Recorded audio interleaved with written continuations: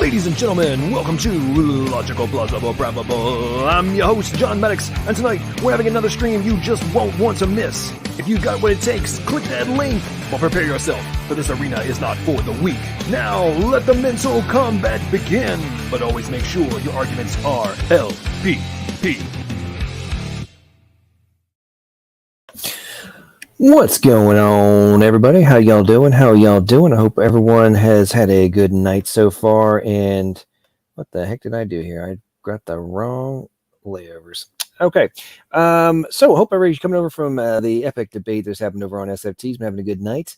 I am going to just go out on a limb and guess that tonight's debate will be a massive trigger for certain Evo atheists on YouTube that we all know and love, who are just not going to be able to handle the fact that, you know, they're one of their favorite talking points for defense of evolution is starting to melt down before their eyes, like so many other things, you know, pretty much any kind of thing they use from a junk DNA, or though this piece of DNA is going to prove beyond all doubt that our model is true, it just keeps melting before their eyes. So we'll have to see what the responses are. I'm guessing the debate will probably trigger what's his face, Dr. Danny Boy, Stern Cardinal.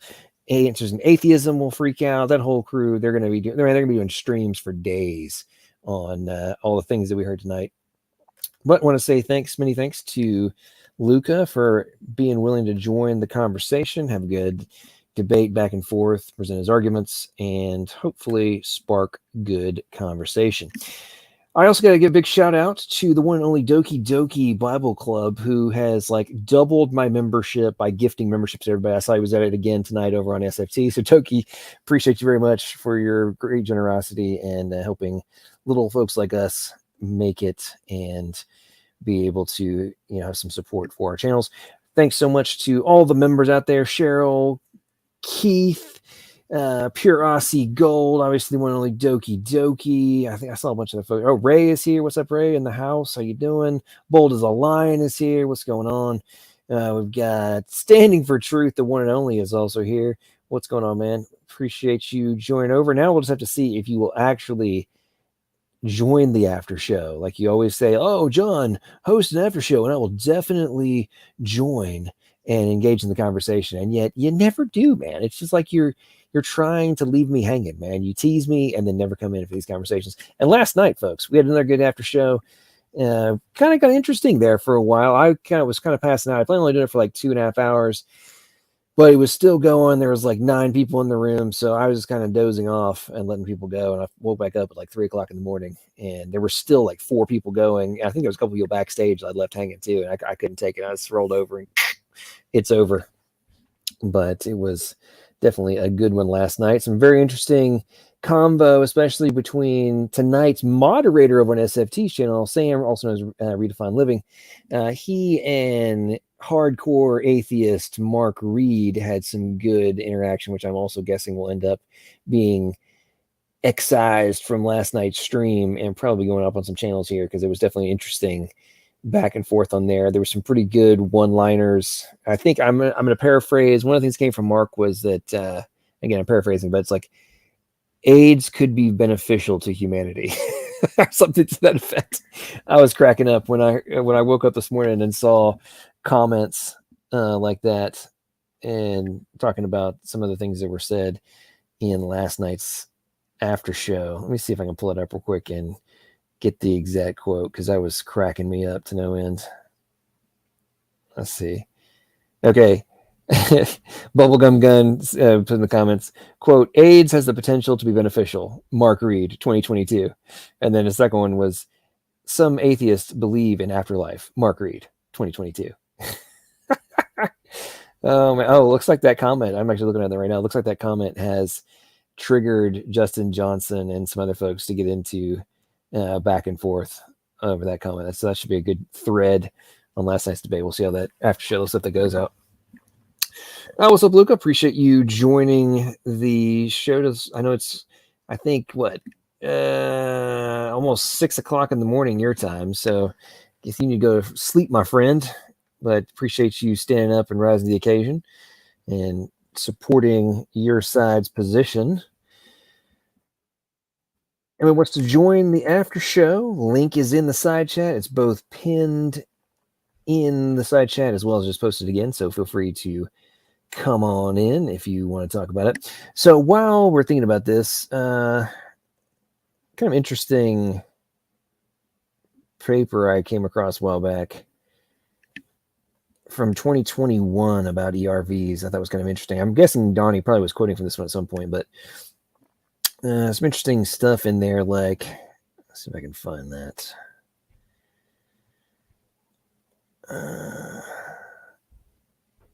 So the title of this paper is The Regulation of Functions of Endogenous Retrovirus in Embryo Development and Stem Cell Differentiation. So, quote, we now understand that the complexity of the mammalian genome is not achieved through a significant increase of the protein coding sequences, but by the vast expansion of regulatory capacities imparted by the non-coding sequences. TEs, transposable elements, occupy nearly half of the non-coding genome and thus are thought to play critical roles in shaping the complexity of mammalian gene regulatory networks. And then,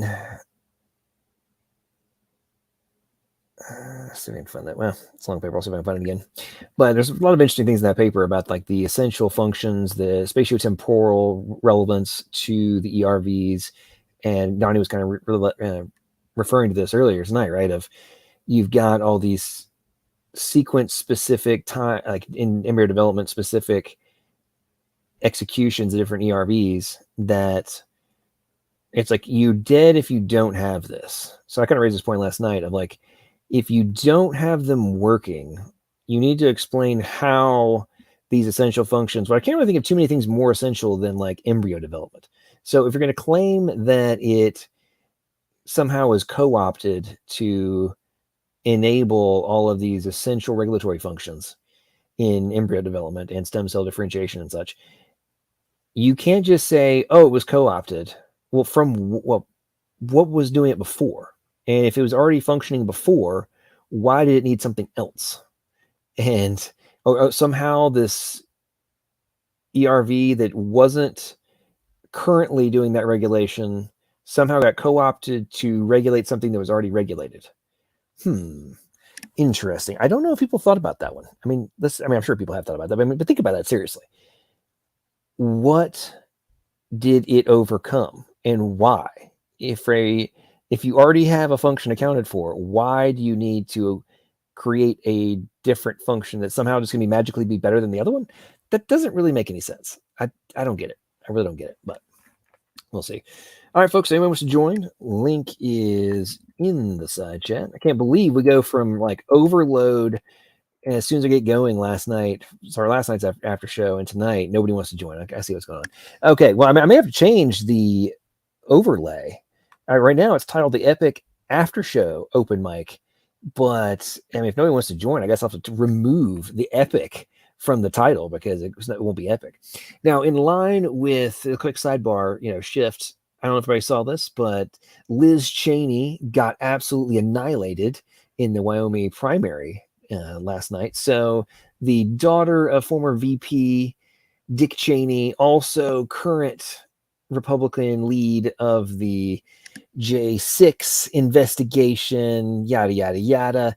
Well, ladies and gentlemen, she is getting obliterated, or she finally conceded defeat, but she got obliterated by like 25 points in Wyoming's primary tonight, which was epic, especially given the fact I think there was like 5 or 6 people in the primary, and she won by 25 points, lost by 25 points. So that was pretty interesting, but we'll see how that goes out. What's up, CJ? How you doing, man? Welcome to the stream. Hey, how's it going? Pretty good. And that may be me. Let me see. Say something again. You were coming in real low there for a second. Sorry about that. Does this sound any better? Yep, way better. No, it was me. I had bumped the volume button on my microphone. Yeah, man, how you doing? Welcome to the stream. Yeah, doing pretty good, thank you. Just walking home from work, actually. Took a break from some studying to we're gonna do the whole thing with the Raging Atheist. There's no use in going into it, but to watch the debate and to be honest with you, taking a break to listen to something like ERV discussion, it's not very much of a mental break. You know what I mean? Well, it's definitely not. I mean, there's a lot of intricacies and deep leveled components to it. And to me, one of the things that really fascinates me about the whole topic, right, is everybody listens to my streams. You know that I'm fascinated by the variety of codes and programming that are in biological systems, and each new thing we discover immediately gets debunked or dismissed by the Evo atheists as junk. Then the more we study it, the more we realize it does more stuff. The more we realize that, oh crap, there's like another 15 layers of information necessity that we were unaware of and didn't even know was happening. And now we have to like go into a full-scale investigation of decryption to figure out how the heck it works. And then as they're starting to figure out how that one works, you find another layer. And it's like, well, that layer, we don't know what it does. Therefore, it must be proof of evolution. It must suck. I mean, why would any designer do this? And then like we find out later, like, oh, well, there's like 17 layers of interactivity and they work. And there's like all these like master genes and all these switches that control these different functions and, yada, yada, yada.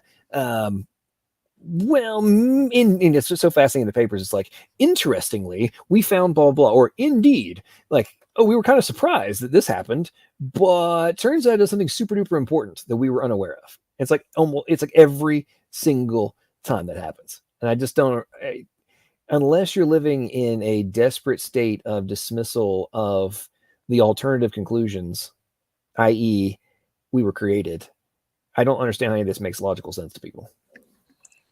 Yeah, I'd hear that 100%. And then, you know, I don't know nearly enough to comment intelligently on a subject like ERVs, but I've experienced the same thing in other areas. For example, I like to argue with people about, you know, dinosaurs and man, and specifically from a historical or mythological perspective. And by mythological, just to clarify for the audience sake, I just mean that which is found in other nations' myths, not that which is fictional, obviously, right? But a lot of people don't know that, so I guess I shouldn't say obviously. At any rate, though, and you know, there's so many different lines of evidence you could go through with that. We have artistic representation and sculptures and stuff like that that go all the way back to the cave times, and then we also have people describing in historical works, you know, like Strabo and Herodotus and Marco Polo and all that, these large reptilian-like creatures, and we have stuff like the well, I can't remember exactly what it was, but it was some really fresh DNA from the dinosaur bones. But I think it was bone marrow, but I can't remember off the top of my head exactly what it was. But everybody I'm sure knows what I'm talking about, Mary Schweitzer and all that. Right? But every single time you get it, it's like you have people who, for one, have not researched any of that stuff for the most part. You know, because they use exactly like you say, they just ignore the whole thing outright. And then as more and more research comes forward, you bring it, and it's just completely dismissed as irrelevant. Like, this kind of stuff doesn't matter. I've actually had some people say that, like, in the case of the dragon one, that historical evidence isn't really evidence. And it's like, okay, I mean, I'm not sure how you know your great granddad's name, but if you do in fact know your great granddad's name, I can assure you that historical evidence is evidence. But, and you know, it's the same thing with last night with the whole AIDS can be beneficial thing. It's like, you don't even believe that. Mark Reed does not come close to believing that, and he knows it. But it's like a defense mechanism, right? You haven't studied it, and those guys are crazy. So if they're putting it forward, it must be just hack job, pig slop, you know, etc. Well, we, in fairness to Mark not being able to get it, he did think that when I used the word when Matt Powell used the word surfing monkeys, that the monkeys were actually riding surfboards on cresting waves from Africa to South America. I mean, I don't know if you saw that part last night, but I did not actually. It was like, dude, I mean, do you actually think that the modern hyper literal utilization of the word surfing is, in terms of, you know what I'm saying, like, and I'm in Hawaii, California, off in Australia, whatever, like, that's what we mean by it, versus like floating across on rafts? Like, I mean, if they were coming across on a freaking surfboard, even if you could theoretically float across on a surfboard, which obviously you can theoretically, you don't really have waves that are cresting too often when you're out in the middle of the Atlantic. So there's waves, but not the kind of waves you can surf on. You know what I'm saying? So why are we even arguing over where, like, he wanted to argue over what the interpretation of the word surfing was versus the overall context of, is it reasonable for monkeys to have been able to float across the freaking Atlantic Ocean 1,000 miles over to South America, which was the whole point being discussed, right? And that's the example I joke about with my AHLD, right? The atheist hyperliteralist disorder, is they like to hyper focus on like the semantic meaning of like one word in an overall sentence versus the overall meaning of the word from a pragmatic perspective in the overall context. And it just drives me up the wall. And then they want to sit there and argue and claim that we're the ones who can't see big picture. Fascinates the heck out of me. My first experience with that, actually, you're probably familiar with, because Kent Hovind, I mean, is obviously kind of celebrity status over where we're all at. But, you know, he always talks about the rain on the rocks for millions of years turned him into soup, and the soup came alive, right? And to be fair, he's actually not really being as loose with the language as surfing across the, you know, waves or something like that. Because it is basically, if you break it down and obviously try to make it sound a little absurd, that is what's going on. But I always loved when you get responses from people like, we don't believe we came from soup. And they start like getting indignant at the idea that we think they come from a Campbell's can. And it's like, that's not what the word soup there is, man. You're completely missing the point. You know what I mean? It's like the rock soup is to say water with rocks in it. It's not that hard of a concept. We're not the can image that he puts in his, you know, seminar, that would be a joke. But you know, that it's, I don't know if you would like how to expect anything different a lot of times. No, I completely agree with the point you're making there. It just substantiates, my point of if you are desperately searching for anything to defend your position, because if your position is defeated, then your entire worldview collapses. Then the acceleration of the hyper literalist disorder becomes inevitable, right? Because you're searching for anything to somehow support your position. Because I mean, who wants to have their entire worldview collapse, right? And what I find so ironic about this is the exact same. It's a reciprocal of what they accuse us of, right? Like, and with them, on the Evo side, it's like, well, you just said God did it. It's so complicated, therefore God did it. It's like, well, at some point, that the necessity of an intelligent agent for something, that's not an illogical conclusion, because we can assign that to all sorts of stuff, right? Like, we know this. Nobody's ever. That's the example of. I think somebody did comments here last night of, just because you have a piece of paper and a pen on a table in a room, unless somebody walks into the room and does math on the paper, there's no way, shape, form, or fashion that a mathematical calculation could ever take place on that paper. It doesn't matter how much time you give it; it's never going to happen, right? And that same logic can apply to other things outside of, just doing math or whatever. And same thing of building things. That's why I use the examples all the time. Like, hey, if we go to freaking Mars and we find a DNA sequence, and then we're able to analyze it and decode the schematics for a freaking 3D robot, would you ever conclude that the data stored in said strand of DNA on Mars was the result of undirected process or the result of intelligent agent, even if you never saw the intelligent agent encode the said information into a DNA strand? I mean, obviously the answer is, well, of course I'm going to think it's done by an intelligent agent. Okay, well, you never saw them, right? So if you don't know the process by which they did it, then it can't possibly have been an intelligent agent, because you never saw it. It must be natural, because it's just chemicals. It's like, I don't understand how. It's so funny. I've had multiple atheists concede my point for Mars, but when it comes to Earth, completely like, no, there's no way that, no, it was just totally natural evolution. No, it was evolution. Totally, no, it was evolution. There's no way it was an intelligent agent. And it's amazing how they just like turn on blinders. Yeah, I've actually even seen a lot of times too, outside of even the scientific realm, like getting into philosophy and stuff, that kind of denial of abstracts, which require a mind to operate, kind of just like permeating in all these different ideas that people have had. Like, I've had people tell me that, because I use the argument when demonstrating that God is the only logical foundation for objective moral values. One of the arguments that I use is that abstracts, by their very nature, only exist within minds, right? Now, that's not to say that they don't actually exist. It's just to say that you can't like go find me the number one, right? It exists in the human mind, and as a kind of data point that we all share, well, like language and all this other kind of stuff, right? So if there is something that objectively grounds these things, it must also be a mind of some kind, which I think is relatively reasonable. It's not something I came up with. Philosophers have been saying it for thousands of years, right? But even people who would accept the idea that morality is objective would deny that first point, that these abstracts are things that only exist within minds, which is just a completely absurd concept. It's like, I mean, how many times have we all, it's another Kent Hovind reference, how many times have we all heard the whole thing about, he's like, where is love? Find it, put it in a jar and paint it red. You can't do it. That's the whole point of being an abstract, right? It's literally definitional at this point. It's like saying, triangles can't have 3 points. It's like, what do you mean? That's all they have is 3 points. They can't have more or less.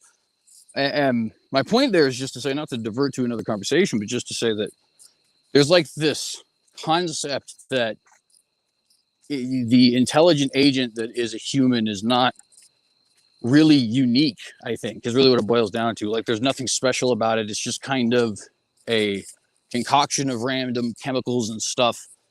And if it happened before, it can happen again, whether that be with, different elements of our human government and stuff like that, or even taking it all the way back. Because if ours is just a random collection and it's all this mind stuff, then all the other stuff that we would attribute to an outside mind, it's the same thing. It's just random collection of stuff. I wouldn't be surprised, and I think I've even heard it said before, if there was an atheist philosopher or scientist out there who said the monkeys and the typewriter thing could actually happen, that you could have monkeys on typewriters writing Shakespeare eventually, given enough variables and, infinite timelines and all this other kind of stuff.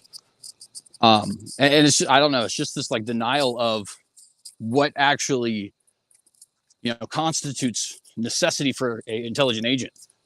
I don't know. It's not something that's easy to deal with, to be honest with you. Well, true, but I don't know. For me, when you really go down the rabbit holes, kind of you're referring to, you're like, what is the founding of all this stuff? Like, you're left with only two conclusions, right? Either there is the necessity of the intelligent agent, or everything that appears to necessitate an intelligent agent does not, and can somehow come into existence without one. I mean, that's where you're at. It's the whole, people love to bash on him, but with like Darth Dawkins, right? The God or the not God world. Ultimately, those are your options in everything for how the universe exists, how life came to be, the foundations of morality, whether, is there objective morality? If so, what is the source? If no, okay, let's come up with all these, convoluted ways to somehow figure out how it works. There's so many different pathways you have to follow. And I don't know. My conclusion is that not all, but the vast majority of atheists just want to not get truly logically go down to the root and actually address the rationality of the conclusion that all this stuff can just be. How many atheists do we hear like, I think that not knowing is just fine? It's like, okay, but you're dogmatically claiming that my worldview is false while simultaneously admitting that you have no idea and don't actually have a foundation for your worldview. Why am I'm the one who is completely out to lunch? I'm not saying that you might not be correct and I could be wrong, but you're saying I'm wrong by default while simultaneously admitting that you don't have a foundation for your worldview. And I don't know. It gets me.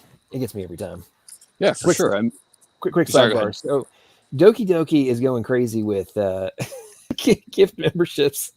Thank you, brother. I really appreciate the support there. I'm gonna go and check. I think I may have just gotten knocked up to the next level of additional custom emojis for the members. I'm gonna have to check this out and see where we're at. 'Cause I know it's getting close. So Doki, I appreciate you, man. Thank you so much for your generosity. I think I've gained like almost 10 members in the past 2 days. This is ridiculous. Thank you, Doki. I appreciate it. He's gifting everybody left and right. Anyway, sorry. What were you saying, CJ? No, you're good. I was just gonna say, it's how often is that turned against us too? They're like, oh, well, you don't know. You just that's the whole God of the Gaps argument, right? And I think the God of the Gaps argument is a stupid argument to begin with, but what's funny about this? This reminds me. You remember when the whole naturalism of the gaps thing was like going all over the internet because Otangelo had called Shannon Q, and so like everybody, it seemed, was responding to it. All the atheists, all the Christians. Oh yeah. I get in a conversation with Raging Atheist and John Peterson over this. If anybody remembers John Peterson, it's been a while since he's been around. And we're, talking about what the whole point of naturalism of the gaps is, which is to say, because I believe it originally comes from James Tour. If I'm wrong about that, then I do apologize. But I feel like he's the one who came up with it, which is interesting because he's actually not a philosopher. But not that anybody here doesn't know that. But anyways, it was explaining to these guys what it was actually saying. We're not saying that naturalisms of the gaps is even necessarily wrong per se. Like, that's another argument. It's a separate argument down the line. We will say that eventually, but that's not this argument. This argument is to just enlighten you to the fact that you are doing the exact same thing. Well, lo and behold, they, go on their huge tirades. All these Christians, they don't know anything about philosophy. They just think this, that, and the third, and all this other kind of stuff. So they decide they want to set me up with this guy. I think his name was Sock Account, but somebody they respected a lot in the whole philosophy game. And I explained the issue to him, and they all confirm, yes, the issue's been explained correctly. And I kid you not, he says, yeah, that's pretty much it. And we just ended the conversation there because it was like, you guys aren't actually approaching this with any objectivity whatsoever. You've just dogmatically decided, without looking at the rules of logic, without looking at any scientific fact, you just dogmatically decided which is interesting considering the fact that that's supposed to be the thing that religions do. But that's, of course, another conversation. Well, it kind of stems back to the things that we hear in these debates all the time, right? Of like, and obviously not all the Evo atheists do this, but a lot of them do. Well, I'm not an expert in insert subject matter defense. Like that. That's always one of my favorites. I'm like, okay, so you're claiming that I'm the one who doesn't understand this. But when called out about a position you're taking that supposedly defeats me and, completely substantiates your position, when you get called out about it, then you just claim, well, I'm not an expert. Therefore, I'm still right. It's like, hang on, whoa, hang on. You can't get away with that. You might get away with that once or twice, but not when, a huge percentage of your argument depends upon that. But my favorite is the consensus argument. I mean, that one gets me every time. Well, I know the consensus is blah. Consensus is X. I'm like, okay, so consensus was, all these different points that you're using, that have been used over the decades, and now they're no longer the consensus. So either you're way behind the times, or you are hyper reliant on something that has been proved within a very short period of time to no longer be consensus. So I'm not really sure. Like, are you that ignorant of the historical timeline? Or are you just so desperate to avoid actually having root fundamental argument and conversation about the subject that you're just trying to like, I want to brush it off to the experts. I'm not an expert, but these guys are, therefore you're wrong. And I've seriously thought about, man, I just need to find somewhere to go back to college on like find an online like biology degree or something, just so I can be like, have the piece of paper and be like, okay, so now since you think that unless you have a life sciences degree, you can't possibly understand anything about biology, now I get the piece of paper. So can we shut the hell up and get on with the conversation? It's like, just stop dismissing everything just because like you don't have X piece of paper, therefore you must not be able to understand X.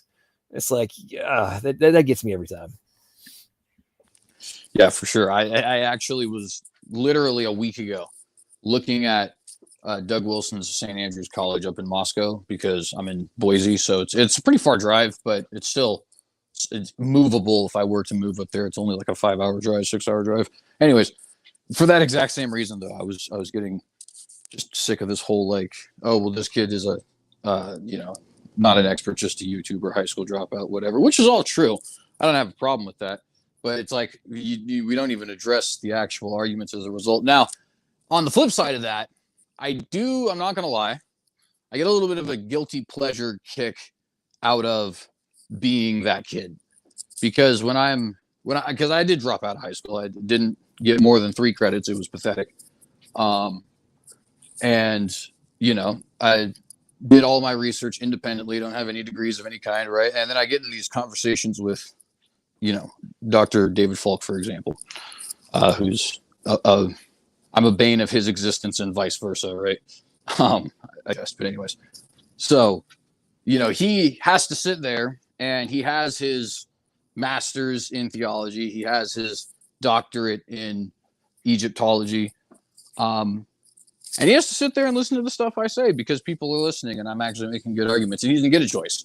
Like, you spent hundreds, or maybe not hundreds, maybe just tens, but tens of thousands of dollars to be in conversations with me on YouTube. And I did all of that for free. Yeah, and it's like it irritates these guys so much. And I get kind of a kick out of it. I'm not going to lie. I actually have coined, I guess, a new term, which I've called Fuddites, and Fuddism, PHUD.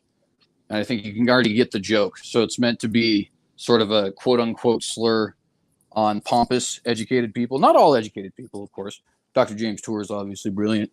I think Kent Hovind does have a doctorate in education, if I understand correctly. I think Dr. Doug Pechter is just brilliant, etc. But specifically, the really pompous ones who are like, you can't obviously understand these things because you didn't do what I did. The people with the capacity to get pregnant kind of people. But at any rate. And then, so those are Fuds. Fuddites are the people who worship them. And Fuddism is the practice of worshiping them. And obviously, it's a little bit more, robust than that if I were to actually define it. But it gets under their skin. And I do kind of love it. I don't know if I'll get any college degrees precisely because of that. Well, you know, it's interesting. The so somebody I helped run for mayor of Nashville a couple years ago. Very impressive woman.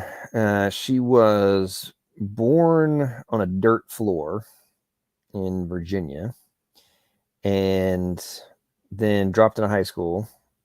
OD'd on drugs, trying to get out of a abusive marriage, and then some folks in the hospital actually encouraged her that she could make something of herself.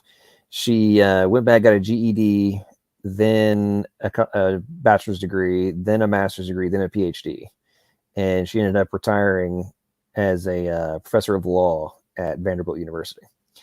And she's an incredible example of somebody who came from literally nothing to be self-made and take advantage of all the things that are available to us in America, But I get your point on being able to. It is fun. I agree. Being able to put one over, or be able to have the conversation with the PhD who thinks that you must be an idiot or must not be knowledgeable to actually have a intellectual conversation about something, and then they're like, "Oh, well, turns out you actually understand this." Okay, let's continue the conversation. That's and for a long time, because I initially thought I had a scholarship, went to college, all that kind of stuff, and then started business. And anyway, very long story short, went back and finished up later on. But I have never actually used. I have been heavily involved in business and all sorts of stuff before I had my degree. Right, interacted with C-suite individuals, worked with startups, built and sold company, did all this kind of stuff. Right, and I finally decided I'm going to go and back and finish it up, just so for all the jackasses who want to talk trash and say, "Well, did you go to college?" It's like, yeah, so let's continue on now. And what really cracked me up too, especially like a business perspective, was if you were willing to go out and like make things happen, do it yourself. Once you're like especially like the owner of a company, nobody ever asks you about that, like ever. It's hilarious.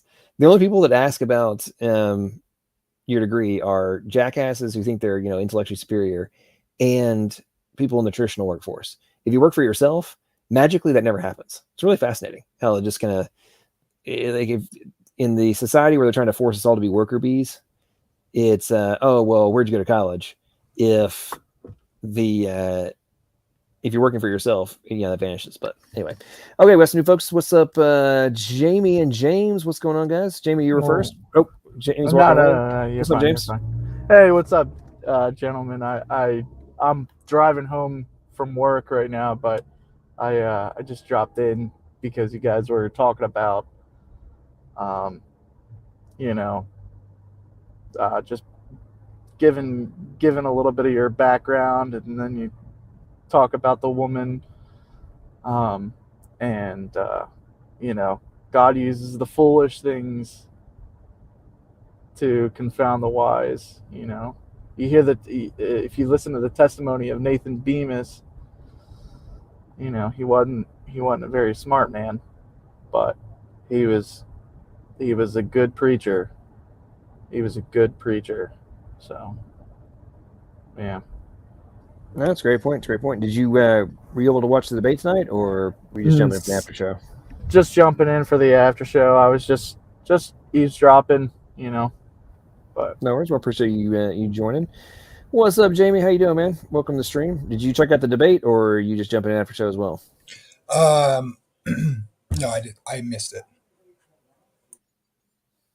So, Jamie, are you growing a ridiculous mustache? I gotta see this. Your face is blocked by your baseball cap. Okay, look at that. Are you going for full Fu Manchu? I like it. It's getting that's getting pretty epic there, brother. I like it. So what's the guy's name? Jim Majors ain't got nothing on me. Yeah, well, Jim Majors is very proud of his mustache. Speaking of Jim Majors, does anybody know what the heck happened to Jim Majors? I haven't seen him in a long time. Like, I remember a bunch of celebrations about him getting his PhD, and then he like vanished from the internet. Yeah. So now I want to be clear when I say this. I'm not, saying in any way that he's guilty or not guilty. but I guess he was accused of some sexual misconduct like a while back, and the reports surfaced, and a lot of the atheists just kind of disowned him, to be honest, which is a little sad because I feel like, you know, he as much as Jim can be kind of like, I don't know, he can be a prick, to be honest with you. It's still not cool to have anybody, you know, tried by the mob rather than actually tried in the court of law or something like that. And of course, I'm not saying that he didn't do it either. It just doesn't seem like it's the place of the crowd to say whether he did or didn't, right? But that's basically what happened with a lot of the people we know, at least. Now, as far as others, I'm sure he's still going to write books, and I'm sure there's still some channels that are hosting him and stuff like that. But that was the big thing. Gotcha. Okay, well, that makes sense. I could see them turn on him for sure. I don't know. That's kind of interesting that of him being, yes, he was a jerk, but he didn't strike me as the type that would be off like molesting people.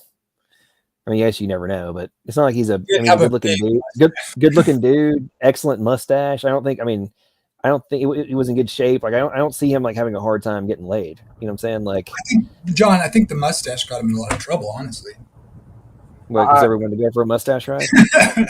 I think that it's because it's not necessarily. I mean, you think about like psychopaths, right? Like Jeffrey Dahmer, like he was a pretty good looking guy. He was charismatic. You know what I mean? But it you know, it's a power play. It's that, you know, they got that fantasy in their head and their power. I mean, I don't know anything about Jim Major's like personal life, but you know, maybe behind the camera, it's, you know, whatever. Well, that's true. Let's not. I don't want to attack Jim. Yeah. What the deal was. Real quick. So George Bond, very generous super chat. Thank you so much. Says, if Mark Reed is listening, yes, there is a DNA repair mechanism, Mark. It's called the editase. Yes.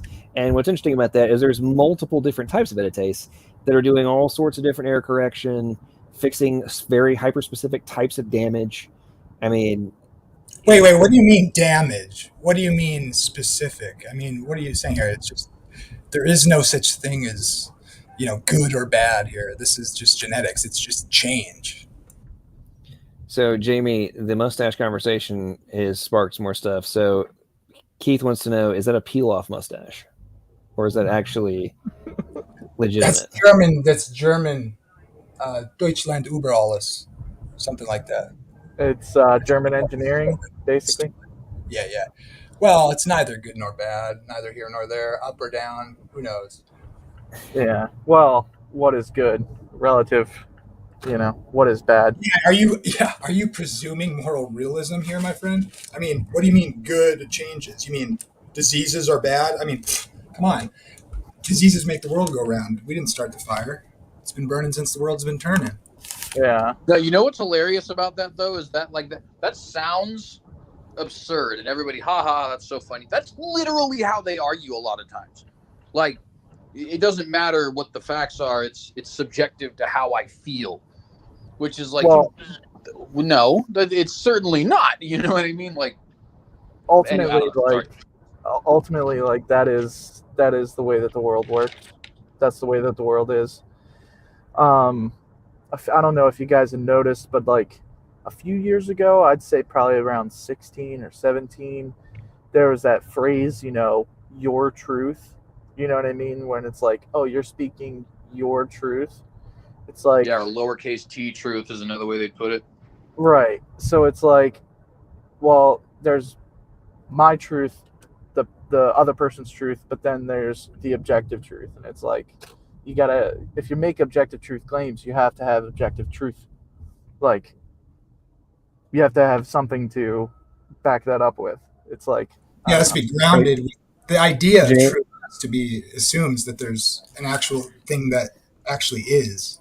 Right. So, James, is the necessity of, or the of not having, of there being no objective truths, an objective truth?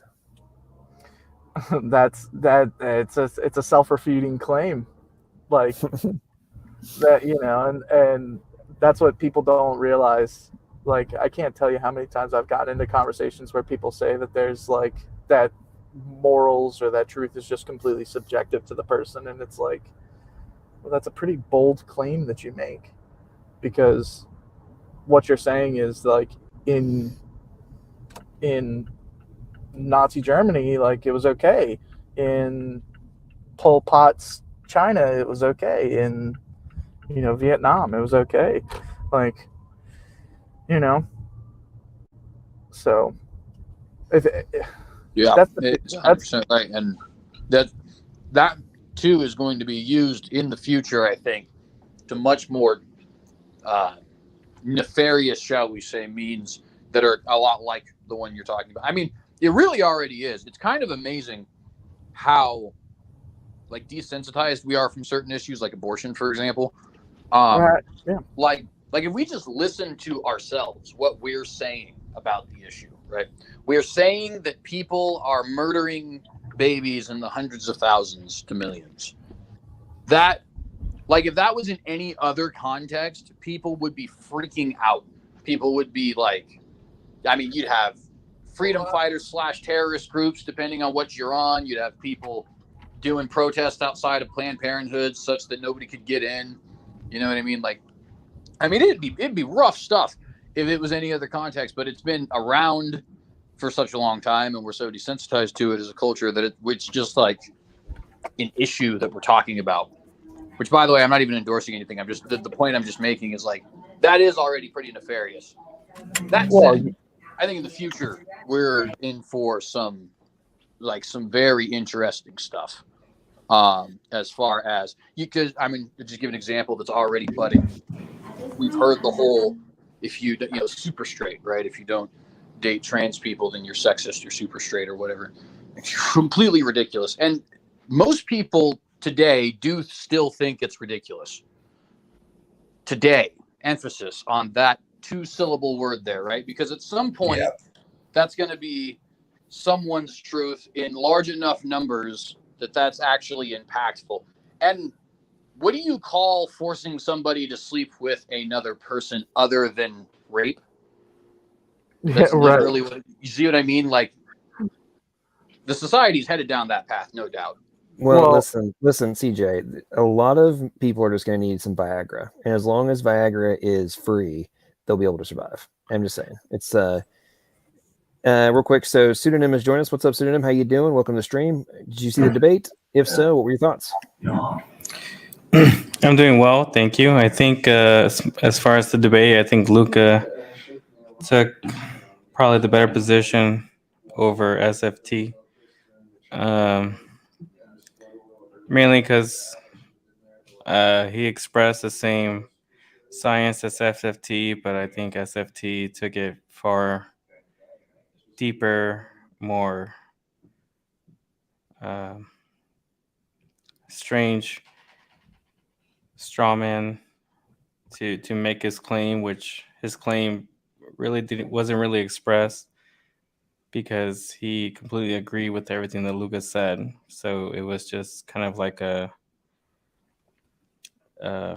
gish gallop somewhere in between what they were saying. But thank you for having me on.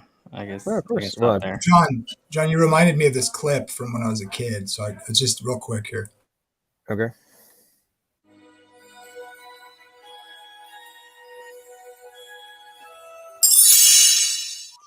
Nobody cares about me. I do, Batman. You sure?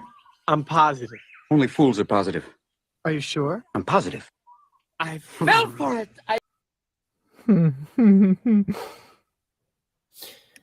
Well, I think that things may get interesting here momentarily because SFT finally has returned.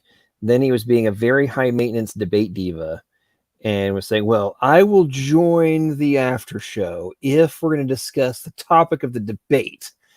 And now it looks like we may be discussing the topic of the debate. So he's going to go get coffee and join us in about 10 minutes. So he's got to go deal with all of his, diva things, get his hair fixed and whatnot, and then he'll come back on. So that should be fun here shortly. So Pseudonym, you were saying that you didn't think SFT disagreed with Luca. from what I heard, I'd say there's quite a bit of differentiation. So what are you saying that they were in agreement upon?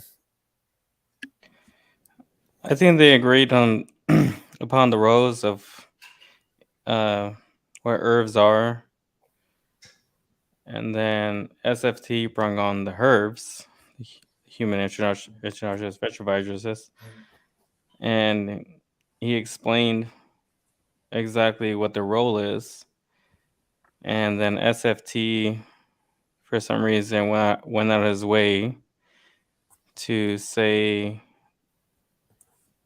we both agree, but here are the surpluses, here are the nuances, here are the weird things about it. And then at the end of the sentence, he would say, yeah. So it would kind of disregard of what his purpose of saying things within a 10-minute monologue would be, when Luca would have his say, and in the end, SFT would agree with him. Interesting. Okay, I think there may. I'll be fascinated to hear ST's response to this, because I would wager that was not his intention to be in like. Some things they agreed upon, but the overall macro view is probably in a very categorically different conclusion than Luca's positions. That's what I'm going to guess. I'll let SFT speak for himself when he arrives, but I'm just going to go out and limb and gamble that's going to be what was said. But we'll see. Oh, and and look at that, he's here. What's up, Donny? Welcome to the stream. How you doing? As a new entry to the after show, how did you feel about tonight's debate? Happy with it. Enjoyed it. 3 months in the making. Luca got my book, read it, put together what he thought were some objections. And I did feel that those objections were addressed, but of course, leave it up to the audience. And I've got a nice refilled coffee here. So life's good. And pseudonym, everything said in the debate clearly went in one ear and out the other, typical with evolutionists. And I look forward to seeing how pseudonym addresses the major challenges that not even the Dr. Dan Stern Cardinals of the world can address.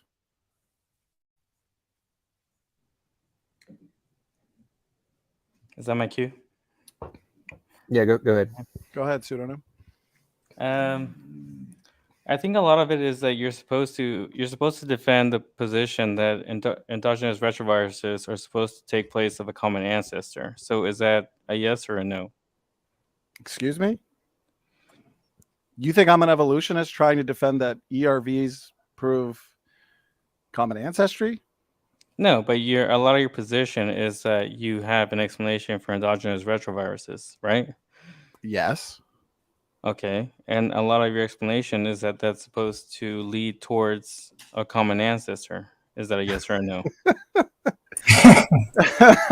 Pseudonym, I don't know, like if you're on planet Mars or Mercury or what's going on, but so the main question is, are these DNA sequences, okay, are these small pieces of DNA that are found, we find them within the genomes of many kinds of creatures, okay? The question is, are these created units of DNA function, or are they really the ancient remnants of past viral infections? Luca's position is that the existence of shared ERV sequences is most consistent with common descent. Okay, specifically ancestry within primates. Humans, chimpanzees, orangutans, gorillas are all related because of shared ERV sequences. My position is that ERV sequences are not evidence for common ancestry of primates or mammals or vertebrates. So humans and chimpanzees share ERV sequences not because of common ancestry, would be my position. Luca believes shared ERV sequences demonstrate common ancestry. I don't. So you don't believe that endogenous retroviruses have anything to do with a mitochondrial Eve? Well, is that a yes or a no? I mean, mitochondrial Eve. So you can't answer. Well, because it's have you stopped beating your wife? Answer that question, Sudan. Yes. Stop beating your wife. I did. Okay, That's really weird. mitochondrial DNA mutation rates are a separate argument for separate ancestry than functional ERV sequences. So my differentiating line of evidence when it comes to the nested hierarchical distribution of endogenous retroviral-like sequences is function. And the evolutionists, as demonstrated in the debate, are incapable of addressing the function. So let me ask you then, show us an example of a non-functional endogenous retroviral-like element going from non-function to something critically functional in determining cell types or embryological development. Did you see the portion of the debate where we discussed the importance of ERVs in embryological development? Yeah, you were talking about the placenta, but that was like a non sequitur because you're trying to explain sexual reproduction when there was reproduction before there was even a placenta. So it really doesn't back you up in any way.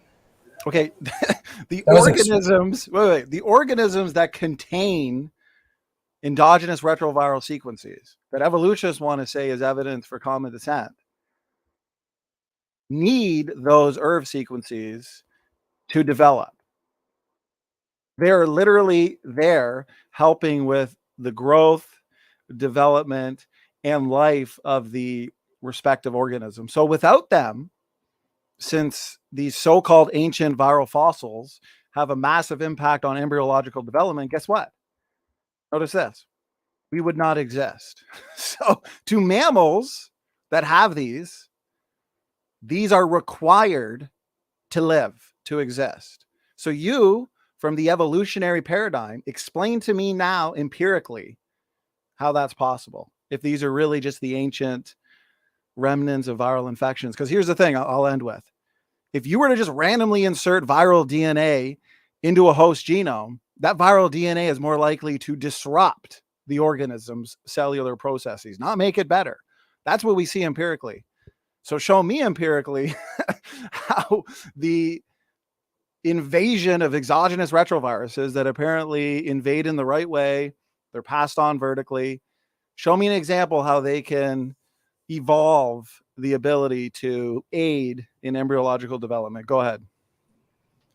Well, I think it's the point that you agree that the point of these endogenous retroviruses is to make way for the placenta. So it's the reason why we're here. But you make it so confusing. I'm not making it confusing. I'm saying that these are created units of DNA function. God created organisms with endogenous retroviruses as functional DNA elements, which is why we require them to develop. But those are different. But you're making a dichotomy between ERVs and HERVs with an H. You're already assuming is a human endogenous retrovirus because humans have their own set of endogenous retroviruses, taxonomically restricted endogenous retrovirus. The H stands for human. Chimpanzees have their own sets of endogenous retroviruses as well. So do mice. Then you're proving evolution. How am I proving evolution? Listen, answer my question. You're dodging. Dodge, duck, dip, dive, and dodge. That's all you guys do. Show me again. Answer this question. Okay, it's a very straightforward question. How do non-functional endogenous retroviruses go from non-function to function? Just answer that very simple question.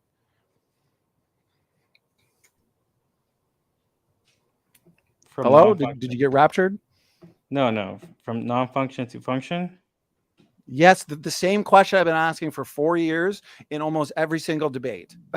But yeah, here you are acting like it's the first time you heard it. No, because you already gave an answer that you don't even realize that you're accepting. It's a matter of gene expression. If every DNA is the same, and not all DNA is the same. Okay, if every DNA is similar. Well, who cares if every single DNA is similar? The parts that are used to build modes of transportation, they're similar yet different parts. It proves common design. Again, you're not even answering the question. It's like you evolutionists don't even notice that you're not answering the question. How do non-functional endogenous retroviruses go from non-function to function? Please answer the question. Because it's a matter of gene expression. It's a matter of gene expression is an assertion. That's your assertion. How does that answer my question? How do non-functional endogenous retroviruses go from non-function to function? Don't say it's a matter of gene expression. That's an assertion. That's actually not answering my question. So again, for the fourth time, please answer my question. Because you're trying to go on this thing of junk DNA and okay, that's your assertion. That's your opinion. No, it's a very simple question. Okay, if endogenous retroviruses are evidence for common ancestry and not common design, then explain to me, explain to John, explain to the audience how endogenous retroviral-like sequences that are critical and essential in the embryo, okay, in physiology and gene expression, determining cell types in the immune system. How did that evolve? Okay. Do you believe in morphology? Okay, listen, you're not going to answer a question with a question. It's a very basic question. You can say you don't know. Dr. Dan Stern-Cardinal, PhD virologist, admitted that no, they've never seen this. This is inferred. Well, millions of years ago, you know, these ERV sequences must have these ERV elements have contributed new genes like syncytin, for example, to the host. And that's your mistake, because you are backing up you're backing up these ERVs so hard that you don't even accept your own mistake. The ERVs led way to this way of thinking that I'm trying to explain that you're not accepting, yet you believe in ERVs regardless. ERVs I am not, okay, hang on. I am not making this is not making any sense whatsoever. No. The pseudonym, you need to more clearly substantiate your position and elucidate it, okay? I didn't even talk. Dude, we've been letting... We noticed.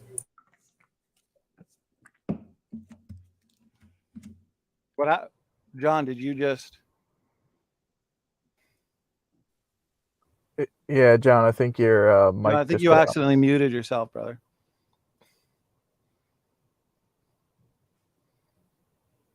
John, or maybe he dropped. Well, until he gets back. Okay, here. I'm going to ask you another question then, since you failed on that one. No, do you believe that? Stop! I know you're excited. Do you believe that shared endogenous retroviral sequences between humans and chimpanzees demonstrates or is a line of evidence for common ancestry with chimpanzees? Yes or no? Yes, that's what you believe. No, I am not an evolutionist. I am a creationist. But they still align that there is common ancestry. No, they don't. We have shared endogenous retroviral sequences between humans and chimpanzees because these sequences are necessary for healthy life processes in the cell. And therefore, of course, we're going to share them because guess what? The lug nuts of a Pontiac are probably interchangeable between a Chevy. Does that prove that they evolved from a skateboard millions of years ago? No, there's hundreds and hundreds of similarities between all kinds of modes of transportation. That doesn't demonstrate ancestry. It demonstrates common design, and it could demonstrate ancestry, but a differentiating line of evidence is the function.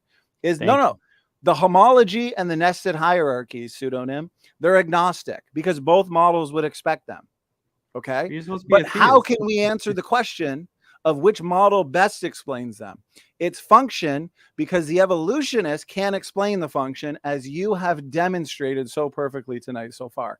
And if you would like to try and answer the question again, explain how a non-functional endogenous retrovirus can go from non-functional to something critically functional in determining cell types and embryological development. Go ahead. I'll mute myself, but please just answer the question, and I'll mute myself. Take as long as you want. Well, I'll take your position. That you're this position of endogenous retroviruses is supposed to be fixed, but you also have this other paradox, this weird way of thinking that it can be unfixed. So I'll take your own unfixed position of what that means, which can you explain to the audience what fixed and unfixed endogenous retroviruses mean? I think you know that more than I do because you explained it in your last. Well, I mean, you're the one that's saying that I'm wrong and you're right. You don't even know what I mean by endogenous retroviruses that are fixed versus unfixed. Do you not realize, okay, and for sake of time, I won't share my screen. Okay. It means that they can escape their own function. It means that no, that's not what it means. Fixed means to be stuck in place. Fixed means that in terms of humans, okay, the ones that we have that are fixed in the genome means we all have them. We all share them. An unfixed ERV is an ERV that only a subpopulation has and not everybody has. So my like point is the Neanderthals. ones that we all have and share that are functional and necessary for healthy life processes in the cell, those are the ones that are created.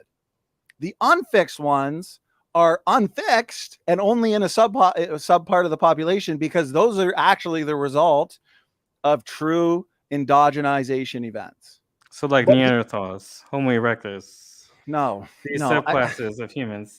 Give me an example of the unfixed situation. I just have a question about this.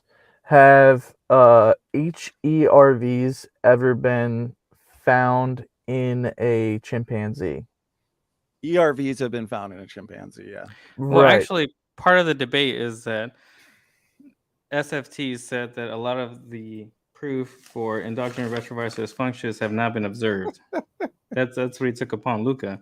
Yeah, because we haven't seen the evolution of function in an endogenous retrovirus. And that's my basic question is if you think we have, show me an example. So you lied to James and you're giving me the burden of truth over your own.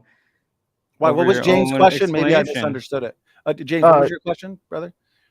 If HERVs have been found in chimpanzees, and I guess to refine it a little bit more, likewise.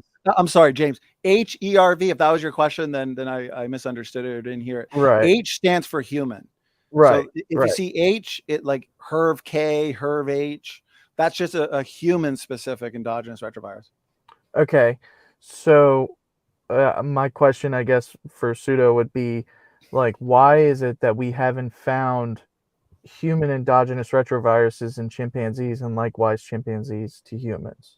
Like, yes, they have the common endogenous retroviruses, but then there are specific ones, I guess, from each group that hasn't been found in the opposing group, I guess.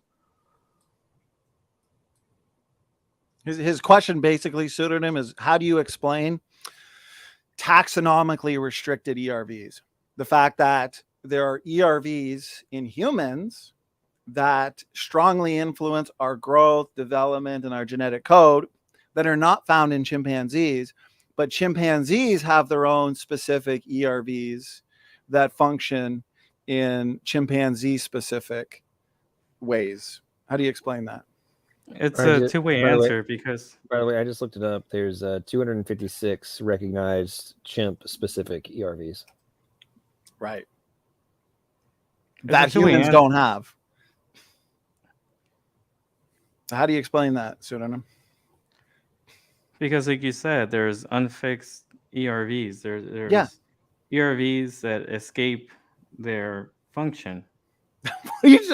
Stop. Okay, quote, pseudonym. There are ERVs that escape their function. Can you elaborate on what that means? So you're saying that based on you laughing that there is no such thing as a fixed ERV? There are fixed ERV means, okay, for example, we have mutations that every single human being has. It's fixed. But then there's a mutation like blue eye. I'm trying to explain. There's a blue eye mutation that only a certain subset of the human population have. That means it's unfixed because not everybody has that. But an ERV sequence that everybody has is called fixed. That's a contradiction. It's stuck in place. That's a complete contradiction then. It's just a fact. No. Even the evolutionary scientists will admit. What's happening?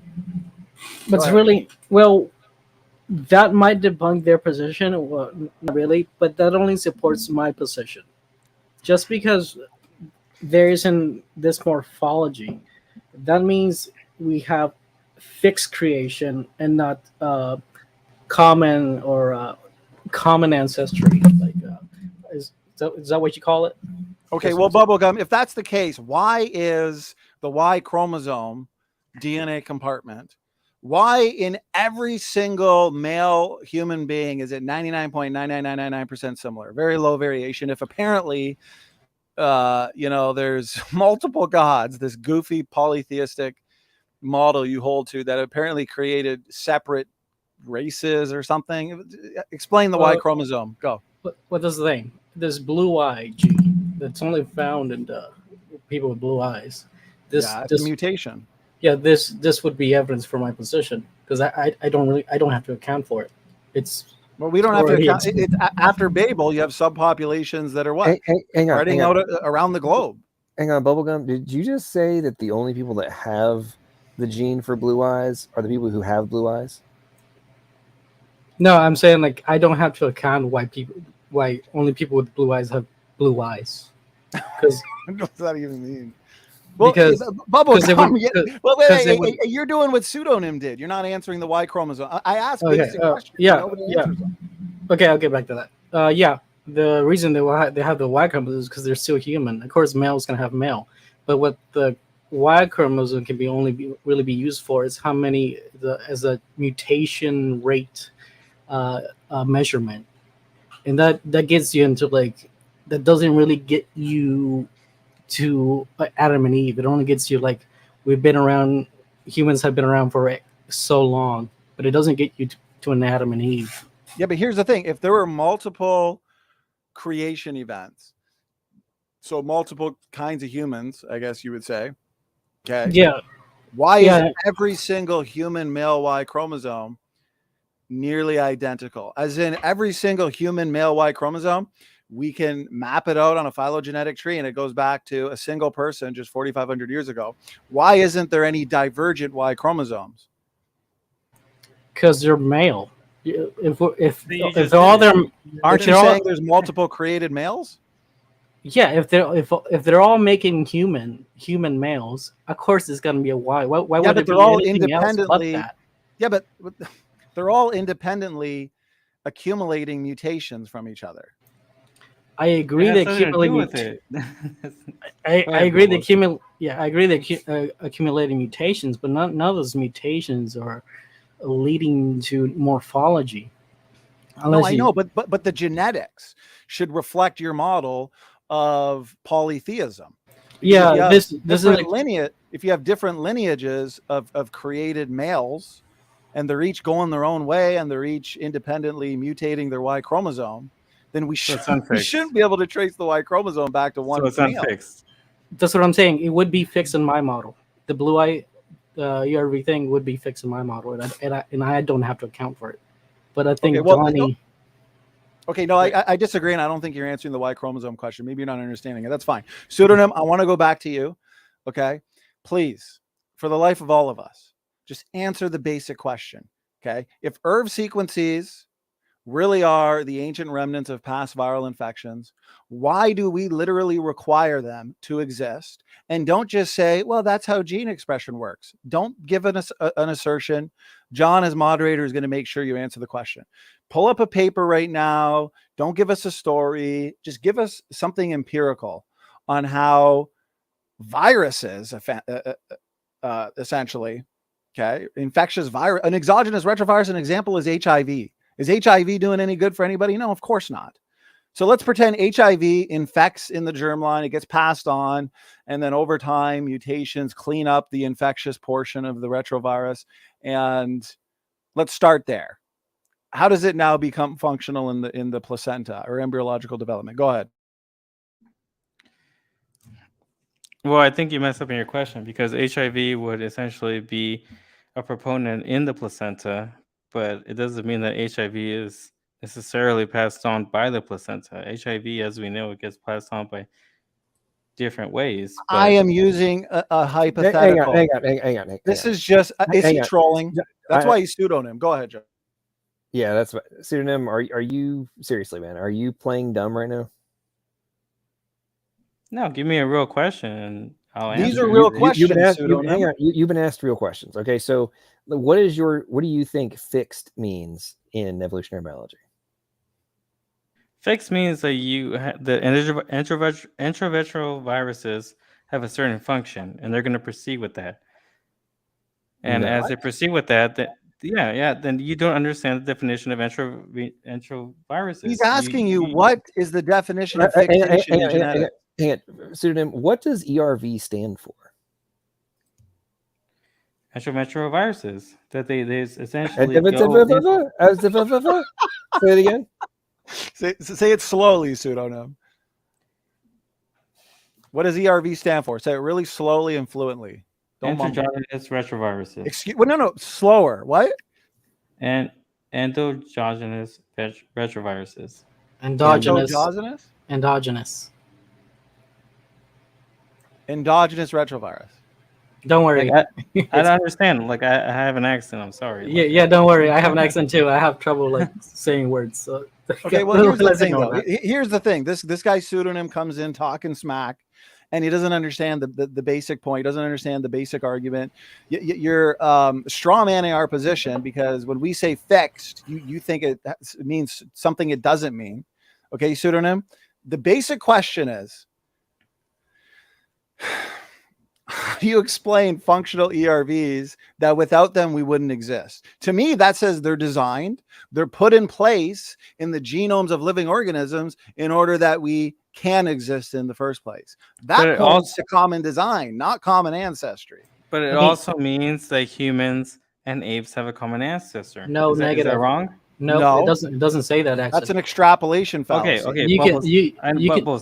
Hold on. Hmm. Okay, SFT. Do you believe in common ancestry? No, you don't. So the all your podcasts have been completely wrong. What are you talking? You think I'm an evolutionist who believes humans and chimpanzees are related?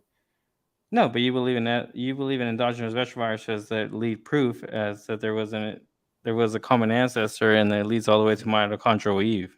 Am I wrong about that? I believe human endogenous retroviruses that are fixed, functional, and therefore created can maybe be used as supporting evidence for mitochondrial Eve 6,000 years ago, but you use that as an argument all the time. What, endogenous retroviruses? No, mitochondrial Eve. Yeah, so it's a totally different argument than endogenous retroviruses. Mitochondrial Eve has to do with the observed mitochondrial DNA diversity worldwide, the fact that we have low variation in the mitochondrial DNA compartment, and the mutation rate in the mitochondrial DNA is incredibly fast, which means variation in the mitochondrial DNA compartment only goes back 6,000 years and not 200,000 years. That's a totally separate argument than endogenous retroviruses. It is. No, because it's all fixed. It all has to lead towards your own segue of defending what you think it should be, and then you give a definition that indigenous retroviruses have a okay, so for the audience sake, you don't have an answer to how endogenous retroviruses can evolve the ability to determine cell types, to regulate genes, and to be essential in embryological development. Is that right? Just say yes. You don't have an answer. That's okay. Just quit dodging and we'll move on to something else. No, I can't say yes because you believe in morphology. Morphology, once you go into that, it completely destroys your own argument. No, that's an assertion. That's an assertion. You have yet to provide an argument. You have yet to present a paper. You have yet to answer anything. Without endogenous retroviruses, the placenta pseudonym, which is critical to pregnancy and embryological development, would not work. We wouldn't exist. So if we have shared ERV sequences with the chimpanzees, you are extrapolating that to mean that humans and chimpanzees are related without any justification, because you can't explain the functional nature of these ERV sequences. And again, for the 10th time, I will be quiet if you actually address the question. Well, repeat the question because you're extrapolating that things can't reproduce. You know what, John, you got to take over for a bit. I'm losing brain cells here. John, unmute yourself and ask him the same question in a different way. You know what? Yeah, I respect John. So don't go so hard. What was the question? What was the question, Donny? How does pseudonym explain functional ERVs? Oh, okay. So pseudonym, is it your position that ERVs do something very specific, or they don't do anything? Well, they have to do something. They're transposons. Okay. That's the whole point is that they can mutate. No. I'm not saying that they. Location. Well, it's not that they could move to somewhere else. Is their sequence function, the functions that are derived from their sequences, these sequences, right? And things that are produced by them, whether it be long non-coding RNAs, proteins, et cetera, right? Or not non-coding elements, right? if they control a variety of additional functions, do they, by definition, have specific function in their specific location? Well, yeah, of course. It's like SFT said. They're the sole reason why placentas exist. So it doesn't matter the whether essentials of development. No, you're not answering my question, though. I'm asking you specifically in relation to the sequences they are and the specific locations they're in, even if they can be moved to additional locations. Are those hyper-specific functions? Yes or no? Yes, they've taken inactive mutations during the host DNA replication, and even though they're not capable of reproducing, they took inactive. What did you say? They've talked on inactive mutations. Inactive mutations. So they do something or they don't do something. That's SFT's arguments. Whether it's fixed or unfixed, it doesn't matter, right? But you're pressing on me. But no, dude. Fixed means that it is something that is in the population at large, and like that's what fixed means. Something is fixed into the genome of the population. That's what that means. Okay. Well, they shape genomes, but they don't. Hey, did you say they shave genomes? That's what they believe. Oh, it's they say shave. That's what they believe.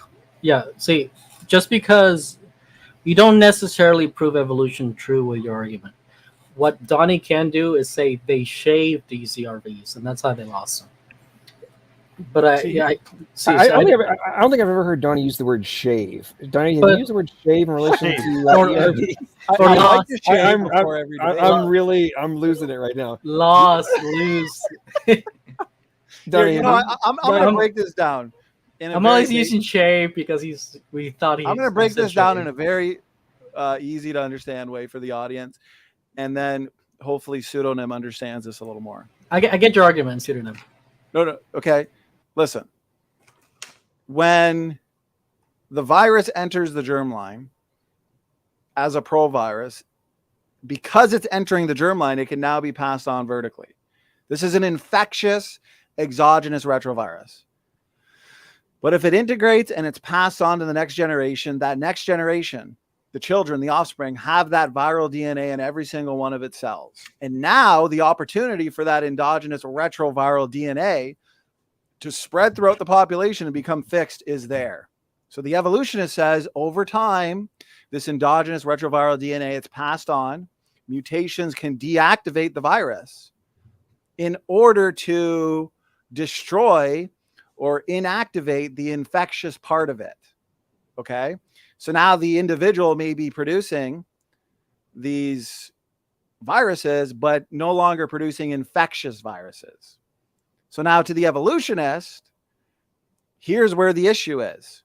How do these inactivated proviruses essentially now, let's say they even get fixed in the whole population, how do they now become essential in embryonic development? We'll just stick with that one. We don't want a story. Okay. I just gave you the evolutionary explanation for how these exogenous retroviruses can in fact be passed on, so on and so forth. How do they now, at this point in the story, how do they now gain the ability to guide growth, development, and healthy life processes? Go ahead.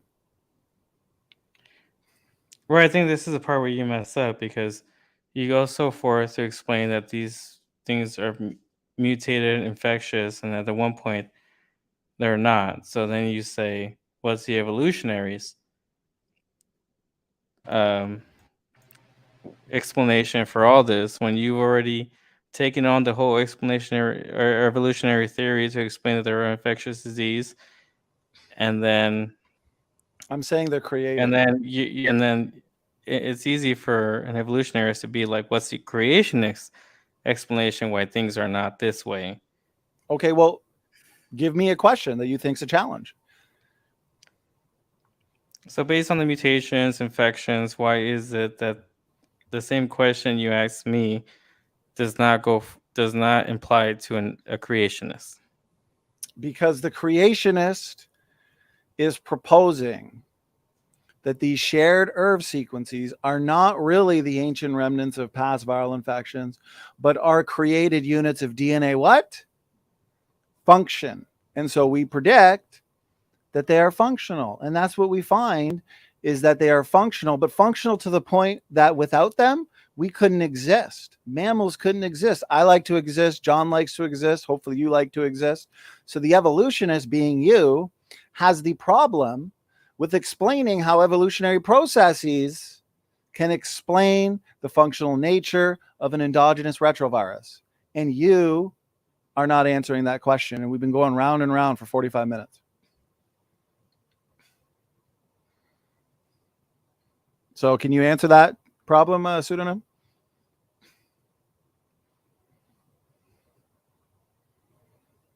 You're on mute, Pseudonym.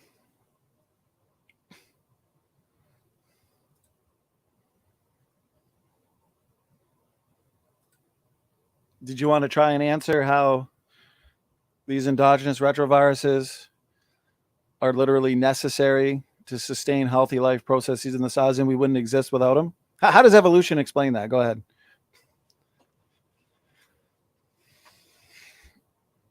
Pseudonym, you got to click the unmute button.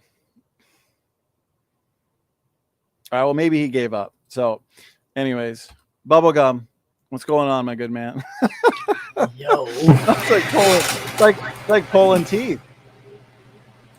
Yeah, for the audience who wasn't really getting his argument, he was basically, it was kind of like the Kynes argument applied to the ERVs, which it is the Achilles heel of you Christians. No, it's not. No, it's not.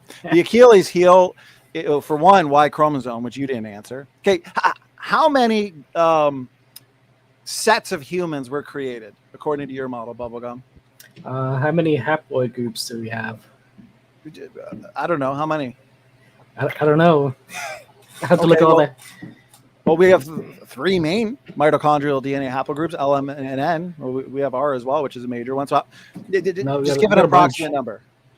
I don't know. There's a lot of haploid groups. Okay, so 100. Well, not 100, but it's a lot. Okay, let's just. Oh my goodness! Oh my goodness! If people use Google, it's 14. I just googled it. It's 14. Okay, so there you go. That's 14. 14 kinds of humans, and then they all created by different gods or the same god? My position is different. Okay, so your position is different. So different gods are creating each set of human beings? Yeah. Okay. Yeah. Oh, on different parts of the globe or all in the same spot? I'm back. Different. Well, we can okay. get back Okay. to that. No, we're good. We're good. Okay. Different gods create different groups of people, geographically separated. This is the Achilles heel. You're destroyed. How many thousands of years ago? 6,000, I believe. You believe young Earth, right? Yeah, but I want to know like how long ago back. Okay, so let's say between 4,000 and 6,000. So now you have. I'm going to go. No. Listen. I want you to answer this. So now we have multiple gods, and each god is creating a different group of humans.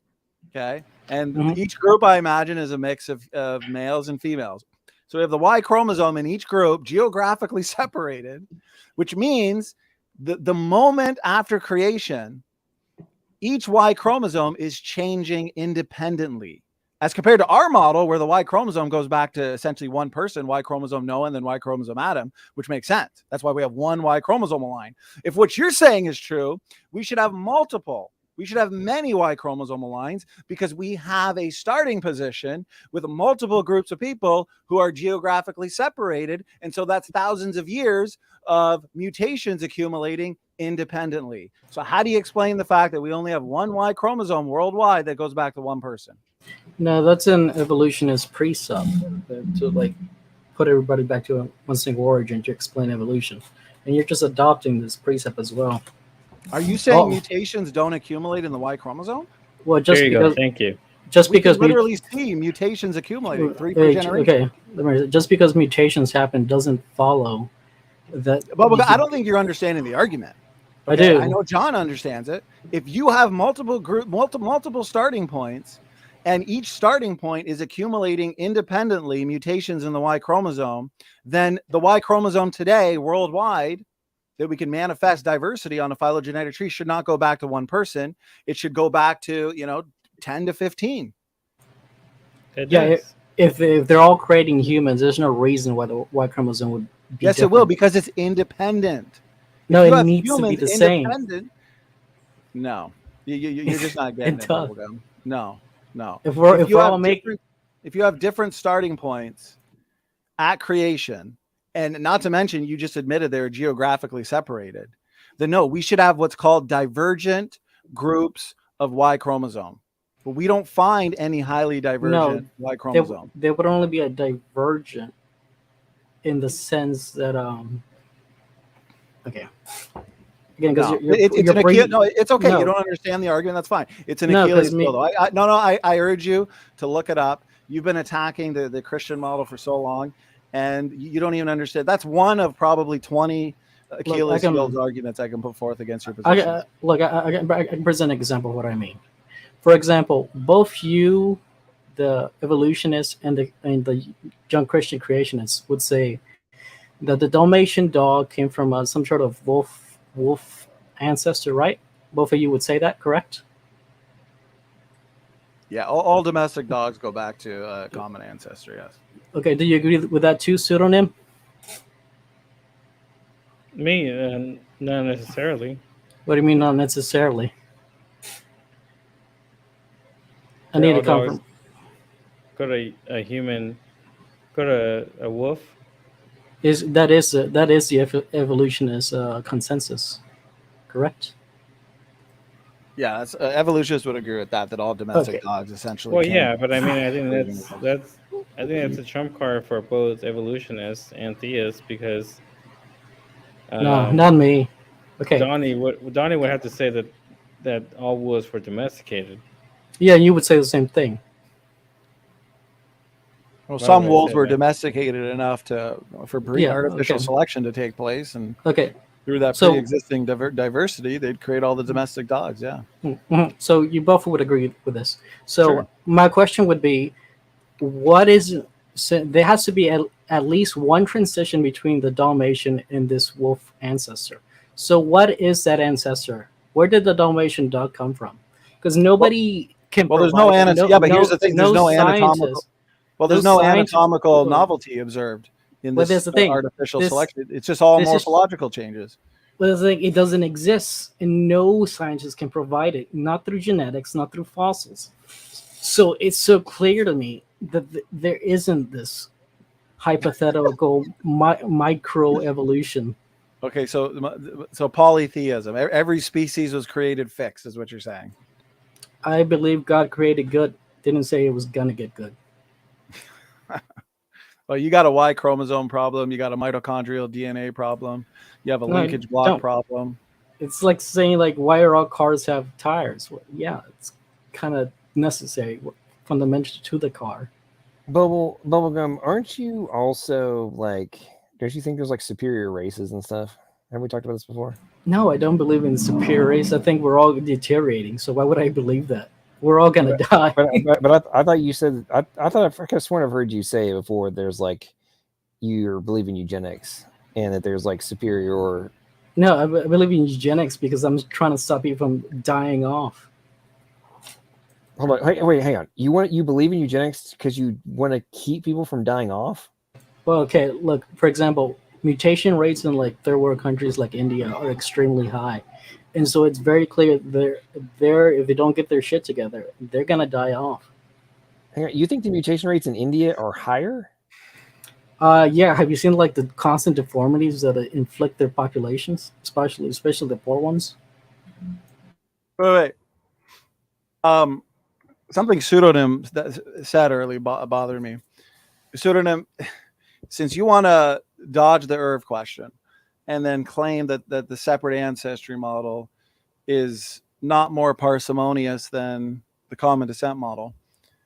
How do you explain? It's going to be a two-part question. How do you explain the fact that humans have 46 chromosomes and the great apes, which you would say are non-human apes, have 48?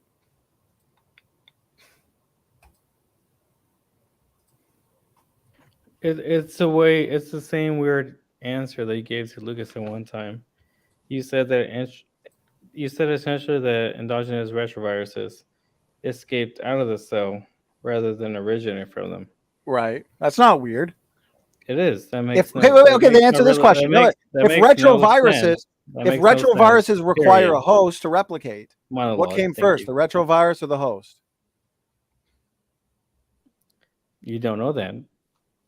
Well, You- that's a you- fact. you- Retroviruses require a host to replicate. Even Then you evolutionists bel- admit that. That is a then fact. you, You need then you that. believe, then you believe in evolution. No, it doesn't. Your argument doesn't follow that evolution Thank is you. true. No, your argument that you're presenting pseudo does not follow that your position of evolution is true. Does Just you because pseudonym believe, an you evolutionist or believe the a evolutionary standpoint. You believe No, the Are you an evolutionary I evolutionist? standpoint. don't. No, Ju- is pseudonym? Is he a? Are you an like? Do you believe in universal common ancestry? Me? Yeah, I'm like you. Yes. No, I don't believe that humans are related to any other form of life. You But believe you, that humans and chimpanzees are related. So for some reason, you just completely dodged the chromosome question. Why so do you do you, do why you do not believe? humans have 46 and the great apes have 48? Just Do answer. you It's a not? really be- basic question. Do you not believe that any humans have any kind of common ancestry? Yeah, humans all have common ancestry. Thank Neanderthals, you. modern So you just humans, contradict yourself, like point blank. separate and why do you think I use the word separate? What does separate mean to you? Separate versus universal. What does that mean to you? That distinction? It doesn't mean anything if you're contradicting yourself. Man, you are like talking to a wall. John, can you share my screen real quick? Okay. Okay, real quick before you Yeah, take your time, go John. on. I got to take a sip of So- coffee. So, bubblegum, as usual, you have not actually researched your positions on, like, in this No. context, the mortality rate of India, right? So I just Not- did. Not mortality And- rate. I'm talking about the mutated child being Right, born. right. That's well, okay. I'm actually this first. Okay, so 82,436 out of 501,764. This day is from 2017. So 16% of the total, right? Occurred in India. Now, if you do the math, or just general rounding of the numbers, the 1.38 billion person population divided by the total population of the world of 7.753 billion, 7.753 billion, you come out to 17%. So basically direct corollary with their percentage of the world's population and their percentage of the birth defects. Now you would have to assume that the Is that a per death- capita? I'm assuming that's like a per capita number, right? that's the percentage of deaths from birth defects in India versus the world, dude. Is that And then doing a comparison of the percentage of the population of the planet that is in India, right, in relation to the percentage of deaths in India from birth defects. It directly correlates with their percentage of the population of the planet. well, not everybody that has like So you're not claiming. not- Hang on. So you're claiming that it's so much worse in India. No, actually, it seems like it directly correlates with their percentage of the population of the world. Now, beyond that, in relation to, you have to ask the question in terms of your whole position that there's like this higher mutation rates and that kind of stuff. Is if you did a comparison with, like, say, the United States, how much is the survival rate come from the greater access to medical care and surgeries and all that kind of stuff that are available in the United States versus India?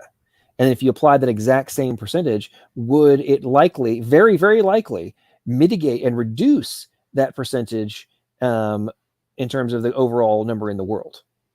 No, I think we have to look at the total numbers of children born with defects, not just the ones dying as well. Oh my God. Okay. Oh, man, between pseudonym and bubblegum, I'm gonna need just liters of coffee tonight. Okay. Did I share your screen? I share your screen again. I'm sorry.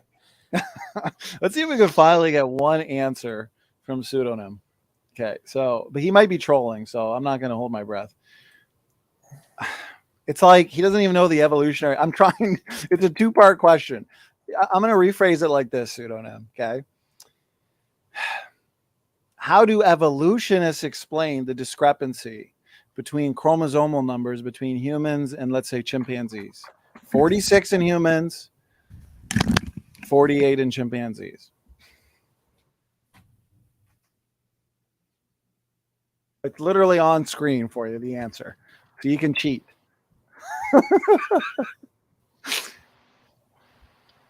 Do you believe there is a oh, man. Pseudonym, did you get raptured? No, I'm just I don't understand your high horse question here. Why? We really need to find some good interlocutors, eh, John? Okay, Pseudonym. How do you explain, because you believe in common ancestry, universal common ancestry, not separate ancestry. How do you explain the fact that humans have 46 chromosomes and our so-called closest cousin that you believe has 48?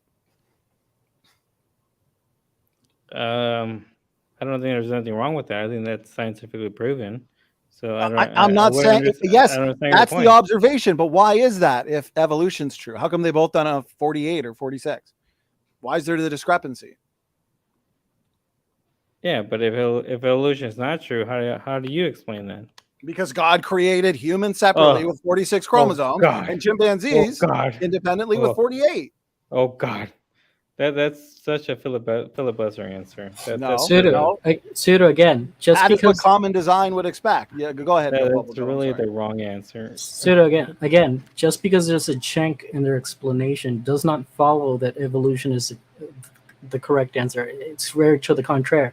All this information is telling no, evolution is not true. Sure, the Christians might have a chink in their explanation, but it's definitely not in support of evolution. Thank you. So my answer should have been spaghetti monster. If universal common ancestry is true, because you're the one that has to defend that model, why the discrepancy in chromosome numbers? If common design is not the answer, then how do you match this up to evolutionary expectations? This is really messed fusion? up because Was there a fusion event? Is that your position? No, this is really messed up because you're using science to explain your position, but empirical scientific data. Yeah, empirical scientific data, but a lot of the Christian, especially the young Earth creationist system, is that you're not supposed to believe in the scientific.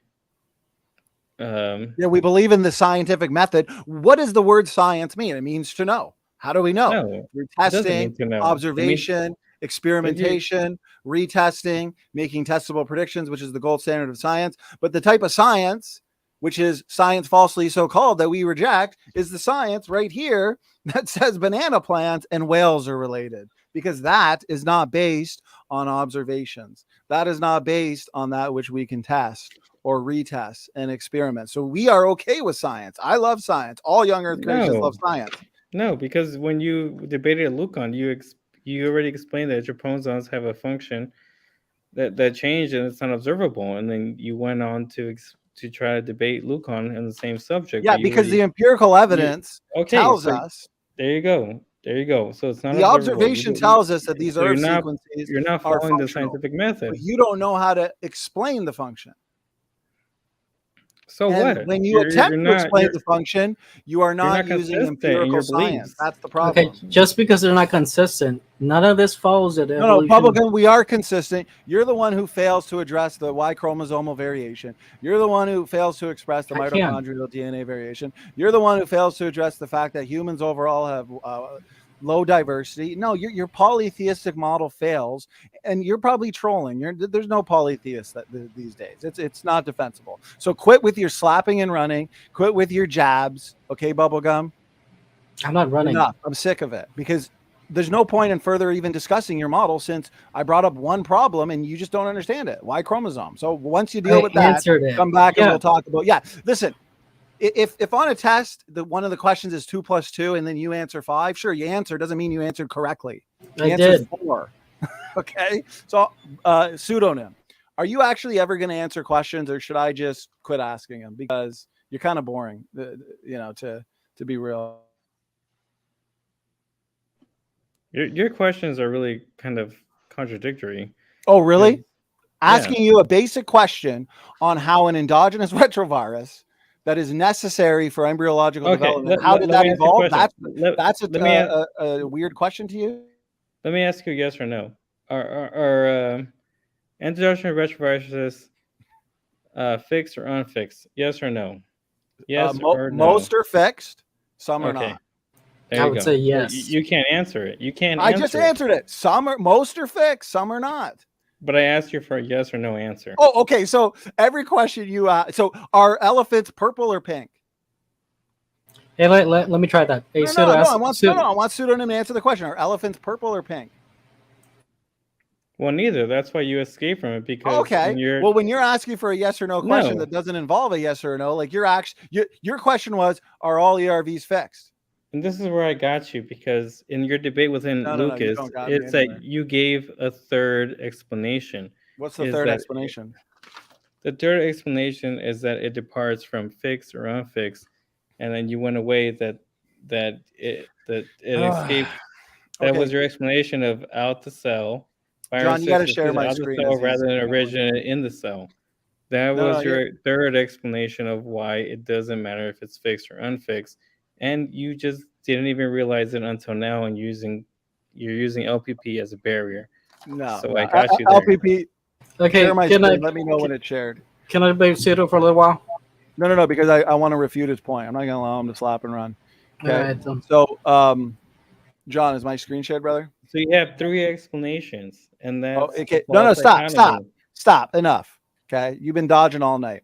Switching sides, how endogenous retroviruses protect us from viral infections. Okay, one of the many functions of fixed endogenous retroviruses, the endogenous retroviruses that the major portion of the population has, if not all the population, okay, is, and this is predicated on their similarity to exogenous retroviruses, is to fight off the invasion of bad viruses, exogenous retroviruses. So these viruses come into the system, and the system has these built-in antiviral protectors, the guardians of the genome, these ERVs.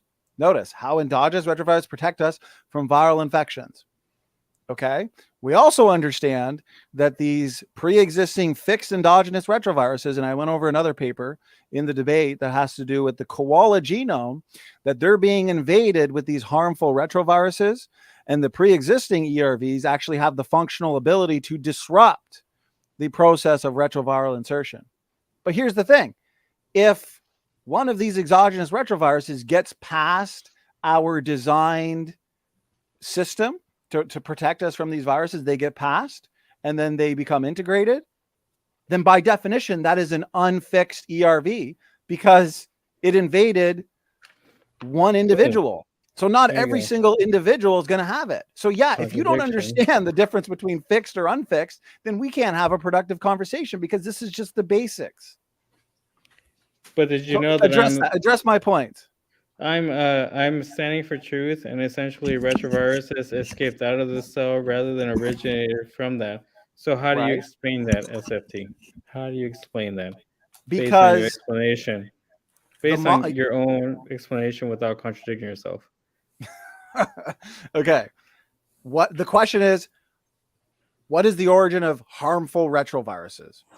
Well, the evidence seems to suggest, and even some evolutionary scientists admit that this has to be the case, since retroviruses require a host to replicate, they must have come from the host, an error in the packaging process. Thank you. Or degeneration mutations. The retrovirus comes from within the genome, comes from, let's say, a healthy endogenous retrovirus. That's why they have the same genes, GAG, POL, ENV, LTRs. And once they leave the cell and enter another species, they can become harmful. But they originated from within the genome. That doesn't help evolution. So again, how do you explain this functional role? How do you explain the fact that the ERVs protect us from viral infections? I've got the screen shared. How do you explain this? I've even got it highlighted for you. How do you explain this from a naturalistic point of view?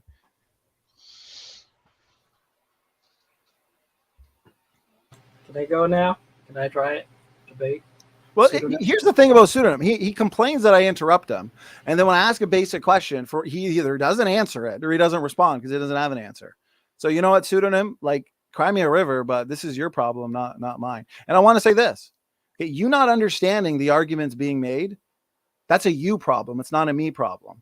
And the point is, the audience can see that you've been dodging, ducking, diving, tipping, and dodging. It's a you problem because it's a you problem. You use evolution. You use endogenous retroviruses, which its own definition says that it means that humans and apes had a common ancestor. And but the reasoning behind that has been refuted, and you're not addressing the refutations. The audience can see it. You can see it deep down inside. You can see it. You can see it. Yeah, but we all can see it. Yeah, well, at least you admit. There we go. Okay, you know what? No, listen. You've dodged for now. Listen before you leave. Listen before you leave and try to segue. Just listen clearly. You believe in endogenous retroviruses. That means that there is a common ancestor between humans and chimps, right? No. That means that already you're wrong. No, it's humans and chimpanzees are not related. There's no common ancestry. So what has been your last 4 or 5 years of describing common ancestry? Where is the common ancestry? Oh my God! Hang on, pseudonym. Do you think that Donny is in favor or against common ancestry? Which one? In favor He's or in favor of it. He's in favor of common ancestry. You think that Donny is in favor of? Are you a troll? He's a troll, John. No, he believes in common ancestry. Okay, which is why he brings No, he does not. So he brings on Homo Neanderthal. He brings them. Okay. Right? Yes. Anyway, no, dude, no. I think I got a sticking point. I get it. Look, not all Christians would say Neanderthals were related to human. There's people like Dr. Fuzz Rana who uninformed creationists would reject the fact that Neanderthals buried their dead. We're 99.7% the same as Neanderthals, and we have their genes, meaning we interbred with them. Neanderthals and modern Homo sapiens. We had kids. No, but so just because they're not us, then that's you believe in interbreeding with things that you don't believe. No, because something can interbreed does not mean they have the same origins. For example, a tiger and a lion can crossbreed, but it's very clear they are not the same origin because their children are infertile. So you can't say that. Okay, can we make this? All right. I really apologize because I don't mean to make this into a debate. I like more discussion forums. Well, pseudonym, I don't think you understand the difference between limited ancestry, okay, where we would agree all domestic dogs are related, all humans are related, okay, even some of these side branches like Neanderthal. But that doesn't mean we believe in universal common ancestry. There's a big difference. Limited ancestry versus universal ancestry. You believe in universal ancestry. You believe humans, chimpanzees, and pine trees are related. Somebody like John and I, we would agree with ancestry to a limited extent. And therefore, since everything is not related ultimately or universally, we believe in what's called separate ancestry, common creator, common designer, but not universal common ancestry. So you really need to stop straw manning our position. Okay, I'll stop because I don't want to really debate anymore. Wait. Yeah, you don't want to start. Yeah, you don't want to start actually answering questions. That would be a problem. But I'll ask you questions. What is your version of limited human ancestry? Well, for the 9 millionth time. No, I'm not going to answer the same question I've already answered 10,000 times. Go ahead, Bubblegum. You were going to say something. Well, you're welcome to debate me. Me? Well, you're welcome to ask me that question because my position is different and I can answer them. Would you like me to ask me that question? Bubblegum, nobody even wants to take your position seriously. How often do you meet a polytheist? I know. I mean, it's just a ridiculous position. But we're It just can't be growing taken numbers. seriously. One argument destroys your position. Why chromosomal variation? You attempted to answer and you failed. So that's No, I it. didn't. It's falsified. I can Can't take answer it it. seriously. I Okay, can try answer again. it. Answer it then. Go ahead. Okay, so you're asking why are humans 99% similar? 99.99999% similar. No, it's more like 99.2. No, it's more like 99.99%. No, there's like at least a million nucleotide bases difference between like each race. No. So that means answer the question. You're saying 99, which means that's a 1% difference. yes, 1%. Or like a 0.1%. 1% difference in genetic terms is a lot. Yeah, but we're more similar than 99%. Yeah, but 99.9%. Yeah, so your question about your question of the why do we all have the Y chromosome? Well, no duh, because we're 99.9 something similar. That's a circular argument. Why are we 99.99% similar if polytheism is true? We shouldn't be. No, we would have to have, if we are 99.9 something similar, we would have to have a Y chromosome. Bubblegum, how many groups of people were created? 14 to 20? Whatever amount of haploid groups. And were they created identical genetically? Nearly identical. Okay, nearly identical. And were they created in the same geographical region, or were they created in distinct regions on planet Earth? Well, clearly they're distinct because I can answer. Okay, no, and this is where your model fails, and you have not yet answered it nor even understood the argument. So you have a starting point where your multiple gods create, let's go with 15 different sets of humans, both a mix of males and females, all starting points, different parts of the globe. So they're not even intermingling. Most of them probably never met. And now at that point, you have 15 different starting points where they have a nearly identical, let's say, Y chromosome. And now they independently start accumulating changes for thousands of years. That means if your position or model is true, we should find some very highly divergent Y chromosomes worldwide, some kind of subgroup, and they have a divergent Y chromosome. We don't find that. We find that every single male Y chromosome is the same, one Y chromosome, and it can be traced back to one person and not 15. No. I would expect them to. Yeah. No, you would. I already explained why you wouldn't expect it. You have 15 different groups independently accumulating mutations. So if they're all human, 15 geographically specific Y chromosomes that are divergent from each other. How is this not making sense to you? If they're all human, it doesn't matter if they're all human. They're independently it does matter. Accumulating mutations. Yes, if they're all human, I would expect them to be 99 point something similar. Okay, so they're just accumulating the exact same mutations in the exact same spots for thousands of years independently? That's the thing, they're not. All right, I give up.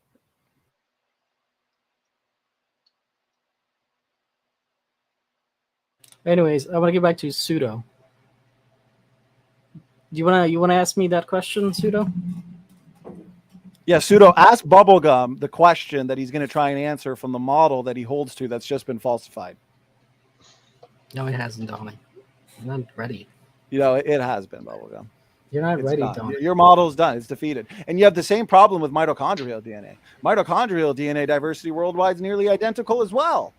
But yet you'd have 15 different starting points where the females, because the mitochondrial DNA is inherited from the mother, now you got the females from 15 differently created groups of people from different gods. Donny, all accumulating changes independently. But yet we're all look, Donny, if your position was true, I don't want to do this to you, but if your position was true, why do we see incompatibility between the races? When you see the children of mixed race couples, what the hell are you talking about, dude? Whoa. Incompatibility? If they're incompatible, then they wouldn't have offspring. No, their children tend to be more infertile, which means they're not compatible. No. Okay, by definition, if they are fertile, that means that they are compatible. No. Hey, notice Johnny had to say that they're not as fertile, implying that they are fertile. No, that's like saying a lion and a tiger are compatible. Just because they can have an offspring, their offspring are infertile. That means they're not compatible. So same logic applies. There's no human group on this planet that cannot produce fertile offspring. Their children are infertile. No. Tend to be infertile. Tend to be. Okay, show us a paper, John. Request a paper that shows two separate people groups. I don't believe in races. There's one race, the human race. Okay, two people groups that apparently can have kids, and then those kids can't have kids. Provide the paper right now. Documentation. And by the way, Bubblegum, you do realize that we're seeing an increase in mixed race people, right? Not a decrease. Yes. What's your point? So you're saying that they're not fertile, but we keep seeing an increase in the overall percentage of people that are mixed race. No, the children of the mixed race couples tend to be infertile. This can only be explained by a different ancestry. What do you? But they're having kids. Yes, infertile kids. The kids are having kids. No, the kids are not having kids. That's the problem. You better look that up. They are. Send us the documentation. Like I've asked, Bubblegum, we're two people groups in the human species. I know you believe that from your Christian perspective. No, just show us a document where two people groups. I don't know what groups. Tell us, Africans and non-Africans. I mean, who's the ones that are incompatible? Who are you talking about? You can use let's try Aboriginals and Irish. Okay, so some of the Aboriginals and the Irish. Show me documentation that they have kids, and then those kids can't have kids. Show it right now. Put it in the live chat. We want to see this. I'm saying their kids are more likely to be infertile. Okay, so the kids are more likely to be infertile. Show us documentation.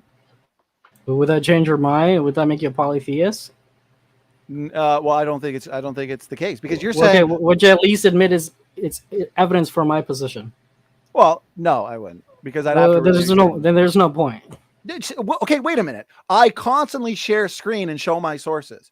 I come to every discussion and debate with over 1,000 slides to document every single point that I make. You're making a pretty large. You're making a big claim here. So share screen right now and show us the document. Hang on, guys. Okay, so that is the fertility of the black male, white female, and the Hispanic male, white female couples is similar to patterns found among Black and Hispanic couples, respectively. The white male, black female, and the white male, Hispanic female couples follow the fertility patterns of white couples.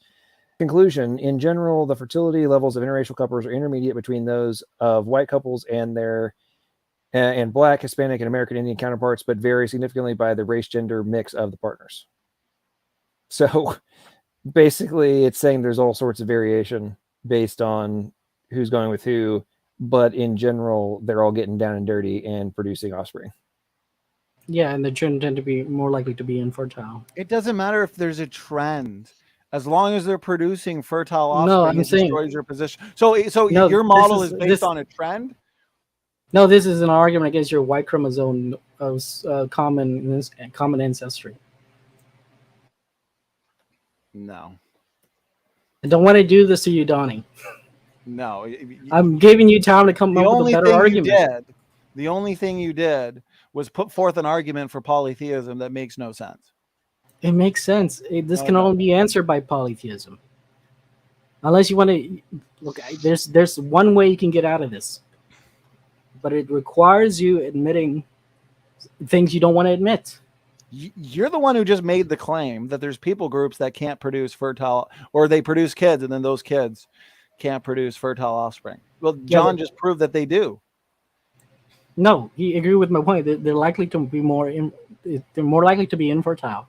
More likely to be infertile does not mean that they are infertile. Yeah, but this can only, the reason this happens can only be explained by a polytheist position. No, because here's the thing, Bubblegum. We accumulate 100 new mutations per person per generation, most of them being deleterious.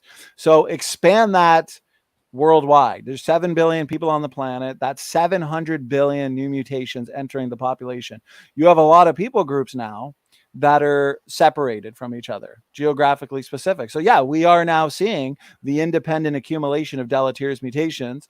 And it looks like, unfortunately, the state of genetic degeneration that's resulting in some infertile groups that have maybe been separated for a little longer than others, but they're still fertile. It's just evidence of degeneration. It's not evidence of the polytheism. It is, but because it just doesn't make sense on your Christian Yes, worldview. I just explained we have 700 billion new mutations entering the human population but every year, every generation. But this doesn't jive with your Y chromosome argument. Yes, it does. It doesn't. Okay. We are accumulating all these mutations, yet we're all still very uniform. For one, that proves a young genome. And two, it disproves polytheism because it shows in light of all these mutations that are accumulating, we can still trace the Y chromosome back to one person. That's pretty amazing. If your model was true, again, we shouldn't be able to do that. Now, the Y chromosome is only a way to detect how many mutations have occurred, so we can determine the timeline of how long humans have been around. Is the Y chromosome mutating fast? Yes or no? Yes, it's increasing in mutation rate. The rate of it's increasing. Okay, here's a Y chromosome phylogeny. You've seen it. Okay. Yes, this is just lines on paper. It's a representation of worldwide Y chromosomal diversity. Okay, lines on paper. Listen, it's lines on paper. If I tried to correlate this to chimpanzees or pine trees, this we can observe. This is literally observed Y chromosomal diversity worldwide. It's reflected on a phylogenetic tree. Okay, what this is low variation in the Y chromosome. It's the classic starburst pattern where worldwide Y chromosomal diversity expands from a center point. Look, how is this possible if polytheism is true? Look, Donny, in the same way, we don't see at least one single transition between a Dalmatian and this wolf ancestor. It's the same reason we don't see these lines on paper here. It's just lines on paper. Okay, so you're going to dodge that one, so we'll stop screen sharing.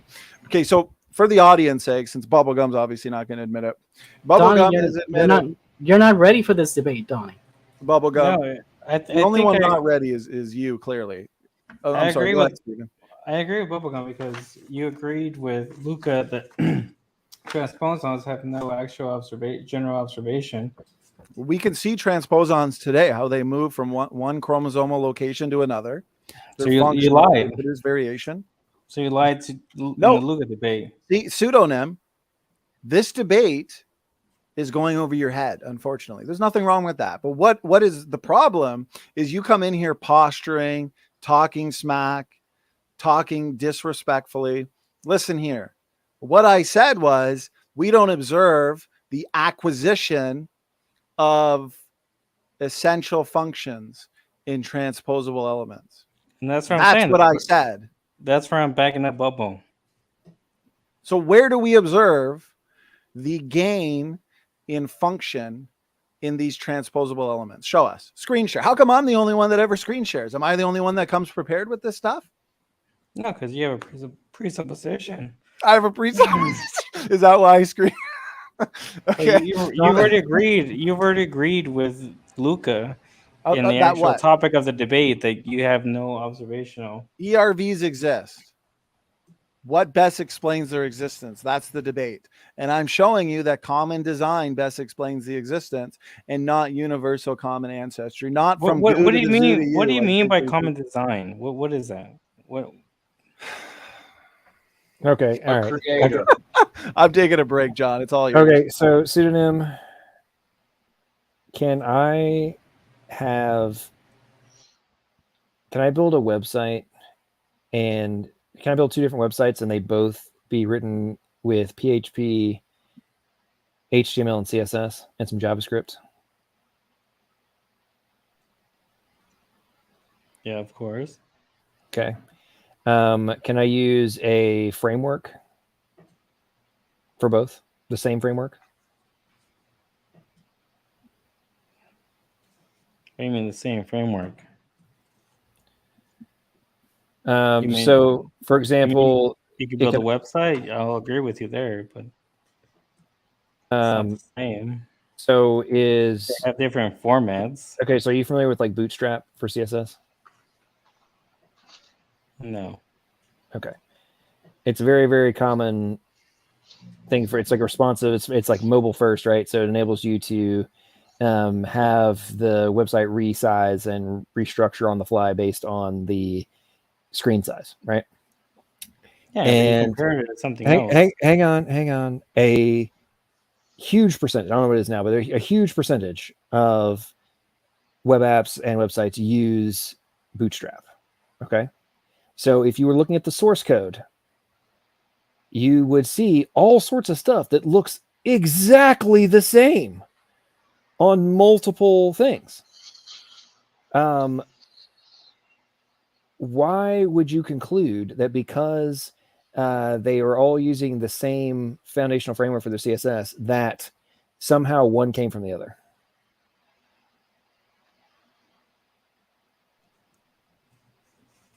No one said that. You described them similarly, so there's No, dude, focus really hard, okay? If you're seeing code that is the exact same between two different web apps, websites, whatever, right? Would you ever conclude that because there is code for specific functions in the exact same place and written the exact same way, that means one came from the other just because you saw the exact same code in an existing framework? no one's saying that. But if Okay, you okay, see okay. the So, exact same thing, and you give them different names, and there's no I'm glad we've point established in your that. argument. Yes, there is. Now, if the framework that is being used between, let's assume that the chimps and humans were both created, okay? Two different applications. There's similar frameworks being used across both. Therefore, you're going to see code that's the exact same in the exact same spots in two different applications. Why? Because there are two different organisms that have similar code sequences on the same framework. Why would you immediately conclude that means that one must have come from the other from an origin perspective, or that both came from the same origin point versus they were two different applications of the same framework? It's the moment that you bring up an explanation for all of it, right?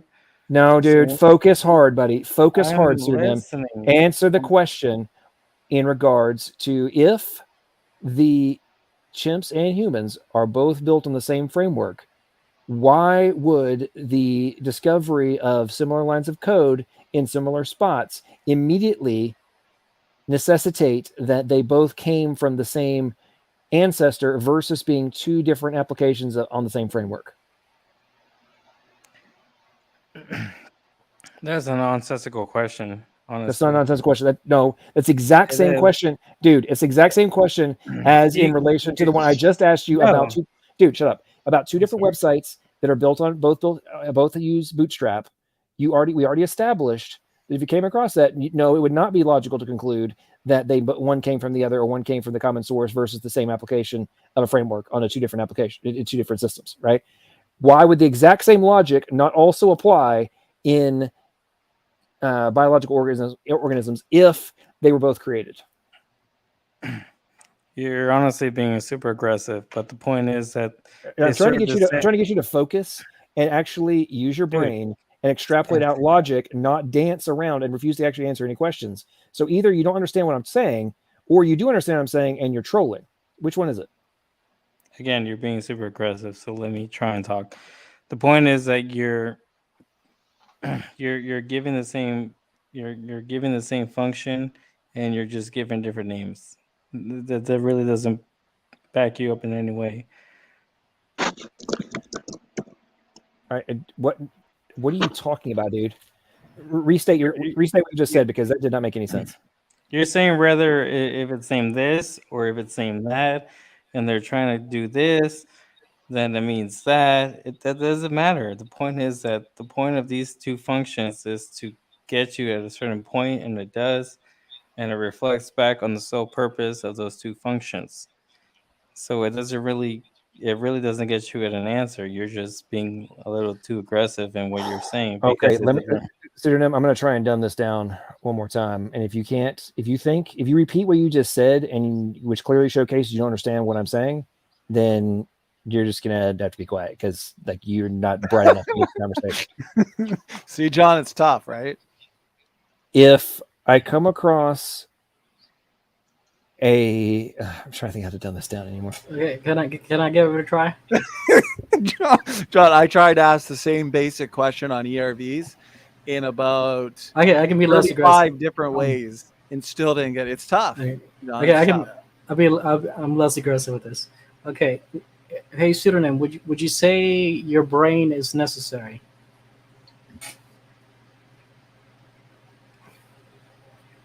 For you to be alive, do you need your brain? Not necessarily, but sure.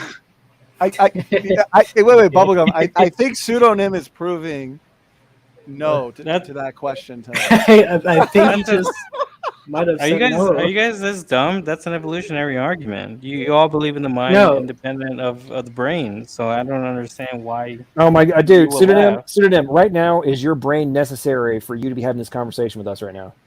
I already said no, but you're all No. fucking SFT. So you don't think that your brain is Okay, necessary? your body. He's referring to the mind, but we're talking about your body right now. Do you need your brain in your body to speak through the microphone? We're not talking about mind psychic talk. I mean, can you ask LPP the same question without being so hostile? Like, I don't understand what this. Okay, You require a brain to live. hang on. We have somebody new that's joined us.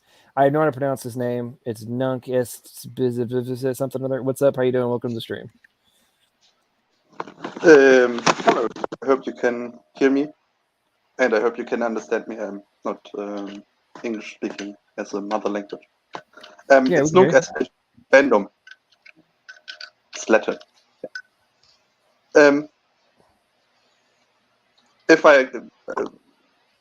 I can say something to the point, I think the problem is you're making an analogy from a man-made product. No. You say, what? Thank you. Adding reproduction. Wait, I know what you're going to say. Cars don't reproduce. Computer systems don't reproduce. We've heard it all a million times. Adding reproduction adds complexity and makes more of a problem for evolution. Okay, that's not the point. Yes, hang on. Dude, No. are you arguing that the genetic code is not code? I would argue that, yeah. Sorry, what? I would argue that, yeah. Okay. Why?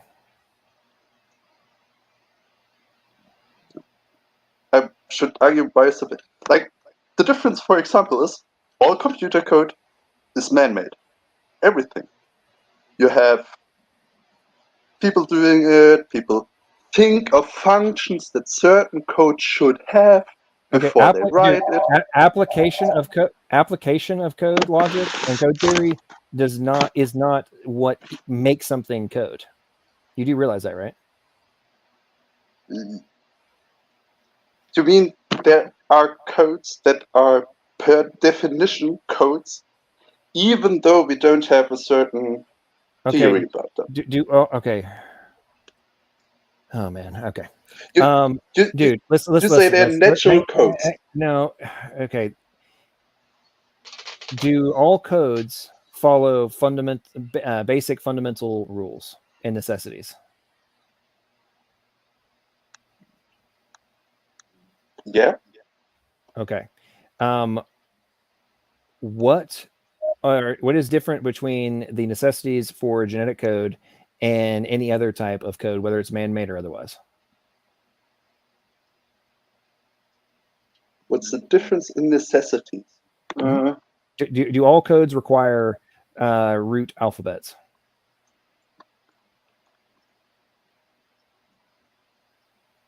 I don't really I'm not the computer guy. Okay. If you don't know this, then you don't need to be saying that it's an analogy and it's not actually code. Everything's man-made. Yada yada yada. Okay. There's papers at the wazoo. Hang on, silence. There's papers at the wazoo written about this. I have done presentations on this whole deal in great detail. I have a plethora of papers on the topic available in my Google Drive folder about why the genetic code is a code on a fundamental level in relation to information and communication theory. Okay, it even all goes all the way up to applying multiplex coding theory to why the quaternary code base of the genetic code is optimal for multiplex code signals. So the whole dogmatic talking point from, I'm just sorry, uninformed people on YouTube running around claiming the genetic code is not literal code is getting painful at this point, because even people like Richard Dawkins are doing videos specifically to try and convince people on the internet to stop claiming that the genetic code is not a code. Oh, I liked it. It's in our chat. Play the video for him. I linked it right there in the bottom.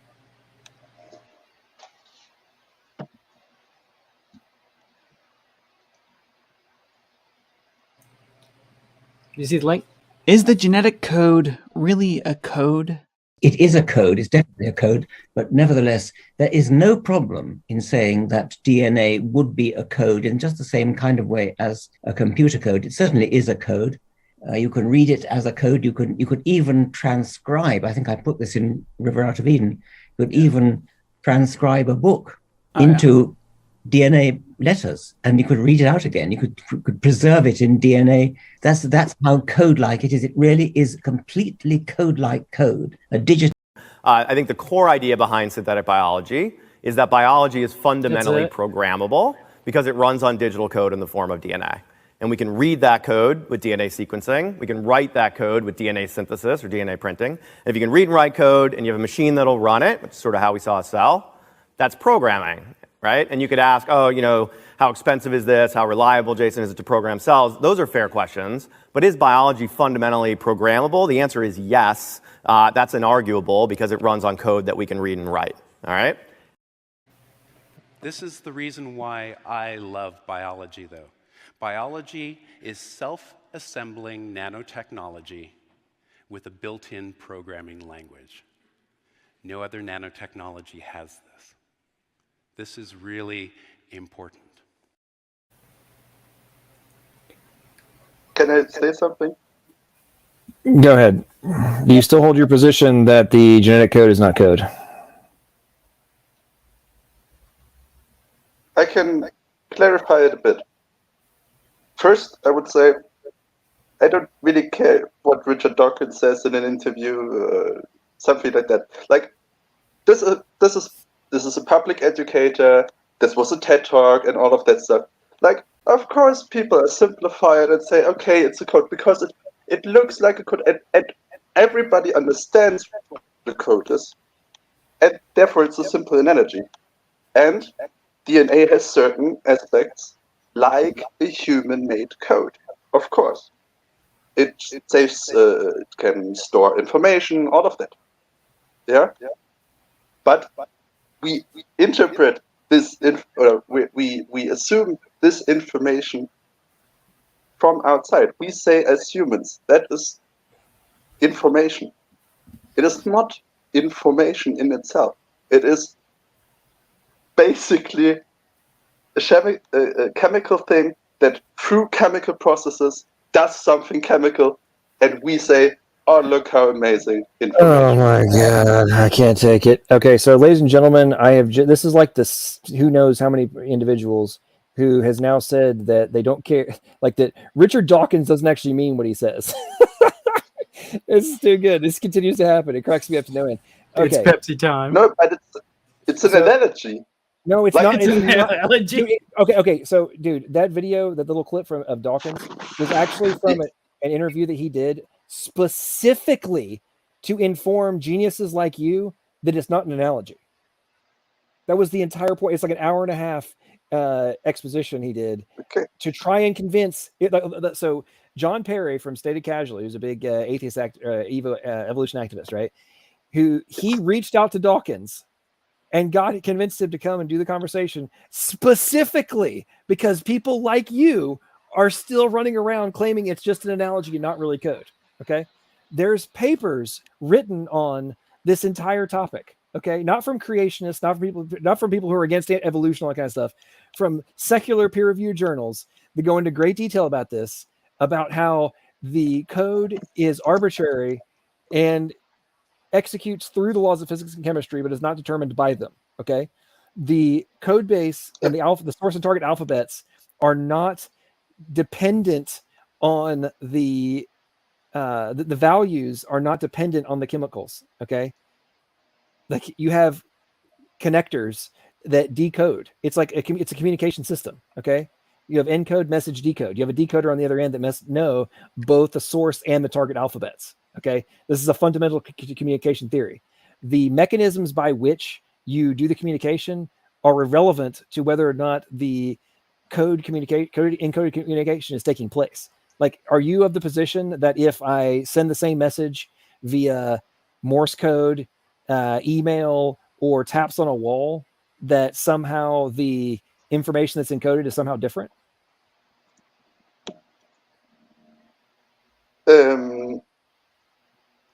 So when you send it via email and such, I would also say, like, doesn't code always require the representing of symbols? Like, your Morse code is a representation of language, which is a representation. Sorry. So what do you think? So what do you think a codon is? I don't know. Like, in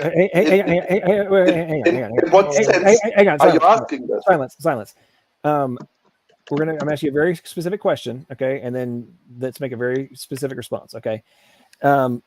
You have claimed that the genetic code is not code; it's just analogy, but you don't know what a codon is. Is that correct? I was asking that the codon is a small part of the genome that is the smallest thing that produces, I think, or that is required to produce an amino acid, basically.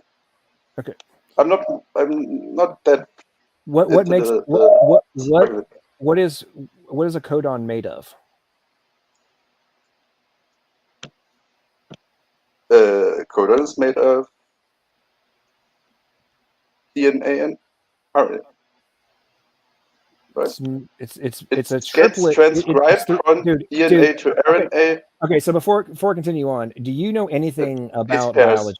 Have you studied anything about biology? True, certain things. Yeah. Okay, so have you studied? It's not my field. Okay, so it's not your field. Yeah. Okay, what is your field? Mostly philosophy, education, stuff like that. Social science. Okay, cool. So have you studied information and communication theory at all? Some extent. I had some classes on theoretical information and stuff. Yeah. Okay, so did you study like the Shannon-Weaver communication model? No. Okay, so you don't know what is necessary, the necessary components of a communication system are, do you? I could think about them. Like, you say, this theory is right and I hold to it. I can say, I have my own thought. Like, a communication system, if you talk with Václavic, you're talking about a receiver and a receiver, medium, and sender. That would be a communication system after Václavic. Like, that's some of the components, yeah.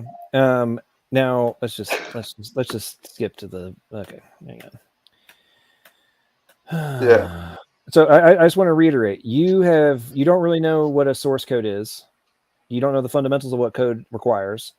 You kind of sort of know what a communication system is, but that's not the details. You haven't studied biology, but you know that you can just dismiss like people like Dawkins, who are anti-creation, right? And have major proponents of evolution, but you can dismiss their claim that it's code. Is that correct? I don't dismiss Dawkins. You did. You did dismiss Dawkins' point. You clearly dismissed it. And he said I dismissed this claim. I dismissed this claim in general. I dismissed this claim in general. I said the video from Dawkins, I don't care about that. Like, yeah, Right. he says that. Okay. So basically, you're uninformed. You haven't researched this No, for that's yourself. not evidence for the And, proposition. no. Okay. So, you're uninformed per your own admission. You don't really know what the genetic code is. You're claiming that it's definitely not a code, even though you don't know what it actually is. You barely know what a freaking codon is. And like, is the genetic code a 3-to-1 source to target alphabet code? Yes or no?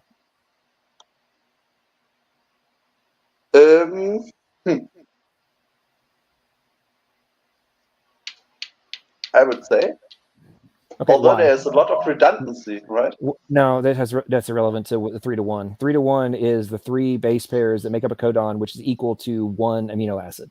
So, do you think that codons turn in? Okay, so do you think that codons turn into amino acids, or they are representative of the correct amino acid?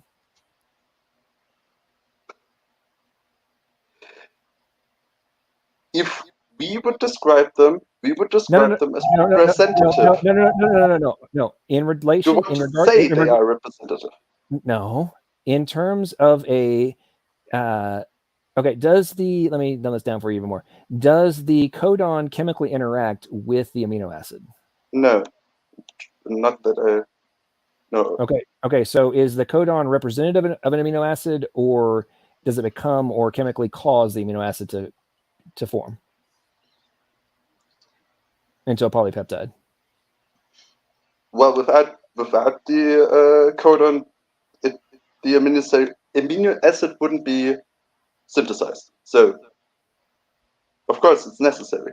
Okay, so does the codon represent in the cell? So does the codon represent the appropriate amino acid, the specific amino acid, or does it chemically cause the amino acid to bind to the polypeptide chain?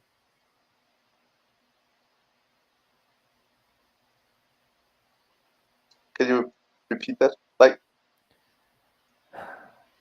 does the codon represent the amino acid?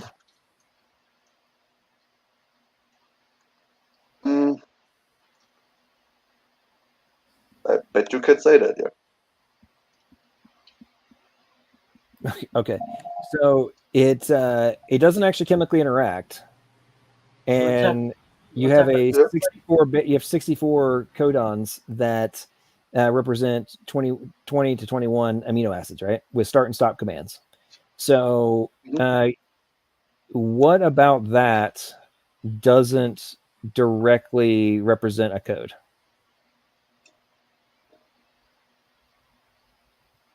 That's part of a code, yeah. Those are all things codes have. Okay, so it is a code or it is not a code? Which one? I think there are more attributes you need to be a code. Right, you need to have syntax, semantics, and pragmatics, right? And you need to have source and target alphabets. So the source alphabet is the codons. The target alphabet is the amino acids. You can then extrapolate that out into strings, the letters into strings, for additional concatenations of the bases into additional communication. This is fundamentals of communication theory, okay? And they directly apply to the genetic code. So do these principles that are the fundamentals of code theory, do they apply or do they not apply to the genetic code? I said I could address that. That's not my topic. No, it is a topic. You claim it's just an analogy and it's not really a code.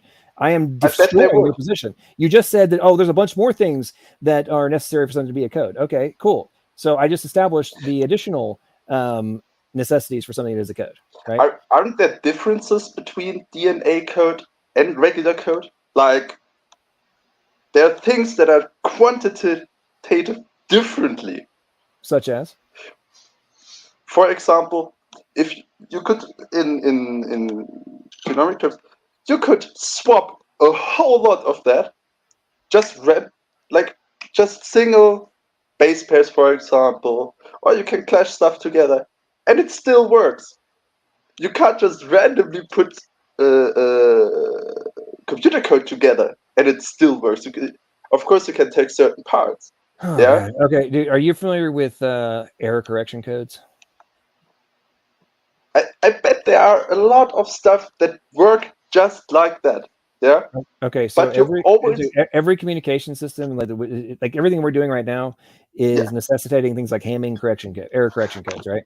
There's error correction codes in genetics that are going through and correcting errors, accounting for context, and being like, oh, there's a slight error here. Then we can account for it based on the statistical logic of what it should be, right? Now, you can't necessarily have, there's a max amount of errors you can have, whether it be in our computers or in biological systems, that you can account for without having a collapse. Now, are you suggesting that because biological systems have greater capacity to overcome error, that somehow that means it's not code, or that it just has superior error correction mechanisms? You can just top out. It's a better. That would be the better choice for you right now. Yeah, I always get this tap out. You don't. I don't care.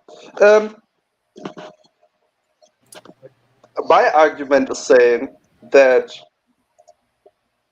genetic code is not really that specific. Like, what? If there's occasions in which a single point mutation can kill you, that means it's extremely specific. Yeah, of course. But not all of the DNA is like that. Like, for example, but the fact that there is would necessitate a very specific code. The fact that there is single point mutations that can kill you.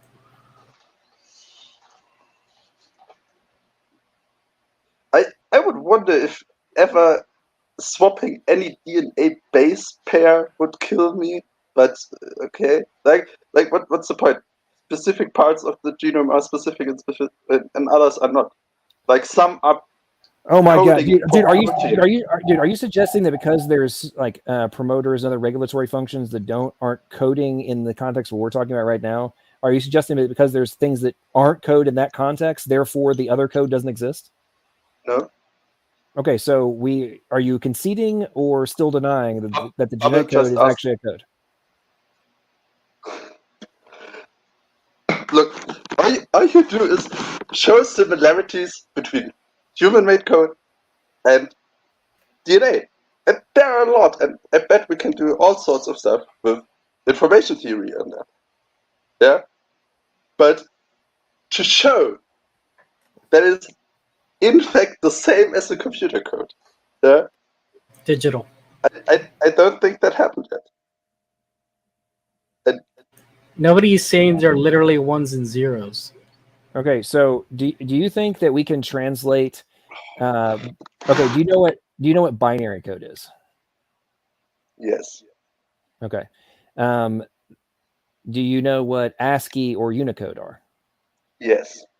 Okay. So does ASCII and Unicode both use zeros and ones as the base letters to form those codes?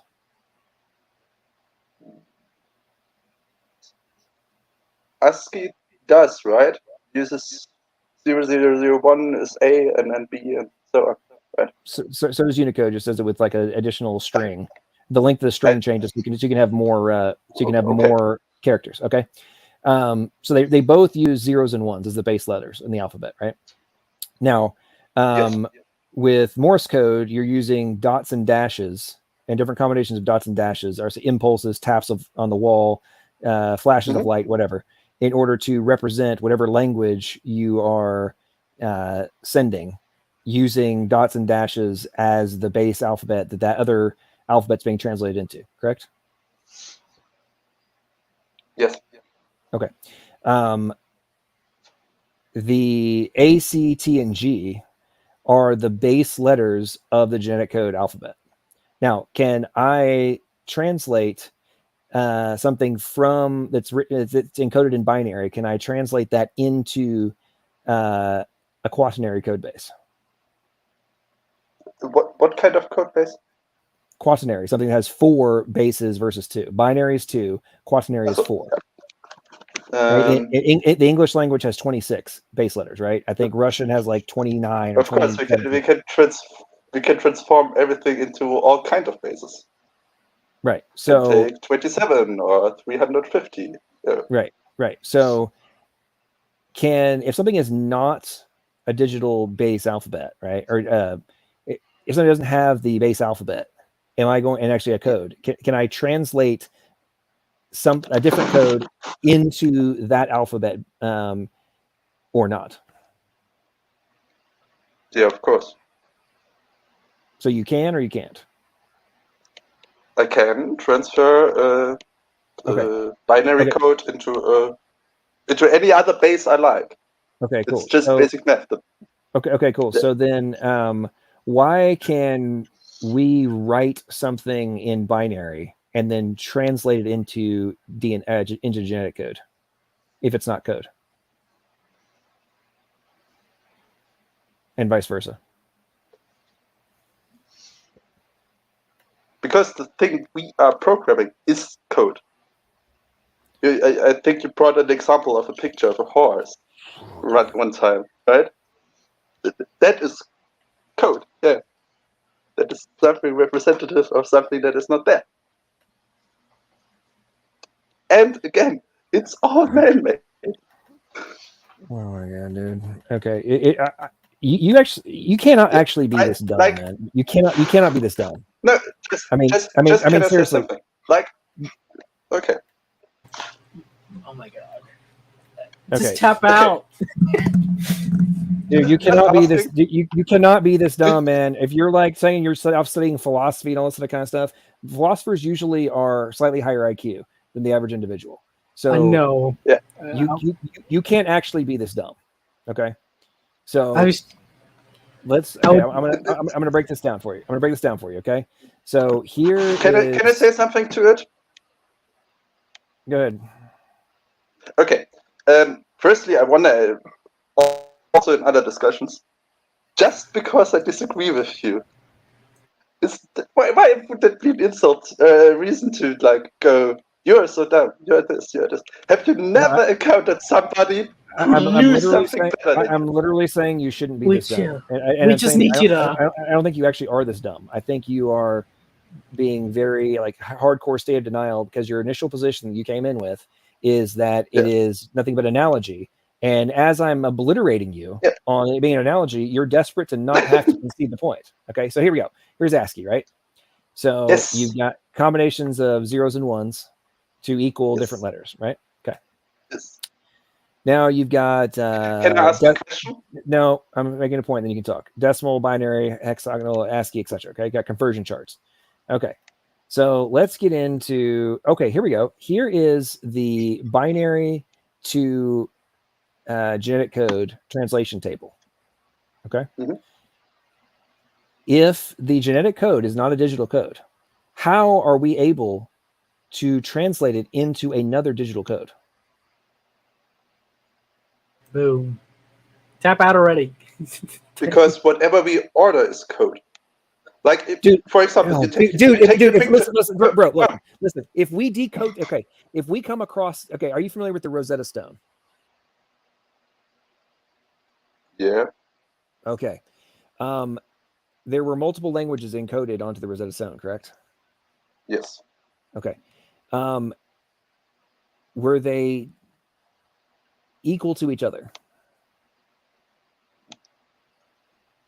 In what regard? They were equal because they were languages. They were not the same language.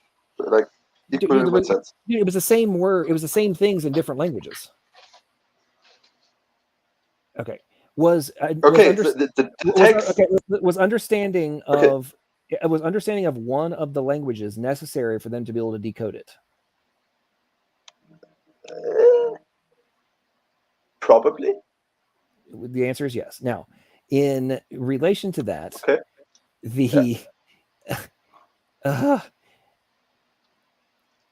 just because so we have to know how to decode something, right? Hang on. Just because you don't know what something else is, right? You don't know what the other two are, but you know this one, therefore I'm able to decode the other two. Does that mean that because you didn't know the other two originally, that they weren't already encoded? No, I don't have to understand something to be. Okay. So have it decode. Okay, so you understanding something does not determine whether it is or is not code. Just to clarify, is that correct? Whether the person actually understands it is not relevant for it to be code. Okay, cool. So if we were able to decode the genetic code and determine what the values were equal to based on observation and experiment, does the fact that we decoded it now make it a code, or was it a code prior to our understanding of it? It was interesting. I would just say you need somebody who coded something to decode it. I'm not asking that, dude. I didn't ask. I didn't ask you. I know. I haven't asked. Dude, listen. No, philosopher boy. Focus hard. Okay. I didn't ask I'm not you. a boy. I didn't ask you about the root cause yet. Okay, we haven't got to that far yet. Right now, we're just establishing whether or not we have to. That's something we need to account for in the future. Okay. So was it a code prior to us understanding it was a code, or is it only code after we understand what it encodes? The DNA, even after we dude, understand. I'm asking you dude. I'm not asking about DNA right now. I'm asking about a fundamental question in any context. Right? Is something encoded prior to it being decoded, or is it only coded and it can only be considered code after you have decoded it? Which one? It can only be considered code when it's encoded. When we know something is encoded. Okay, so you're saying that just because we haven't cracked a code, that therefore it's not code? No, because if we don't crack a code, it's evidence that it has been coded. Like. Oh my God, dude. Okay, are you saying that are you familiar with the Enigma machine from World War II? Yes. Okay, so if they had not figured out a way to crack the Enigma machine codes, would they not have been codes? They would have been codes because they've been created as codes. Right. Okay. So, but you just established that because until something is decoded, it's not actually code. No, I did not say that. Enigma was a code before it was decoded, because somebody coded it. The same with Mars, the same with language, everything we do, code. Okay, so do you still hold the position that the genetic code is not a code? I will annoy you, but yes. You're making the same argument over and over and over. No, actually, you're just not comprehending. We can do stuff with it over because and over again. Okay, so I'm just going to go ahead and let's just start. I'm now going to have to really embarrass you because I'm just going to have to start pulling up papers from secular journals written by people who are anti. Oh no, we can do that. We can do that. Okay, we cool. can totally do that. All right, so tell me the paper. I'm about to pull them up, and I'm about to pull them up right now. Okay. Yes. So, is it your position that, before I pull up the first one, is it your position that information communication theory and do not apply to the genetic code? No, that's not my position. So you do concede that it does? At least not some parts of it. Okay. Do you think the genetic code is digital?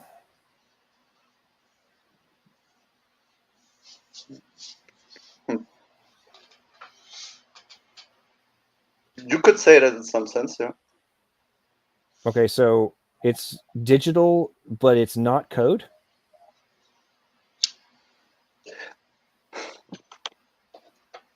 Okay. I would say for a code, you need an encoder, an internal logic, and a decoder. You don't need a decoder in general. Yeah? Well, hold on. You have an internal logic in DNA. Totally. Hold on. You don't think you need a decoder for communication something system? To be code? No, for something to be code, you don't need a decoder. For something to be code, you just need true, yeah. Decoder and a logic. Well, I mean, obviously the coder could also serve as the decoder, but in the context of a communication system, you do have to have a decoder because they have to. Yeah, of course. Otherwise, I don't understand. But for something to be code, You don't have to understand it. There's code that I don't understand, of course. Yeah. Okay, I'm not really sure what that has to do with whether or not the genetic code is code. Because all the codes I don't understand and stuff have somebody that coded them. Yeah. I know that the computer, somebody coded that, somebody made that. Yeah. I have no idea. Dude, do we know who created the first wheel? No. Okay. So what's your point? You bet it was. Who do you think it was who created the first wheel? I don't know. Does that was it human? Does it have anything to do with whether or not it is a wheel? Well, yeah, because you're trying to make a specific point with that. No, I'm not, dude. I'm not trying to make it. I'm trying to point out how dumb your position is. Okay, knowing who isn't that an argument that God exists? Isn't that your point of that? No, dude. Knowing who created something does not necessitate whether or not it is the thing that is created or that exists. Just tap out. Do you want to present like a philosophical argument? Okay, so I'm. You can do that too. Okay, so let's go. Okay, so it's funny how there's just a bunch of dancing going on here, but let's go ahead. Okay, so we will go ahead and. Tell you what, you're boring. I'm going to share screen. Okay, so this sorry, is that's not my topic. I'm more. So this is from Hubert Yaki. Okay, he was one of the founders of bioinformatics. Okay, he was against intelligent design. Number one, was a atheist. And a I forget his H index, but he was well respected. Okay, big player. All right, so the genetic information system is segregated, linear and digital. It is astonishing that the technology of information theory and coding theory has been in place in biology for at least 3.85 billion years. The genetic code performs a mapping. Hey, you're making a bunch of noise, bro. Go on mute if you can't keep it down. Lots of feedback, buddy. The genetic code performs a mapping between the sequences of the 4 nucleotides in mRNA to the sequences of the 20 amino acids in protein. It is highly relevant to the origin of life that the genetic code is constructed to confront and solve the problems of communication and recording by the same principles found both in the genetic information system and in modern computers and communication codes. There is nothing in the physiochemical world that remotely resembles reactions being determined by a sequence and the codes between sequences. The existence of a genome in the genetic code divides living organisms from non-living matter. So that's a good point he makes right there. So before I continue on, there's just one paper. Do you still hold the position that the genetic code is not a code? Go ahead. Like, you show me. The answer is yes. Just say yes. You show me three sentences of a scientific paper and say, "Are you not convinced?" We just went through the whole. Dude, listen. I'm asking you to continue. I'm giving you opportunities to concede before I just continue to obliterate your point. So, do you? That was what I just read. Is very, very straightforward. Okay. There's no. Just say it. So you still hold your position that's not code or not? I still hold it, but for the sake of argument, it is a code. I agree totally with you. What does that say? No, dude, you can't just I concede your point, but I don't concede your point. That's freaking retarded. Okay, so let's continue down here. I still heard it, but I think we don't. Okay. The extensions of an alphabet. Definition of the byte. A binary alphabet consists of 0 and 1, each containing 1 bit of information. Is used in the source alphabet of computers and all communication technology. The receiving alphabets in all applications. Dude, put yourself on mute. You have that really bad feedback. The binary source alphabet must be extended by forming pairs, triplets, quadruplets, and so forth to form receiving alphabets larger than 2. These alphabets are called the first, second, third, and so forth extensions of the primary binary alphabet. These extensions are called a byte. Okay, now let's scroll down to where we're talking about how this is applied to the genetic code. Okay.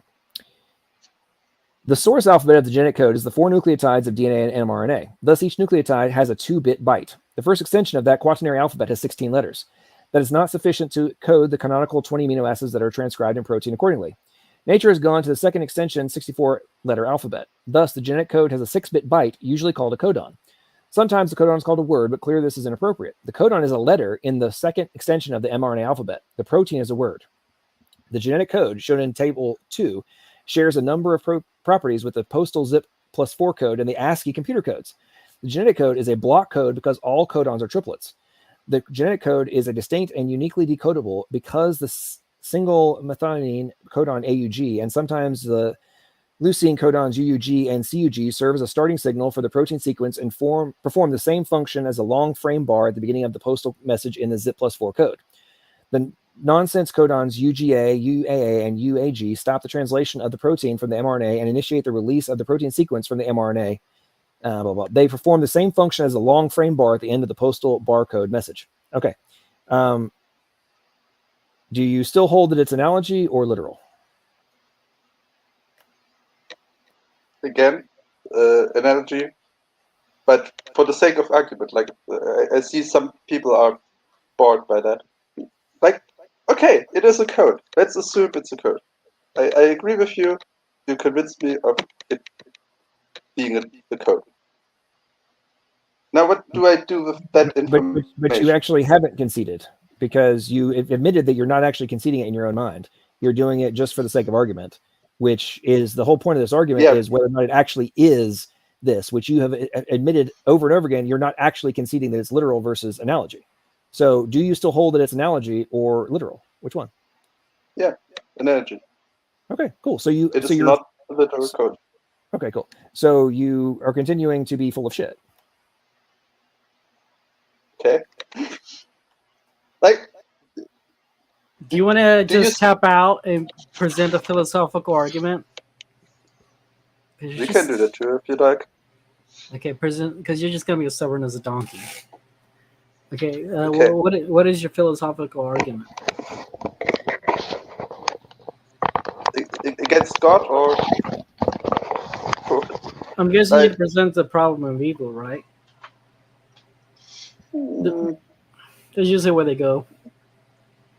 You could. We could also talk about free will. Okay, that's a problem. Let me do the problem of. Let me do the problem of evil with you. Okay. Okay. Is God almighty? Yes. Does that mean everything he wants happens? I would say yes. So are there things that God wants to happen, but they don't happen? Things that happen, but wait, say it again. Things that God wants to happen, but they don't happen. Like, for example, I'm not all powerful. I wish that it rains whatever, cats. I can't do that. I wish, but it doesn't happen. God wishes, and he could do that, right? Oh man, really? Are we actually going to go down this rabbit hole? Okay, so are you a compatibilist, a libertarian, free will, or determinist?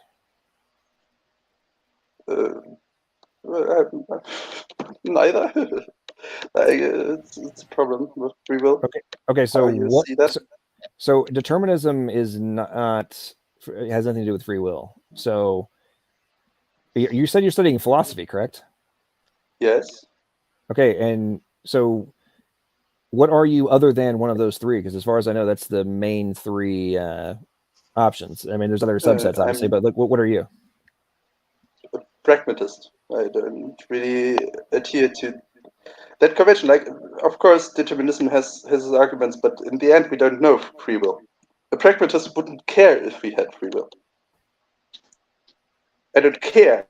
We have the illusion of free will. That's good enough. Okay, so in relation to whether or not God is letting something happen, not letting something happen, most of these arguments necessitate either this being we're living under determinism, compatibilism, or libertarian free will in relation to the whole God argument. Correct? No. The problem arises from the attributes of God himself, not from my position of what I think about free will. Oh my God. Okay. You're going down the rabbit hole of if God is all powerful, then the question you just asked Bubblegum was is everything that's happening what he wants to happen? Correct. Yes.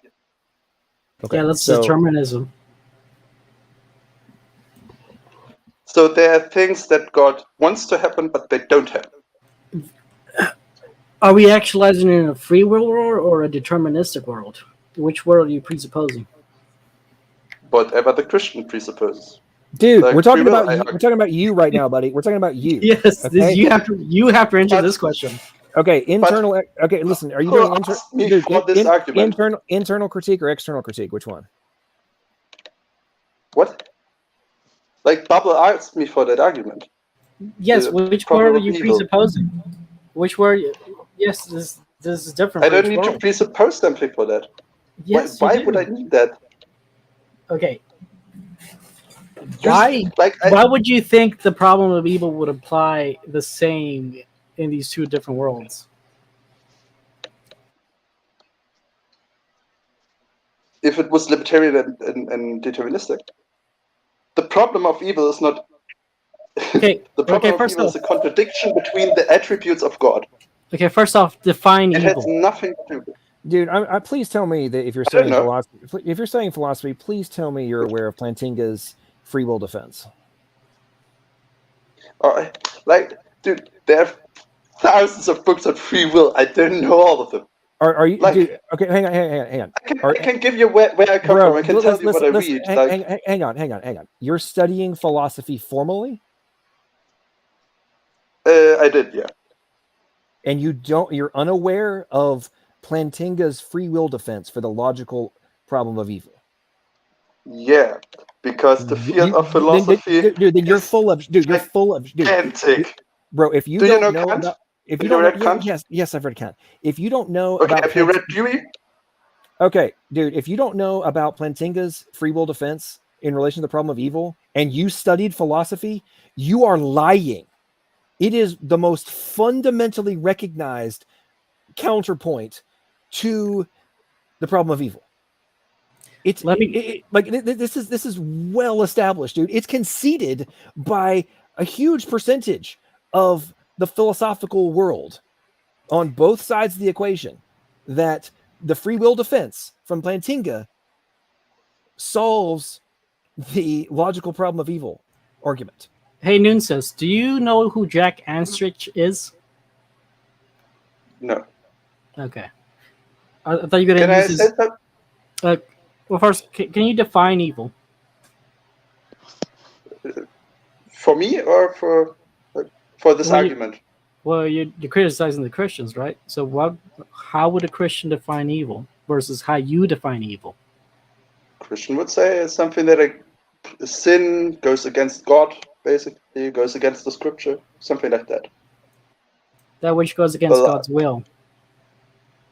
Something that goes against God's will, okay. That is evil. So how you would define evil in your argument? In the problem of evil argument, I would define it as a Christian because it's internal problem. I would define it in my standards. You have standards of morale, I have. So you're not saying evil is that which ought not to be done, right? You're not saying that, right?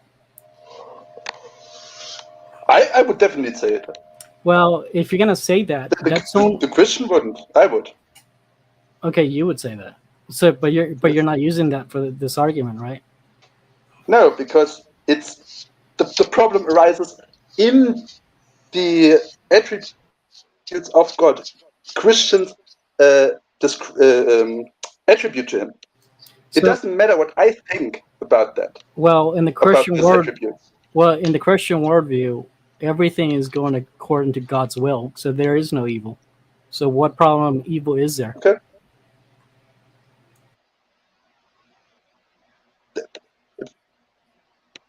If that is your argument, that the problem of evil would be something like everything that happens ought to happen. So things like ought to happen. Ought to happen. Now you're reverting back to evil is what ought and not ought and not. Didn't you just say in a Christian world that everything happens according to the plan? Like whatever should happen also happens? No, according to God's will. It's not about odds. Okay, everything, like, if God wants something to happen, it happens, right? If he wants to give mankind free will, that's within his will. Okay.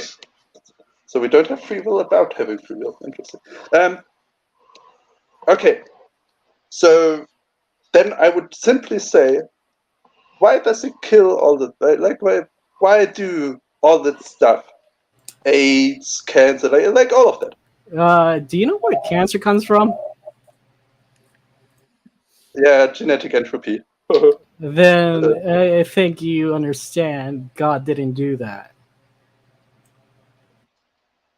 Could he have made the world different? And now you're going back to odds. No, the problem is simply God did everything, but has no moral responsibility for everything. We have the moral responsibility for some reason. Okay, there's only a dichotomy here. The free is it's either the free world or not the free world. What? Yeah. Okay. Yeah. Either we have free will or we don't. Yeah. Mm-hmm. So from where are you arguing this from?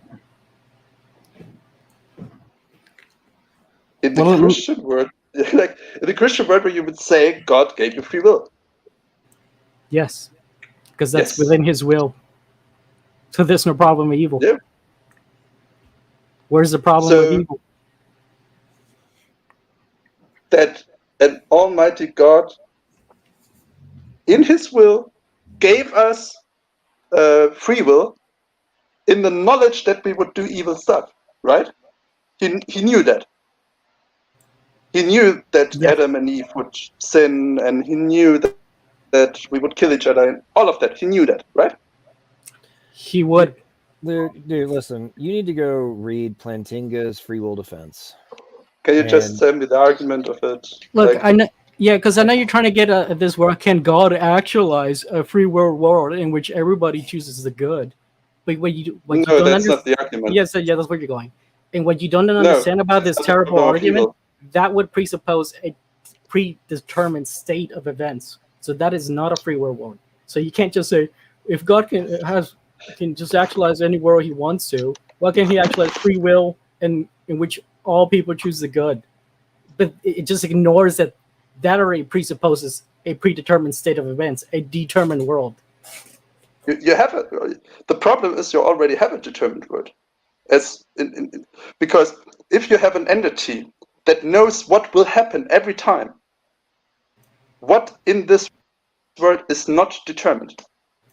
Nobody's saying. Oh my, dude! Seriously, the ability to know what will happen does not cause you to be the one that caused the free will agents to actually execute it.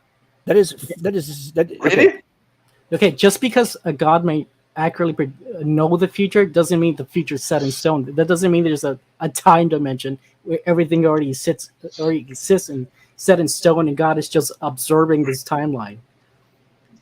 Okay, but He made, really simple, He made me, right? Like without God, I wouldn't be here, right? And God knew we would have this discussion, right? No. You have a free will. So God didn't knew that. Oh my goodness. Okay.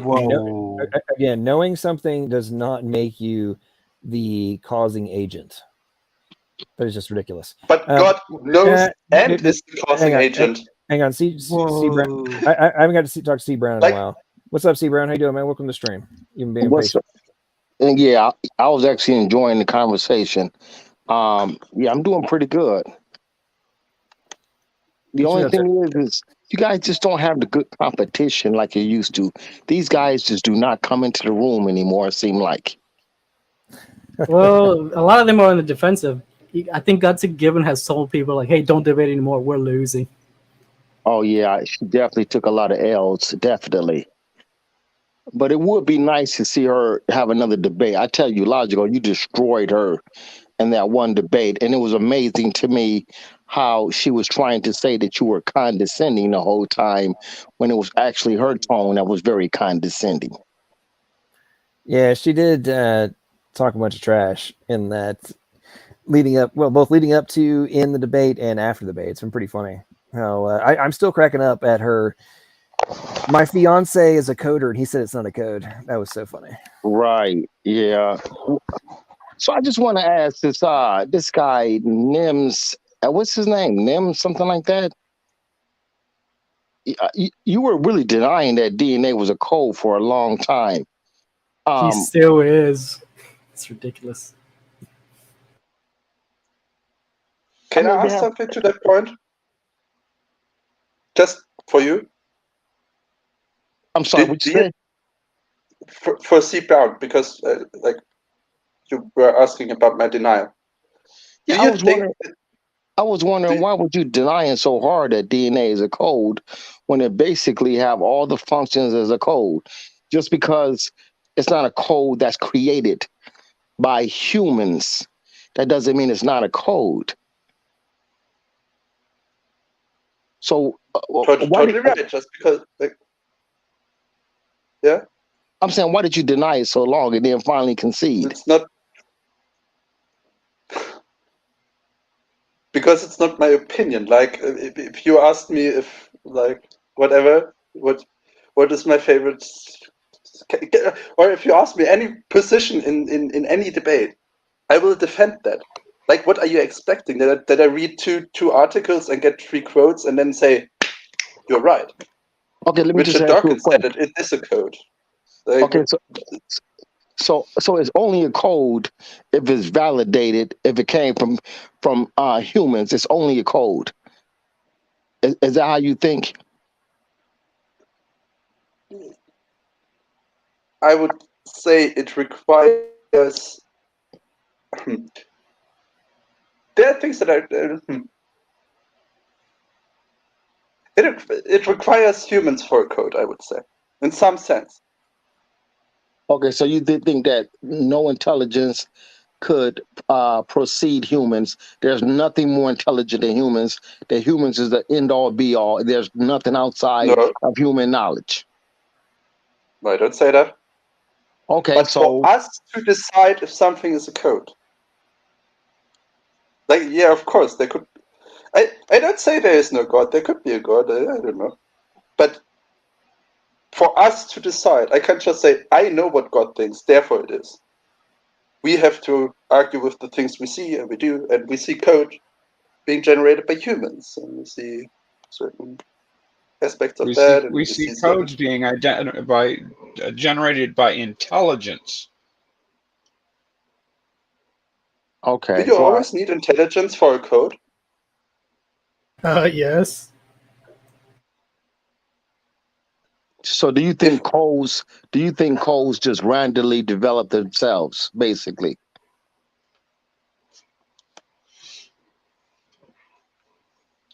I think you came out.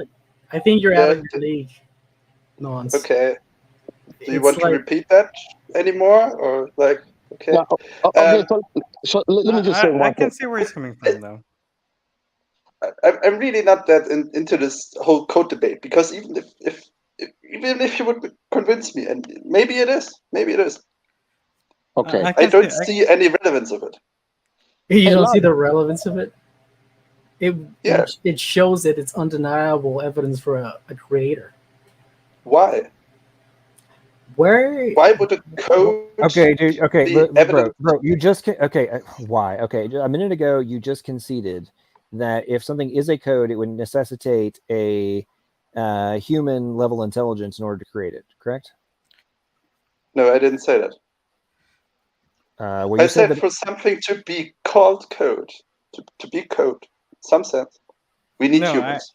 I can see where he's coming from. So something to be called code, it needs to be created by a human, and the fundamentals that make up what a code is interpreted as are irrelevant.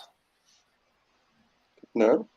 Okay, so let's code doesn't need to be made up by a human. Okay. At least not things you would say are cool. code. Does it necessitate an intelligent agent? No. To create a code? Yeah. I don't think so. So you think that ASCII could create itself? No. Do you think Morse code could create itself? Probably not. No. Do Like you even think- what would Why even not? create Why not? itself mean? Why not? What would you mean with create itself? Assign. Okay, goes back to my whole point about you not understanding what the heck code is. Okay, so do you have? Yeah, it's assigned. Do you have But source and target alphabets in all codes? Can I back him up, LPT? No. Sure. Can let No. them. No. Look, no, we're gonna drill this down because it drives me at the freaking wall how people continue to make assertions and don't understand what the hell they're talking about. Now, do all codes have source I and said target? I don't know anything about informatics and stuff like that. Okay, I know that. Okay, so do you think there is remote plausible that without an intelligent agent that the English, German, whatever could ever have come into existence without intelligent agency? No. Do you think that the code mapping of source to target alphabets could ever occur without preceding intelligent agents?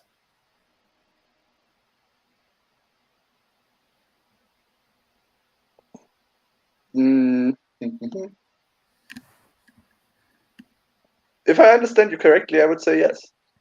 Okay, how? That can happen without. How is that remotely plausible? How did the zeros and ones assign themselves in the appropriate sequences to be equal to numbers and letters? That's code mapping. How Oh, is okay. Then I misunderstand. That's not possible. Yeah. Okay, cool. I misunderstood it. Okay, cool. So you agree that code mapping cannot take place without intelligent agents?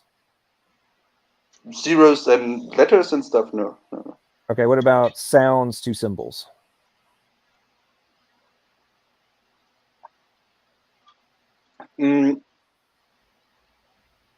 Probably not, no. Probably not, or definitely not. As I said, okay, it's not my field. I would no, say no. probably not. This is basic common sense, bro. You cannot be this freaking dumb. Okay, so what's your native language? German. German. Okay, so could Ich bin Amerikaner, sprechen Sie bitte langsam. Could that ever have been formulated without the assignment of the values, both in terms of meaning and structure, without an intelligent agent?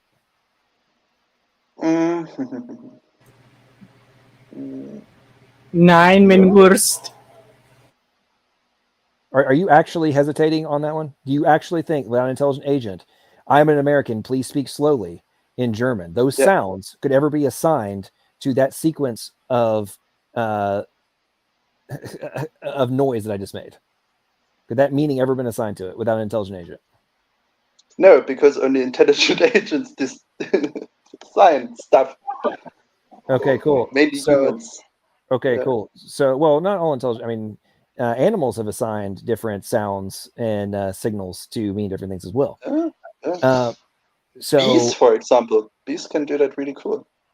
They are not really intelligent, I would say. Well, they have okay, so let's just continue on the rabbit hole. Okay, so we've agreed that the assignment of values to symbols, noises, etc., necessitates a preceding intelligent agent. Is that correct? Yes. Okay. I would say, yeah. Okay, so if the genetic code has values that are assigned of this codon equals this amino acid, and there's direct code mapping that's taken place in order for this to exist. Why would A, that not be a code, and B, why would that not necessitate a preceding intelligent agent?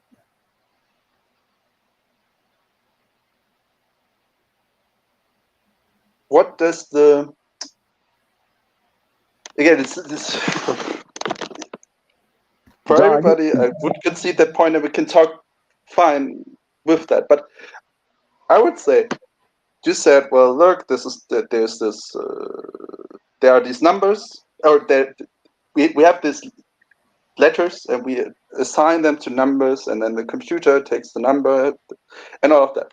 Yeah, all of those, all what the computer, all it does, is basically calculate, take symbols and does stuff with them and all of that. Yeah, the representation of the computer, the representations he works with, yeah, are symbols, are concepts, they are numbers.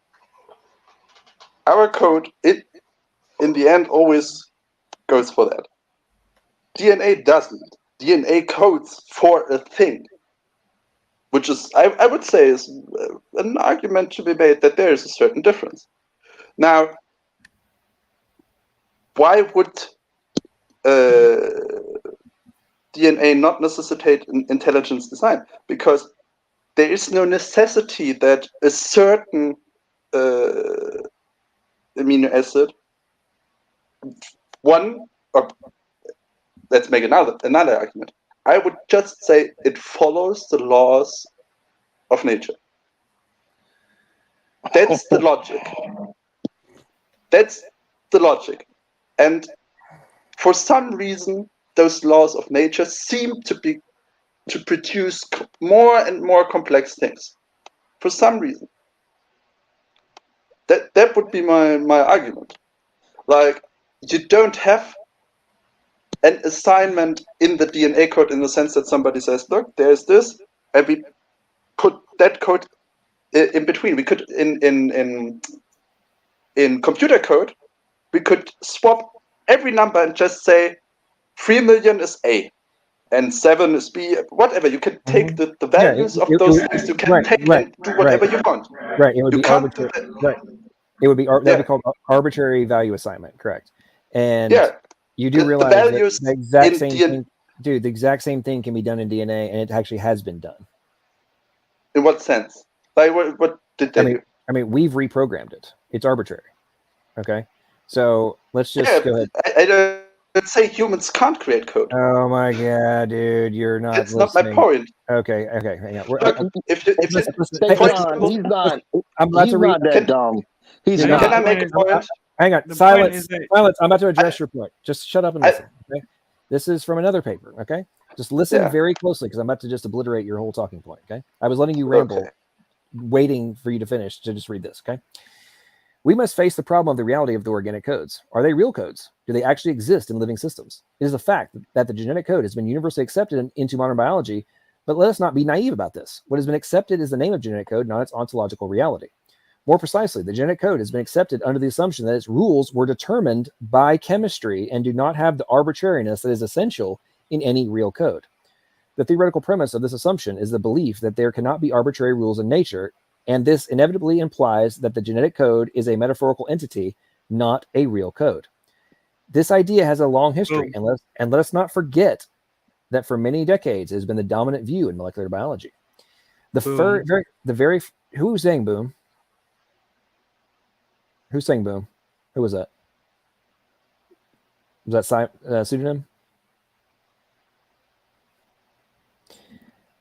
The very first model of the genetic code was the stereochemical theory, an idea proposed by George Gamow in 1954 and later re-proposed by many other authors, which states that the relationships between codons and amino acids were the result of stereochemical affinities.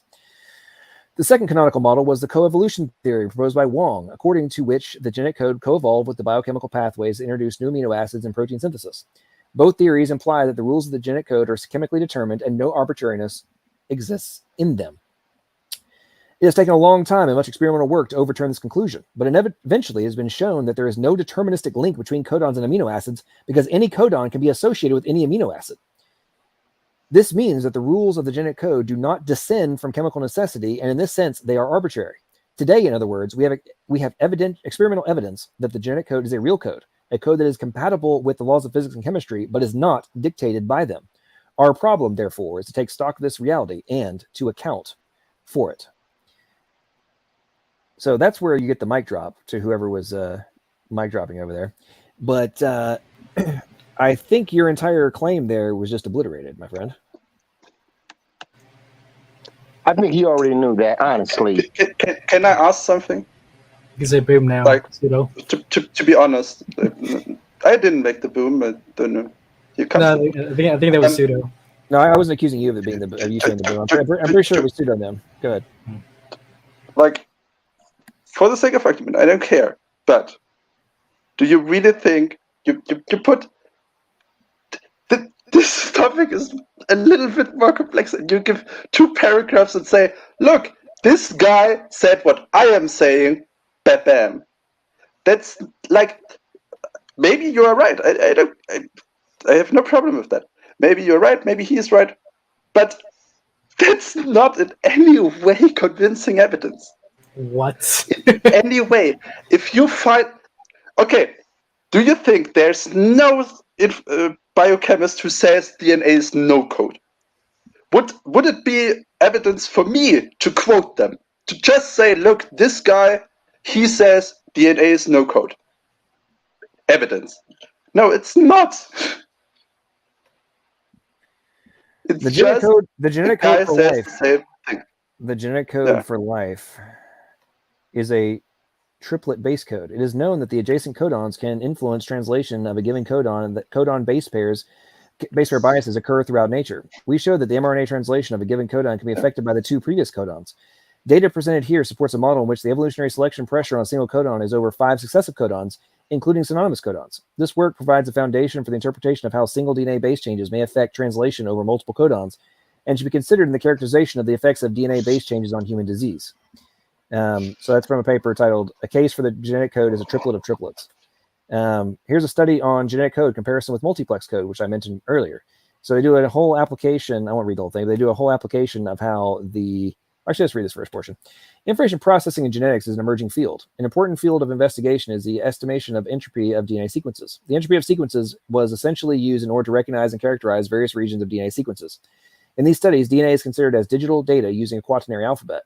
This kind of representation implies also some works at the frontier of digital communication.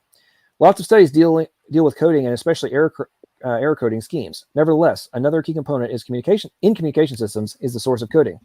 In this paper, we will compare the genetic code with a recent source coding method called multiplex codes. Let's skip that portion of it here. Okay, this feature was previously called the degeneracy of the genetic code. In our introduction of multiplex codes, code words were composed of binary elements. In genetics, the alphabet used is quaternary. This difference is not very important from the conceptual point of view, but it appears inversely interesting. Indeed, multiplex codes use the inherent redundancy of a fixed-length code to convey a secondary source of information. We can see that the first maxima is reached for a quaternary alphabet, such as the one used in the genetic code. According to multiplex code theory, this redundancy can be used to convey information from a secondary source. This remark can be a new argument in favor of what is the optimum size for the genetic alphabet. All of the above remarks show that there is a link between multiplex codes and the genetic code.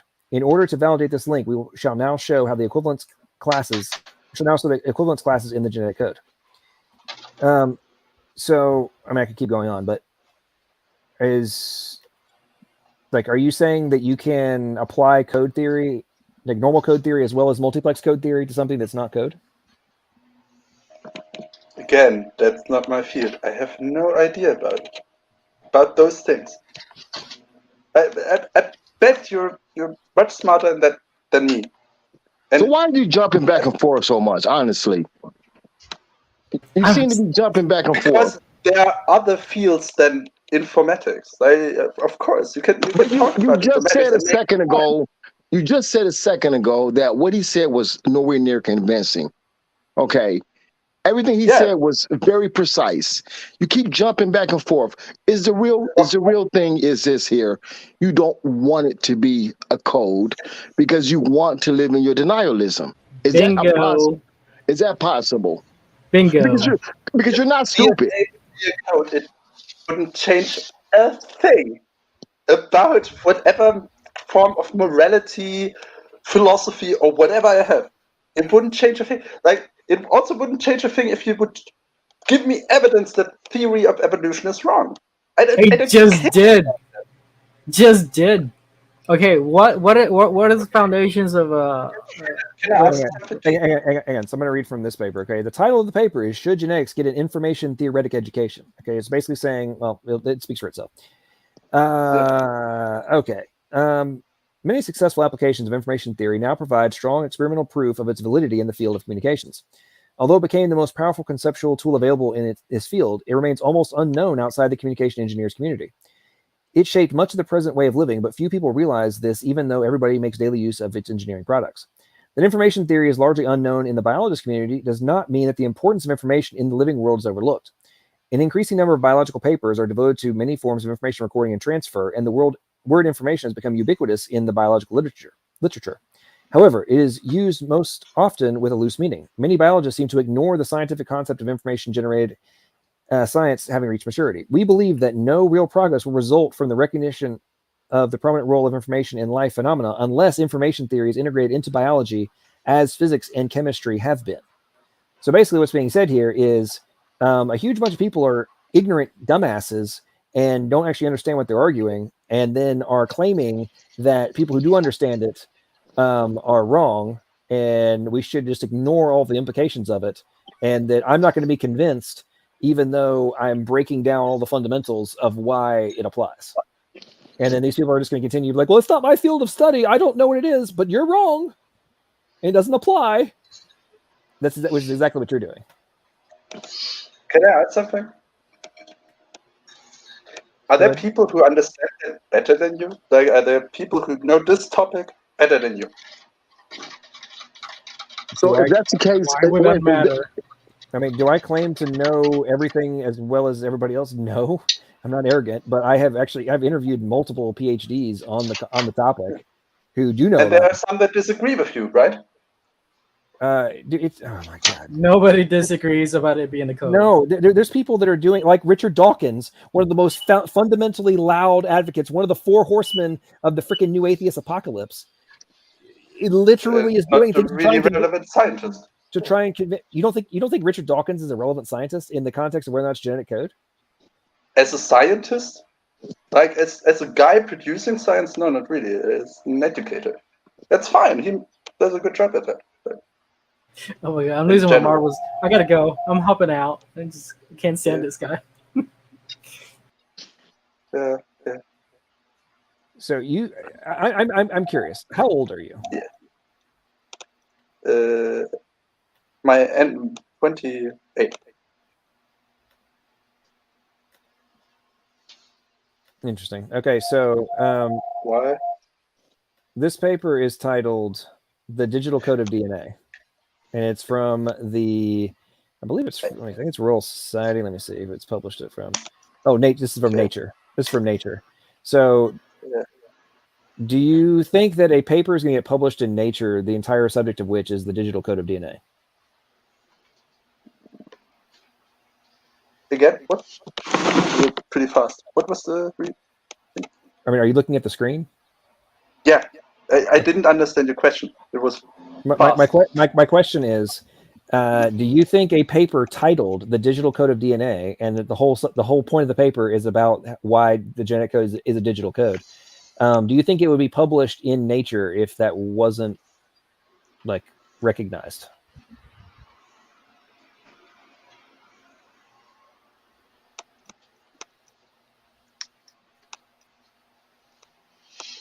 In the sense that you can do stuff with DNA, that you can do with codes. That doesn't equivalent human code and DNA. Just because it's in the paper, like it's to show that they are the same. You need a little bit more than just say, look, they work the same way. But can I ask you a question about this? Because like I concede, okay, it's a code.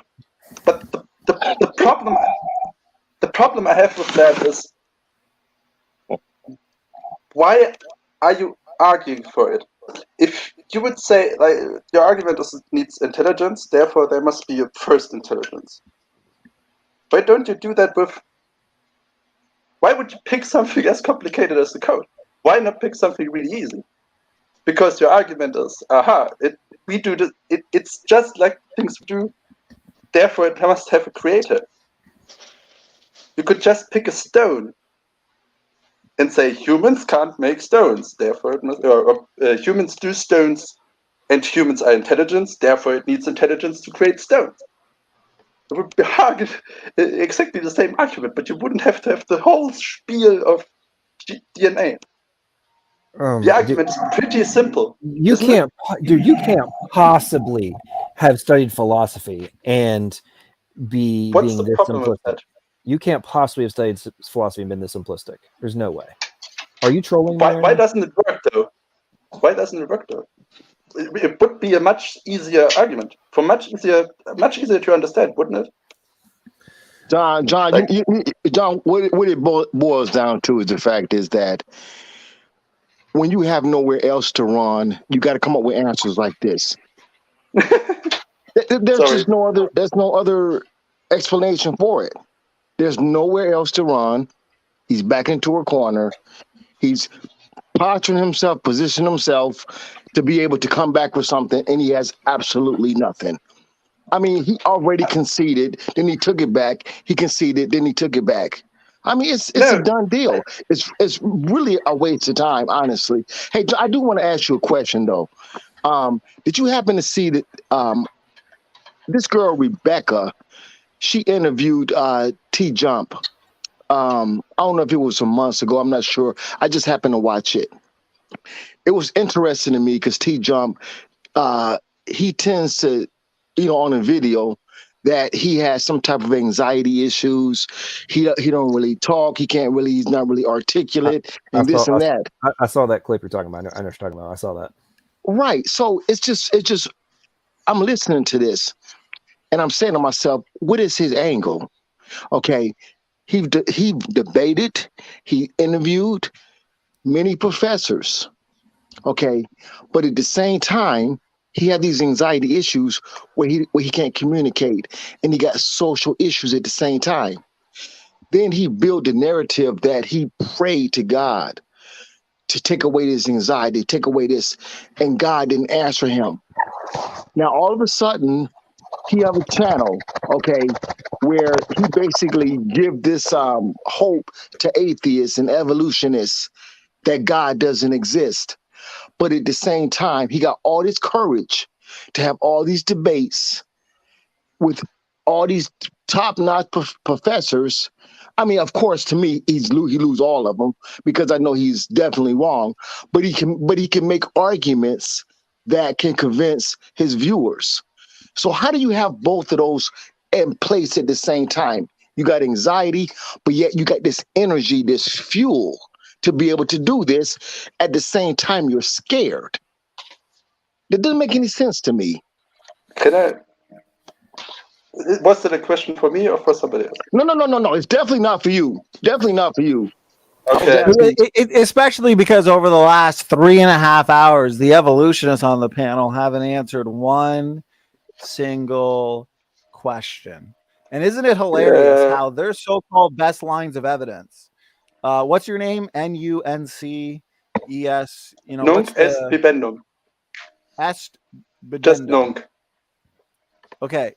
So the after show is to the debate that happened earlier on endogenous retroviruses.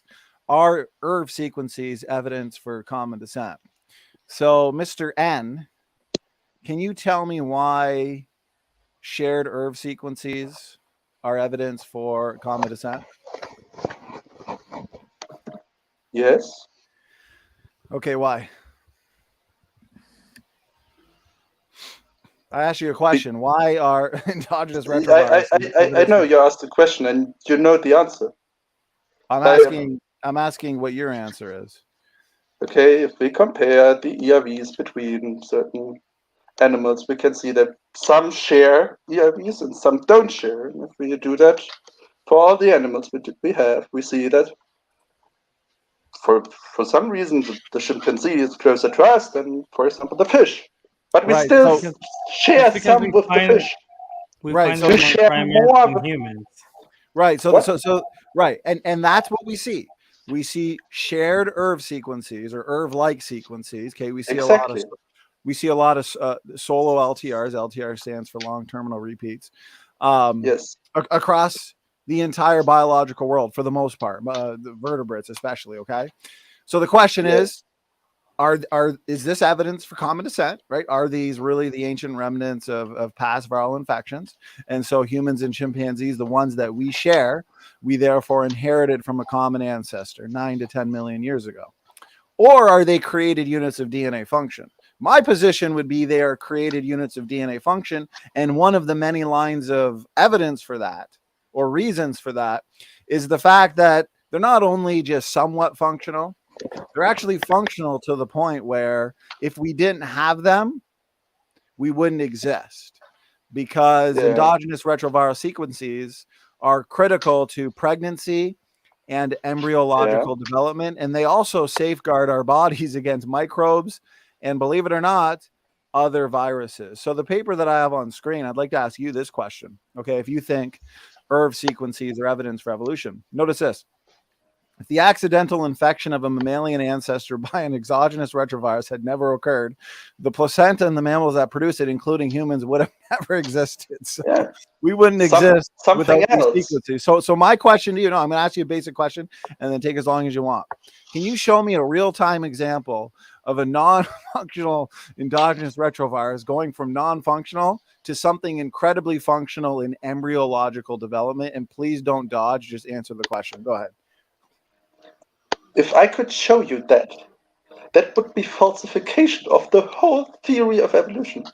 Don't you think? Okay, so you're admitting you can't show us an example. I appreciate you admitting that you can't show us an example. If I show you an ERV sequence in a human that has no function, and in the next generation, it has an amazing function. Show me in the lab. The third. Show me in the lab. No, that makes sense. How would I do that? How would I don't know. You're the one saying that these functions were co-opted, or the ERV sequences apparently donated new genes. I'm not done talking. Donated new genes, right? You want to say that syncytin is a co-opted ENV protein, okay?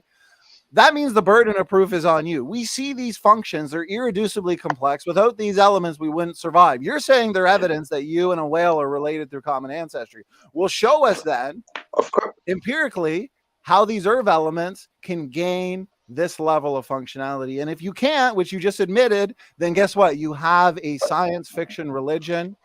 Okay. You can go start your own private school, and you can have Dan Stern Cardinal teach there. The school of, whales and pine trees are related. Go ahead. Go ahead. What's your response? What would hinder it? Why wouldn't it be able to somehow gain some function? Why? Because if viral DNA randomly inserts itself into a genome, it's more likely to harm the organism rather than make it better. Do you know what an example of an exogenous retrovirus is? Yeah. HIV. Okay, but none of us want HIV. We don't want HIV. But yet something like HIV apparently integrated, was passed on vertically, and became essential for life. No, you're saying that this occurred. This is your story. I say cool story, bro. Show me how this is possible. No, I think that's where you lied, because it was supposed to be passed on horizontally. No, HIV is passed on horizontally. Well, there you go.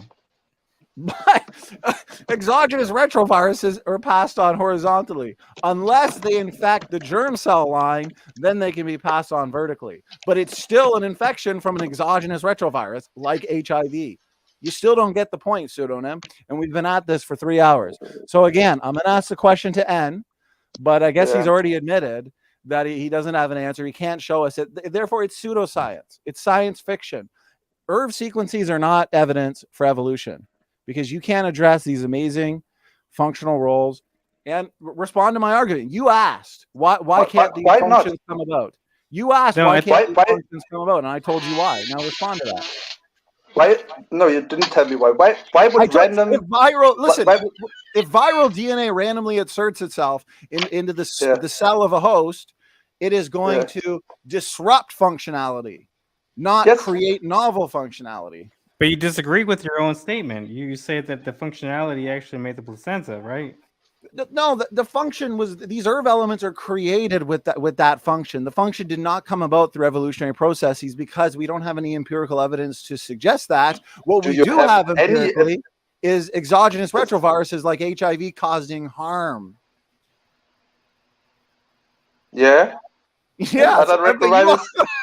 but you want to say these infectious, harmful retroviruses somehow integrated, were passed on, and then gain the function in the billions embryo. of viruses in your body that don't do anything. You don't feel. Of course, AIDS is bad, and you would feel it and you would die, probably. But there are so many viruses that right now, right now, insert themselves. 99.9% of them are beneficial to us. We have more viruses in and on our body than we do have cells, and we have 100 trillion cells. Yes. And guess what? Those viruses are there regulating. They are regulating the number of bacterial species that we have. Bacteria, 99% of them are good for the ecosystem, for the human body, for life in general.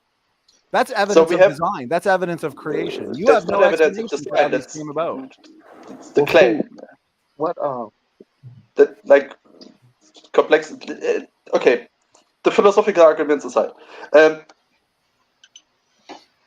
why wouldn't it be possible? Like first, not all viruses kill us. Yeah, like what we have on screen. Yeah. Somebody's really playing with their mic. Can they stop so I can hear? Okay, go ahead. Just saying there's an ERV that can't be a virus because viruses kill us is like or are detrimental. It's not simply not true. We have viruses that don't do anything at all. We have viruses that we can have infections that are so small we don't recognize it. You could have the flu, whatever. Good, flu is not a virus, but but 99% of viruses are beneficial. There's about, if you've actually been reading what I pulled up there, there's about silence. There it said there's about 200 viruses that cause disease. There's who knows how many total viruses. Okay, there's 200 that do bad stuff. So vast majority do good stuff. Minuscule fraction do bad stuff. Do you agree or disagree?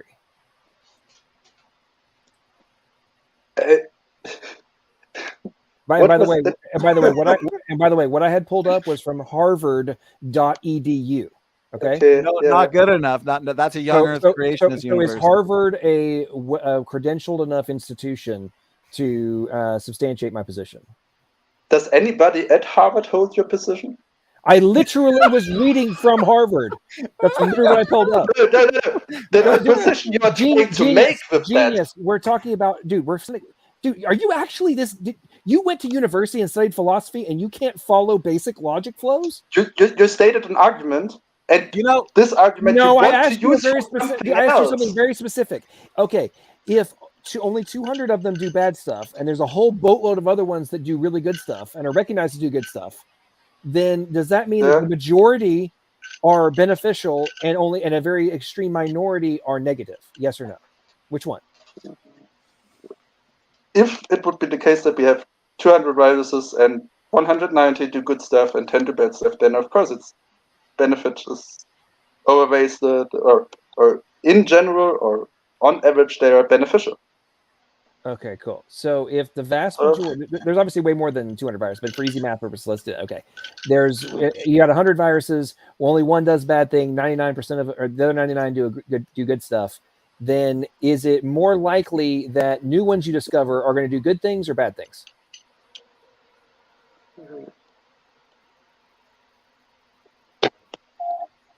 Listen, and nothing about like that's probability. The next thing.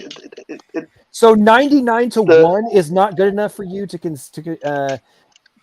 have it be reasonable to conclude. Are you saying that I know you can't always do on the gambler's fallacy and all that kind of stuff? I get that. Yeah. But if 99% of the ones that have been discovered are beneficial and only 1% are negative, is it more likely that the future discoveries of function will be beneficial or negative? Just from this information, I didn't know. I can't tell. Okay, listen. And notice. Listen. That's like from BBC. flipping Listen, a from coin 100 BBC on my times and screen. guessing what Why the the next world? Wait, I'm flip not is. done talking. Yet. Why the world needs viruses to function? You wouldn't want to live in a world without viruses. Okay. The vast No. majority. Notice this. The vast minority. No. The vast majority of viruses are not pathogenic to humans and play integral roles in propping up ecosystems. Not only that, when it comes to the bad viruses, notice this in my other slide. Switching sides. How endogenous retroviruses protect us from viral infections. So the bad viruses that do exist, which typically are bad because they have crossed species or they are degenerated from good viruses, we actually have the pre-existing ERV sequences or elements that are there to protect us and fight off the bad viruses. And yet we're supposed to believe that this is all evidence for common ancestry. It's bogus. Let me ask this. You're supposed to be coming off from the side of creationists, so you're supposed to believe that humans are degenerating, but you're using endogenous retroviruses as protection, but you're not even classifying them as HERVs, as human endogenous retroviruses that are specific to humans. Yes. So why are we is really it, going to go roundabout What again? the heck am I hearing right now? Like, so why is it that endogenous retroviruses, apart from human hey, can you just endogenous start viruses, saying are ERVs, please? okay? Why is it that ERVs are separate from HERVs that are No, protecting us an while ERV. No, listen, enough. An while we're still? ERV. Let me at least finish. No, because you're not getting it. HERV Well, that's not stands for fair. human endogenous retrovirus. It's still an endogenous retrovirus element. It just the H in front of ERV just means it's human specific. Right. That's very basic. That is extremely basic. See, here's the thing. You guys just want to deny it. You want to argue because you don't want to believe it. I mean, it's crazy. If you just like he said, 99% of them does good, 1% does bad, and the ones that do bad is the ones that come from a different host or the ones that are mutated. It's common sense. Can I at least finish my train of thought? Sure. Don't misrepresent, please. No more of that. Actually, I'm not trying to do that. guys, actually, we have no idea the level of misrepresentation that might happen. Let's all just let him finish. Everybody just be Okay. quiet. All right. Okay. No interrupting. Starting now. Thank you. No disrespect, because I'm just having fun with it. And hope you guys are too. But if you go based on the evidence of ERVs that are beneficial, then you have the classification of HERVs. Why is it that we're degenerating? If viruses are good for us, mutations are good for us, even though one of the arguments is that mutations by definition are bad, then what essentially is killing us off and bringing us off from being 900 years old to just the baseline of 80 years old? Okay, let me answer that. Okay, notice here on the screen the human germline mutation rate. An average newborn contains 100 de novo mutations. Okay, if you actually study the topic, notice this. Those 100 new mutations per person per generation, they are essentially slightly deleterious. Okay, so when they accumulate, they don't have a big enough effect to kill an organism. Okay, so we can still reproduce, which means we're passing on our deleterious mutations that we've accumulated. They're effectively neutral. Okay, so over time, these accumulate even in light of the fact that we have endogenous retroviral-like elements in our bodies that are doing their best to fight off viral infections. But in the same way that we have extraordinarily intricate DNA repair enzymes and DNA repair systems that are supposed to fix mutations, and they are supposed to fix these DNA breaks, guess what? They still accumulate in the somatic cell lines. It's a primary reason why we die. The telomeres shorten, and many get through, even in light of the amazingly designed DNA repair enzymes. Okay, so just because we have these antiviral protectors does not mean that we're going to be able to thrive for 500,000 years. Okay, because no, mutations still accumulate.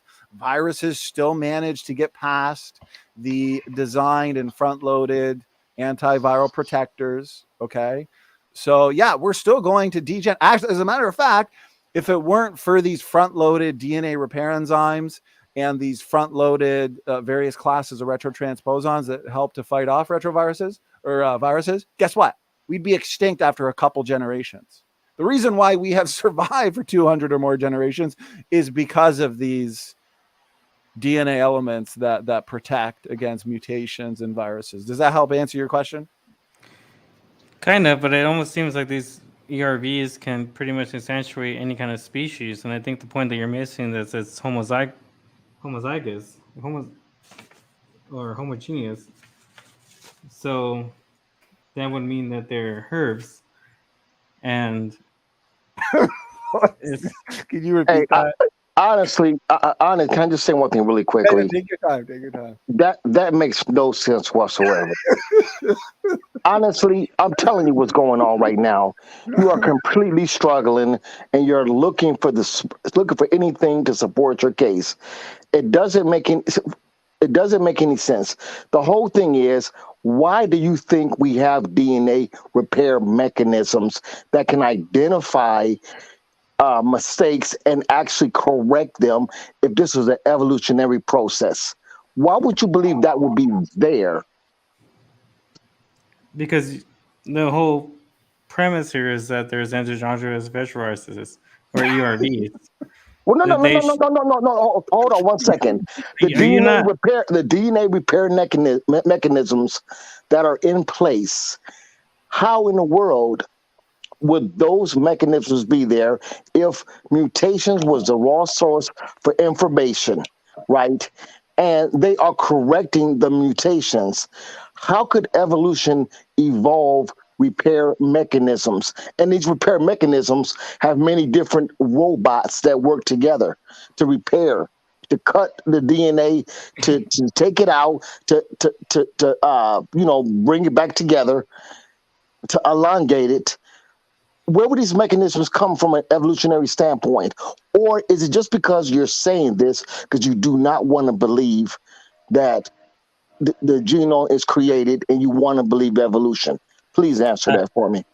I'll answer it, but it would follow that you believe in viruses. That viruses, the extensive viruses, completely undertook Nobody said your mechanism. Viruses. I asked you a question. I just asked you a question. I just asked you one question first. If you could answer the one question first, how did you think evolution evolved repair mechanisms? Then you can tell me about the viruses. What do you mean repair mechanisms? What are they repairing? Broken things? What are these broken things? We talk about mutations. They are repairing mutations. Okay. Who's repairing mutations? Who? What? DNA repair enzymes. Okay, pseudonym. Okay, pseudonym. I heard you flipping papers earlier. Do you have a list of things that you're trolling right now? I think so. I think you have a list of things you're just reading and not even. Hey, look, guys, I want everyone to mute themselves. This perfectly sums up every single one of what's his name? Pseudonym's response. C. Brown, I love you, brother. I don't know if you were here for the first 2 hours. Wait, stop. I don't know if C. Brown, you were listening for the first 2 hours, but we went round and round and round with pseudonym dodging the same way Dan and Erica dodges. So I'm going to show. It's just a 30-second clip. It perfectly sums up pseudonym here.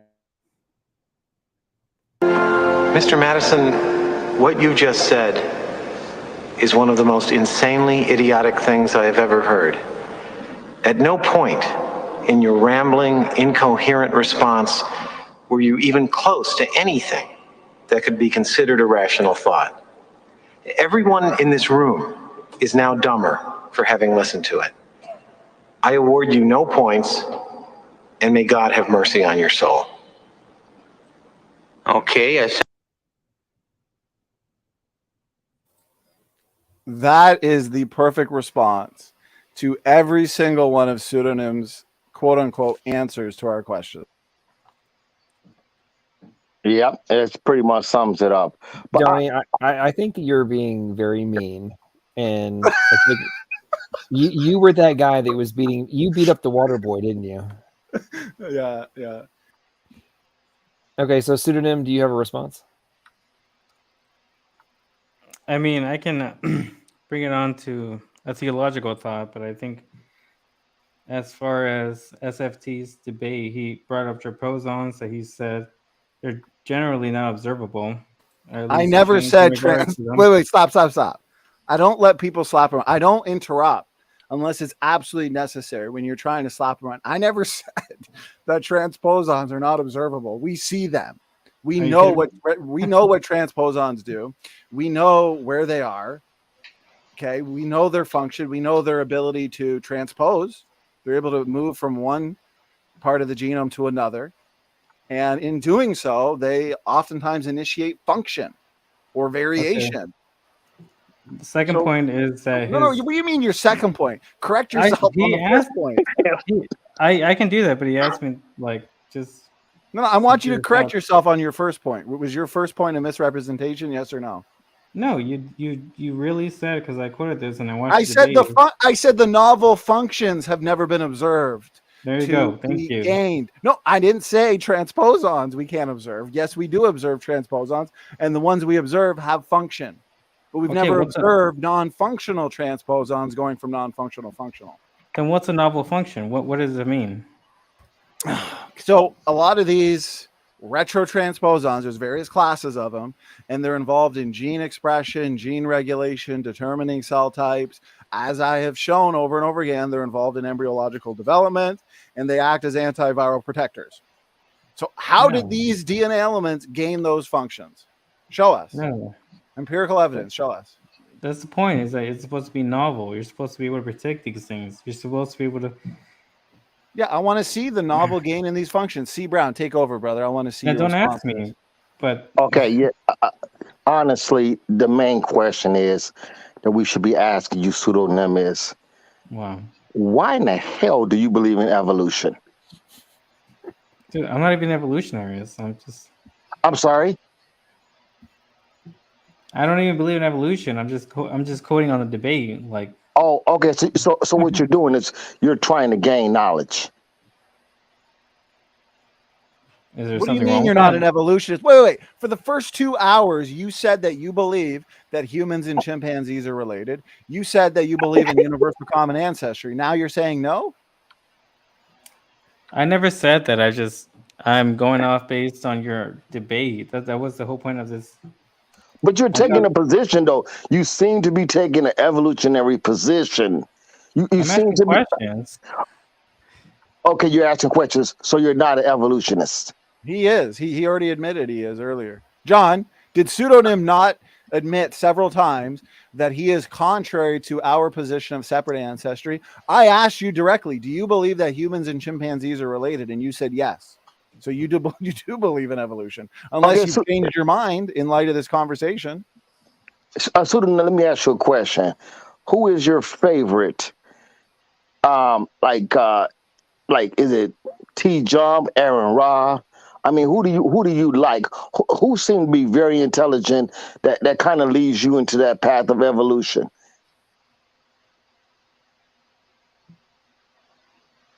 Are you? We'll say what's his name? Damn it. Dr. Dan? Aaron Ra? Richard Dawkins?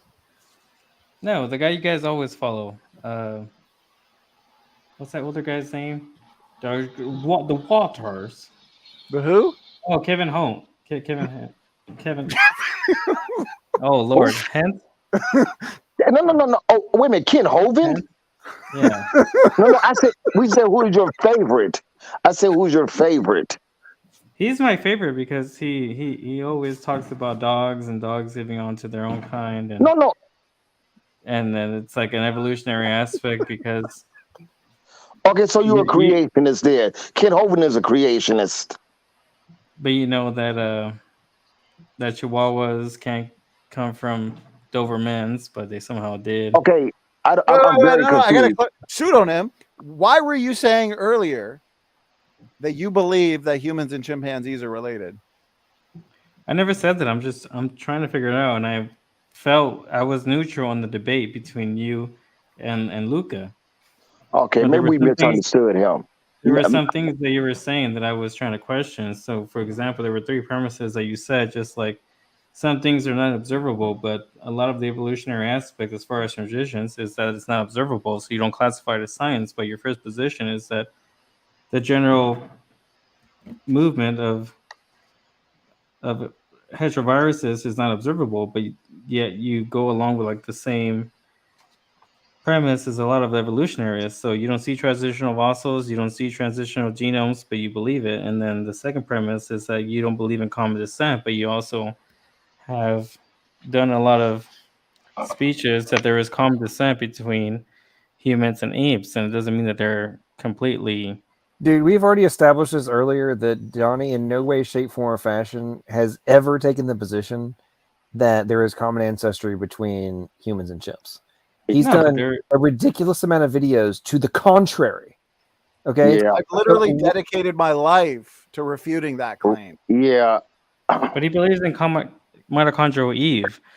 Mitochondrial Eve essentially scientifically takes place at least over 200,000 years ago. So somehow he shortens the lifespan. Okay. Can I ask one question? You seem like you on a journey. Okay. We really need to know your position. Do you believe in evolution, but evolution that came forth through,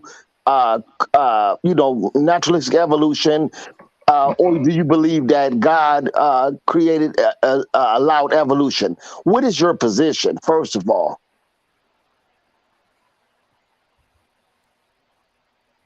I believe in God, and I don't believe in evolution. I was just kind of.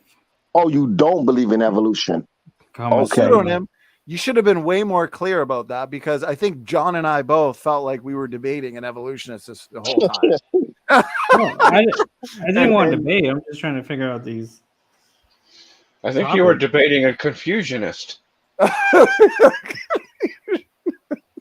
I tried to get into this conversation way back when, because I think I recognized the confusion.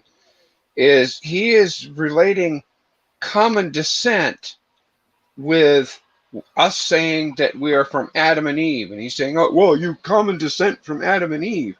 That's not what's meant by the term common descent. But that's where I can take it towards a theological worldview. But I don't mean to interrupt you. I'm sorry. Continue. Well, yeah, common descent means that we started as single-celled organisms and built our way slowly up through sponges and starfish and fish and amphibians and primates to become humans. That is not our view. Our view is the biblical view of kinds. There is a canine kind, which is dogs, wolves, coyotes, probably foxes, dingoes. They probably had a common ancestor. But that common ancestor does not relate to a common ancestor for cats. Cats would include house cats, tigers, leopards, lions. They probably had a common ancestor, which was not related to bears at all. Well, is there any way I can start off like neutral? These were just fun things that I was going along with the debate, which I thought was kind of like the topic of the stream. But if anything, I would like to kind of go off on different theological views, because that's where everyone here is going off on. Was your position because you were confused about what position we held? I think he was just trying to ask questions. He was trying to get knowledge, perhaps. Yeah, if that's the case, we're here to help, Pseudonym. I wish you would have been more clear, because, if I was overly aggressive, then I apologize. But also why I'm confused is after the several times that I clarified a very common position amongst young earth creationists when it comes to ERVs and how they're created. And so the reason why we share them, which I said 30 times, is common design, not common ancestry. I don't understand why you didn't accept the explanation on that, because you were very critical of that, very combative. So yeah, if you could elaborate on that. Well, my elaboration was that you've had a certain conversation with I forgot her name, but you had a conversation Erica. with someone that you had Rebecca? this view. Could be, but it was on the topic of that you had this elaboration of fixed and unfixed views of ERVs, and then you had the fixed view, and then you described the fixed view of ERVs and what they did towards human history, and then you went towards the unfixed view of what they didn't do for human history, which is how they explain supposedly intelligent design. And then there was a different view where you said viruses escaped out the cell rather than originated from the cell. So that view had nothing to do with it, whether they were fixed or unfixed. It was a completely different view. So you gave like 3 different paradigms or explanations of ERVs and what they did.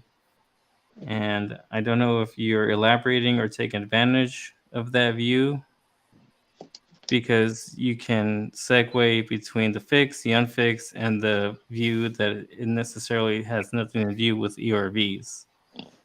I don't know if that makes any sense. And Well, here's the position. I mean, but here's what bothers me is, you know, I apologize if there was this confusion, but at the same time, you weren't clear. And the fact that you're still asking these same questions that I've already answered, and John has too, makes me wonder if you're asking these questions in an honest way. Okay. So listen closely. God would have created or front loaded the original created kinds. Okay. You can look to the dog kind, the cat kind. Okay. Whatever. All the different kinds with endogenous retroviral like elements. They would all be shared. They would be fixed, as in they would exist in all their respective kinds. Okay. But over time, after the fall, we know today that there's some bad retroviruses like HIV or the flu, you name it, all these bad viruses. Well, where did those come from is the question. Well, we understand that those could have come, and I went through a whole presentation on this, come from inside the host genome through errors in the packaging process or mutations, where you have a good virus that has gone rogue and has escaped the cell and can cross species.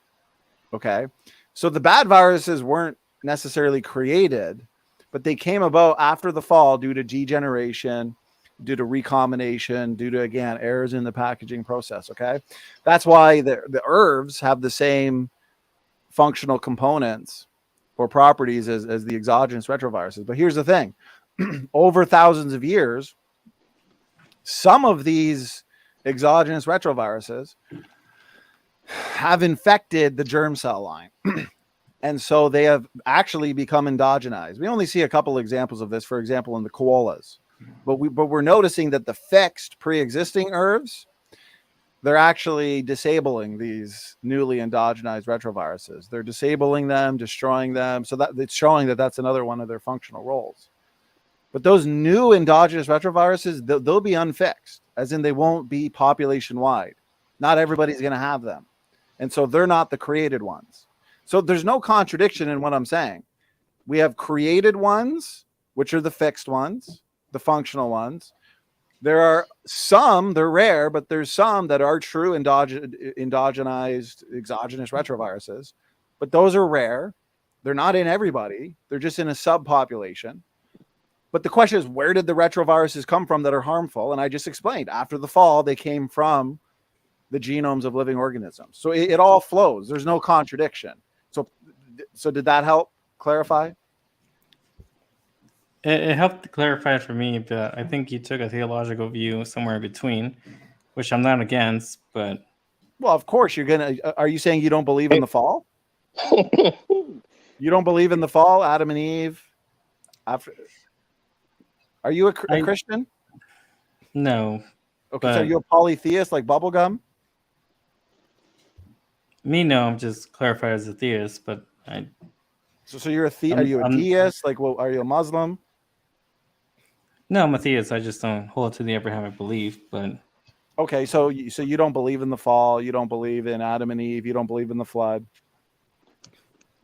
Well, I don't feel so bad anymore then. No, I think you're just Honestly, a confusionist. Go ahead, Steven. Stanley, what it really is they don't want to take a position because they don't want to be backed into the corner.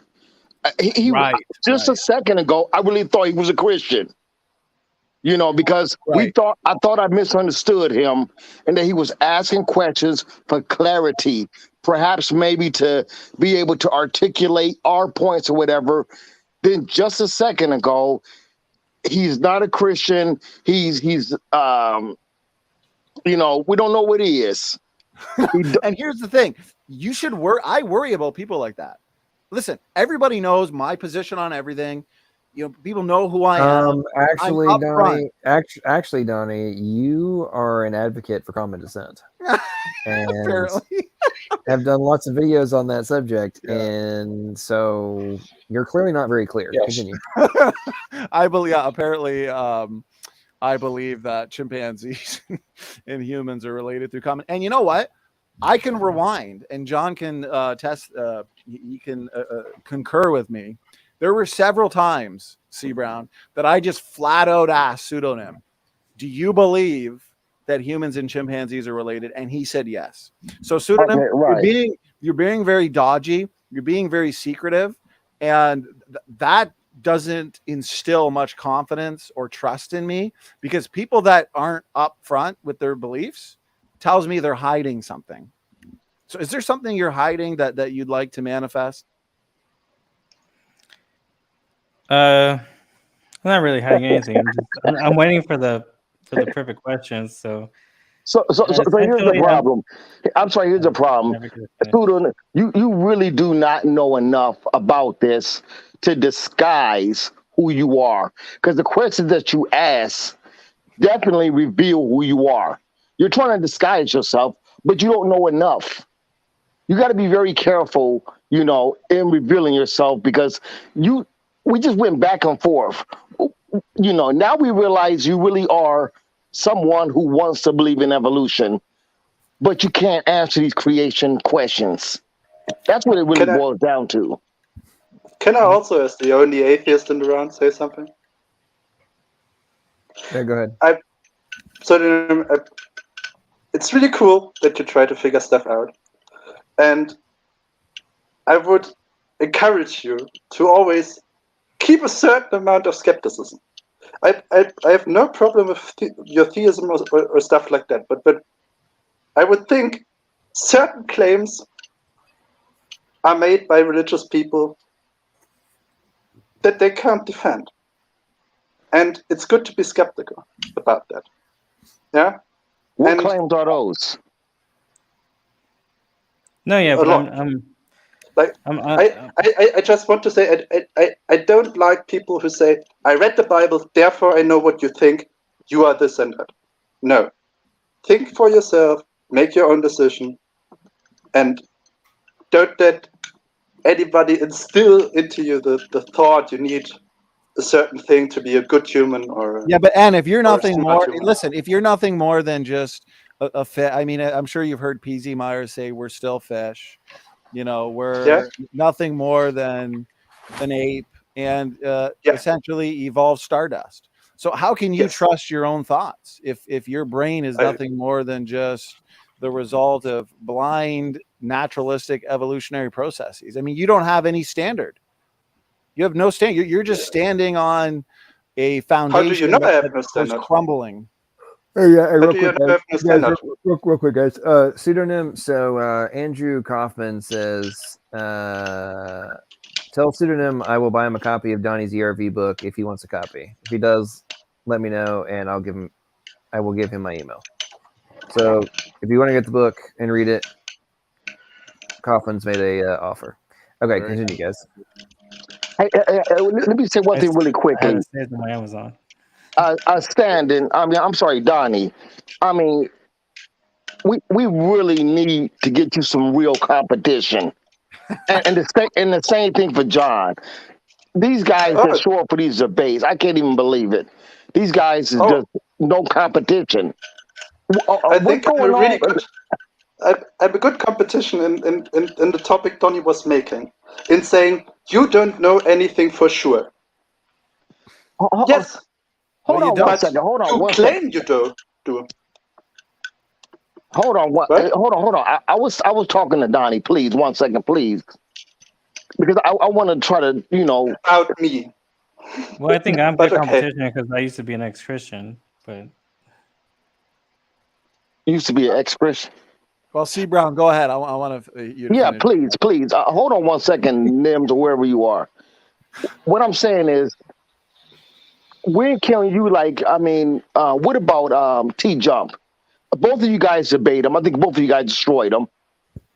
He don't want to talk about real biology. Okay, so when can you set up a debate with him again? Perhaps either one of you two. You know, I'd be happy to. The last two debates that I did with him years ago, he kept saying, you know, I'm not a biologist. Ask a biologist all my questions, which isn't that fun. So then he had a biologist friend named Aaron, and he got him to debate me. I did it on his channel. And so him and I actually got into the details. And I asked him, show me examples of, the functional ERVs. And he admitted that there are no examples. So I would definitely debate T-Jump again. I don't mind him, but I just feel like I mean, you're right that there's not enough out there that are willing to get into these details. And then the popular ones, C. Brown, I called them out in my closing tonight that I'll debate any of them. The popular ones that actually make videos titled ERVs, best evidence for evolution, are what? Pelagia, Simon Dan, Vice Rhino, stated clearly. I'll debate any of them. But you know what's funny? The big channels, they actually don't engage in debate because they know that if they lose, and they will, it's not going to look good on them. And they rely so much on their subscriber base. Right.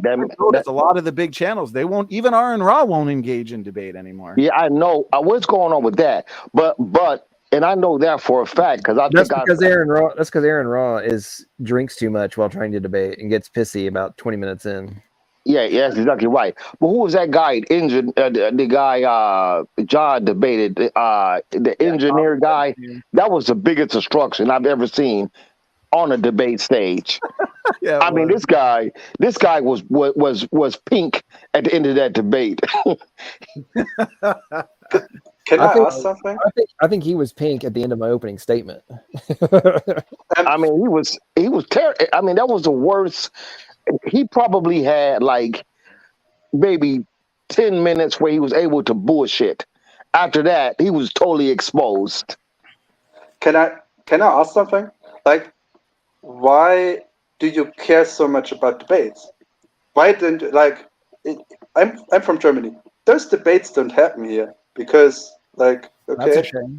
Because a lot of people, me being one of them, my brother being one of them, many friends that are on the fence and are actually objective thinkers and not willingly ignorant or turned over to a reprobate mind as per Romans 1, those that are actually legit looking for the truth, seeking the truth, debates are a great way for them to find the truth. That's how I came to Young Earth Creation, because I was an evolutionist. I got out of nursing school and I was stubborn.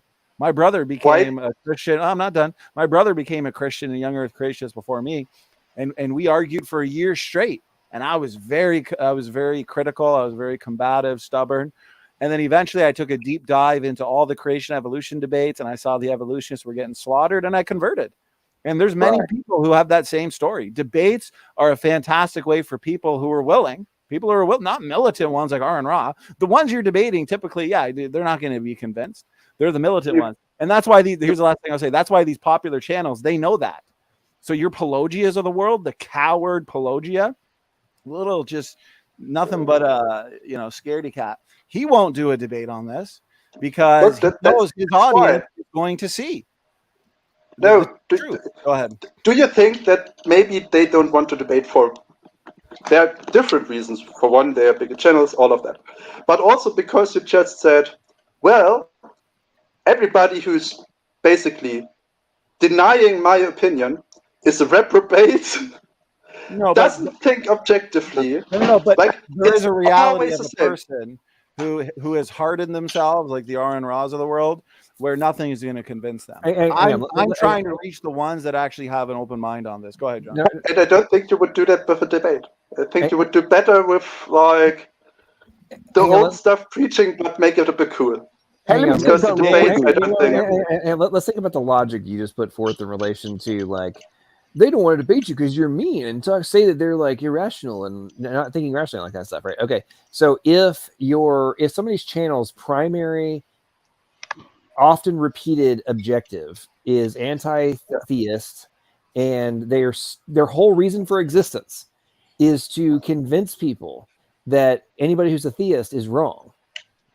Yes. If that's your stated objective, why would you? And you think that your position is sound? You're going to just everybody who thinks other than the standard conventional paradigms is just a god of the gaps, brainwashed individual.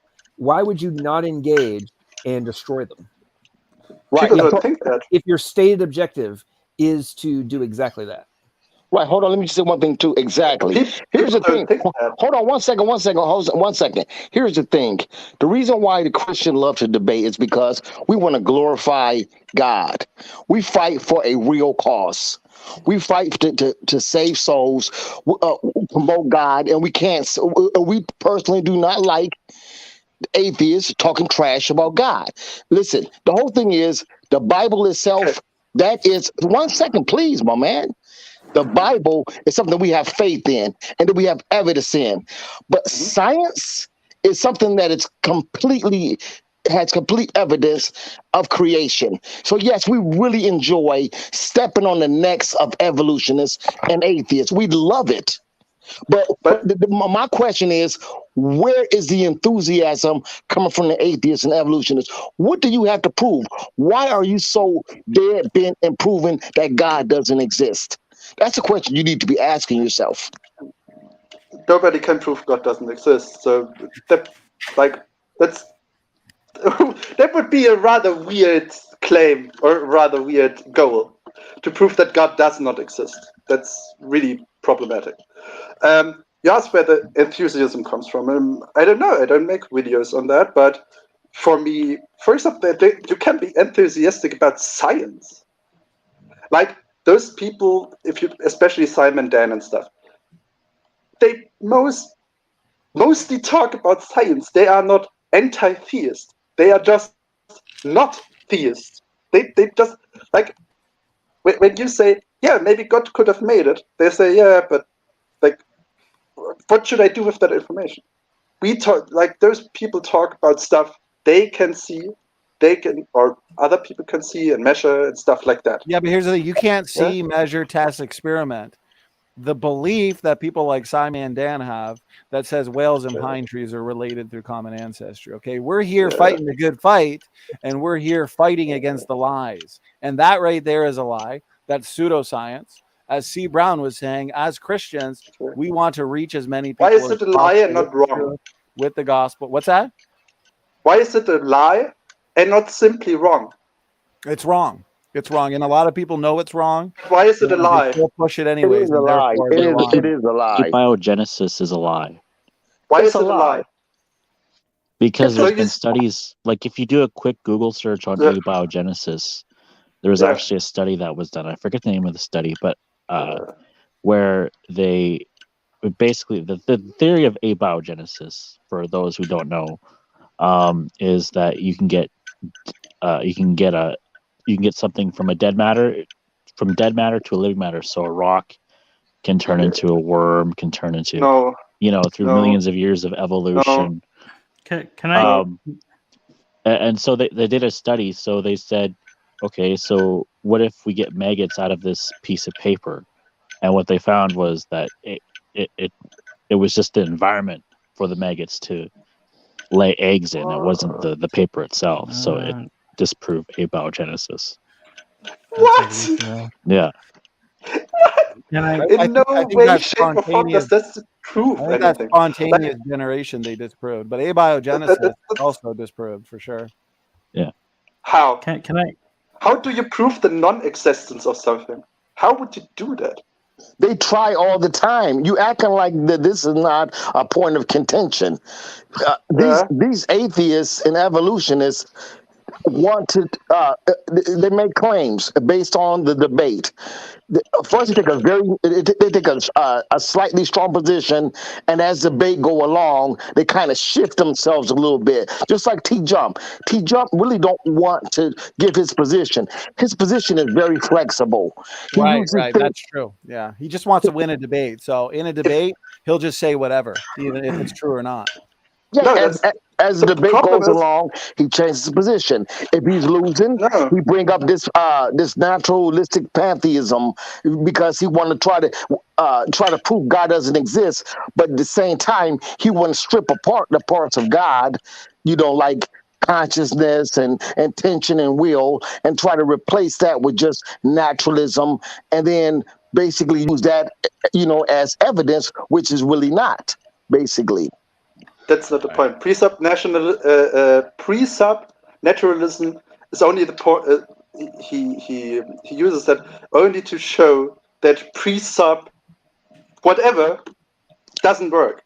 You can't the presub argument for God is not a good argument because you could pick whatever you want to just presuppose that it's there and that it does that thing that you think it does. You can just presuppose that. That's why T-Jump does that. In many discussions, you hear him explicitly say, I know I think, therefore I am, that's all I can build upon. And that's what the atheist has, or what many people have. Okay, but on the flip side of the coin, are they not presupposing that God doesn't exist, and are there evidences based on God not existing?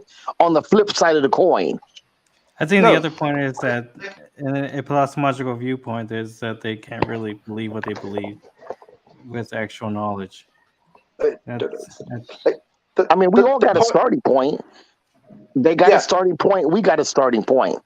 So to say that we're presupposing is not really honest. It doesn't have to apply, like the concept of presupposition doesn't have to apply to the concept of God. It could be like you could argue that a presupposition is a synonym for a theory. So I have a theory of X, and I'm going to go out and I'm going to research and I'm see if it's true or not. It doesn't have to be science. It could be archaeology, or it could just be a starting point of the research, and then you just go from there. So it's not presupposition is not predicated upon a belief of God. It can be, but it's not predicated. A presupposition is something I assume before I do something else. The presupposition and argument for God is I assume there's God because I assume that there have to be things that ground my rationality, logic, all of that stuff. That's the presupposition. The presupposition. But don't you say that presupposition is a synonym for a theory? Okay, or a hypothesis? No, presupposition is not the same as a theory or a hypothesis. Okay, well, hold on. Do you think that the atheist evolutionists do not already assume that God does not exist, the majority of them? I don't assume that God doesn't exist. Well, no, hold on. I'm asking you a question. Do you believe that the atheists and the evolutionists do not presuppose and build all their theories on the idea that God does not exist, or do they leave room for God to exist, and then they would accept information that seemed like it point to an intelligent designer? That seems interesting point, but most atheists would say, if you really, many people will say, I don't believe in a God, or I don't believe there is a God. But if you push them really down, it's all the point of solipsism. I don't know if there is a God, but as most atheists, I have never seen evidence for it. Wow. Yeah, the point is, at least not evidence that my God-given rationality understood as evidence. Is a biological code evidence for a creator? No, even if it would be a code. I think that So Just there's say no evidence for God in your God-given. That was a big contradiction right there. it was a joke. Because the point is, if there's evidence and it's not accessible for everybody, that's not something God would do, right? God would, like, everybody could be saved. So everybody must have access That's to not that. what's preached in the Bible, though. It's not like everyone be safe Could be saved. unconditionally. Could be saved. There's obviously conditions attached to it. You have to keep the Ten Commandments. So this is I another don't thing say too. As atheists, I be like, don't say well, that. why do bad things happen if God's in control? And when people, when atheists say that, or just in general, secular people, they say, well, I ask them, well, have you read the Bible? Have you read about the why God does punishments to those people because they didn't keep the Ten Commandments? That includes the church as well too. Which That's actually exactly the point. it's heavily encouraged for churchgoers to That has rebuke nothing to any do with the sin point. in the church before outsiders. But my point is that there's obviously there's consequences for your actions. You have free will. There is a concept of mercy in the Bible as well too, and God has mercy on our shortcomings, all of us. And you can either conform to the teachings, or you can have some nice ear tickling philosophical, like pseudo philosophical viewpoints on morality or rationality, or that makes you sound intelligent. But honestly, when an atheist debates, it's just like, well, what did I get out of it? He was just being a sophist. Like he was being manipulative, and nothing really tangible, nothing cogent came out of it. And so you have to ask yourself, so why are all atheists kind of like to There's fish dodge, Caleb. like, Come on. or pseudo intellectuals in their theory? All atheists are okay. Interesting. I I've think noticed they a are trend. probably really smart atheists. But Well, they are yeah, all stupid in that. yeah. I mean, Marx was really smart too, but doesn't necessarily mean his theory's true, right? I mean, you can convince yourself of really ridiculous things with an intellect. Am I wrong in saying that? Exactly. Yeah. Exactly. You can convince There you go. yourself. But I have never seen anything convincing for the creator. Or whatever, like, the creator is always the biggest thing, like, for the truth of the Bible and all that. Like, I've never seen evidence for that.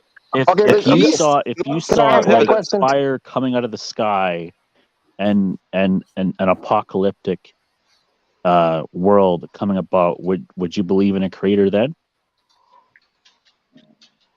Because it's written in Genesis.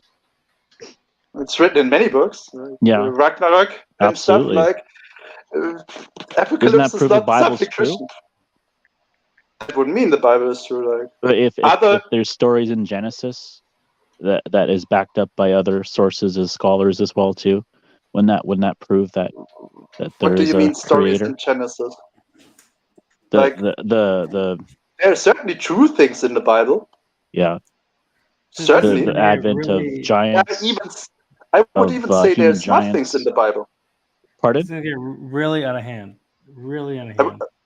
Me as an atheist, I also say there are smart things in the Bible. There are wise things and there are moral things in the Bible. The Bible is in itself has good parts and bad parts. That's my thing. So wouldn't you have thinking plausible of the Bible. deniability that it? So if the Bible is the word of God and other stories have been backed up with other sources like giants and the burning of the smoldering of Sodom and Gomorrah, wouldn't you say that that there is a God, or at least some sort of manipulator of the universe? Would you give plausible deniability for that? If we had if we had proof of giants and Yeah, there that is proof Sodom of and Gomorrah giants. were And there is proof of that Sodom and Gomorrah was actually smoldered. There's actually a lot of situations, a lot of civilizations that have been Can I ask LPP destroyed. or SFT a couple of questions relating to the Bible, and since we're on topic? And C Brown, maybe. Sure, yeah, if I could, wait, LPP, do you remember? Because pseudonym. One thing that really came off confusing was now going on 2.5 hours ago, when me and John were talking about common design. You were questioning the common design hypothesis, like you reject it. So at the same time, I you were pretty clear that you rejected common design and believed in common ancestry. If you've changed your mind or you're kind of adaptable, like the T jumps of the world, that's fine. But yeah, go ahead. No, I was just talking about your common I design. know you keep saying that, but wait. How come a couple hours ago you questioned common? You said, well, what evidence for common design? And then you and John even went at it for an hour on common design. So, like, your position's really confusing. You're rejecting common design. Earlier, you were saying you believe in common ancestry. Now you're saying you don't. But you're also not a Christian. And so it's really confusing and sometimes difficult to discuss with somebody who doesn't have a position, isn't upfront with a position. Go ahead. No, I don't believe in common design. I mean, I don't think you do either. Well, there you go. Okay, so C Brown, do you see, brother? He doesn't believe in common design. Yeah, I mean, you are seriously all over the map, honestly. I want to at least make it go a little further. I want to disregard that, meet a neutral ground as a former Christian, but well, wait, I'm going to ask you a basic question. So you're a former Christian, right?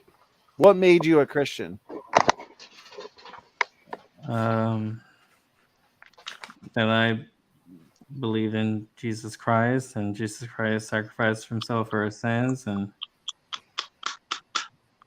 okay, so if someone were to ask you, what must I do to be saved? What would you have told them back then when you were a Christian? Follow Christ. Follow Christ? What does that mean, to follow Christ?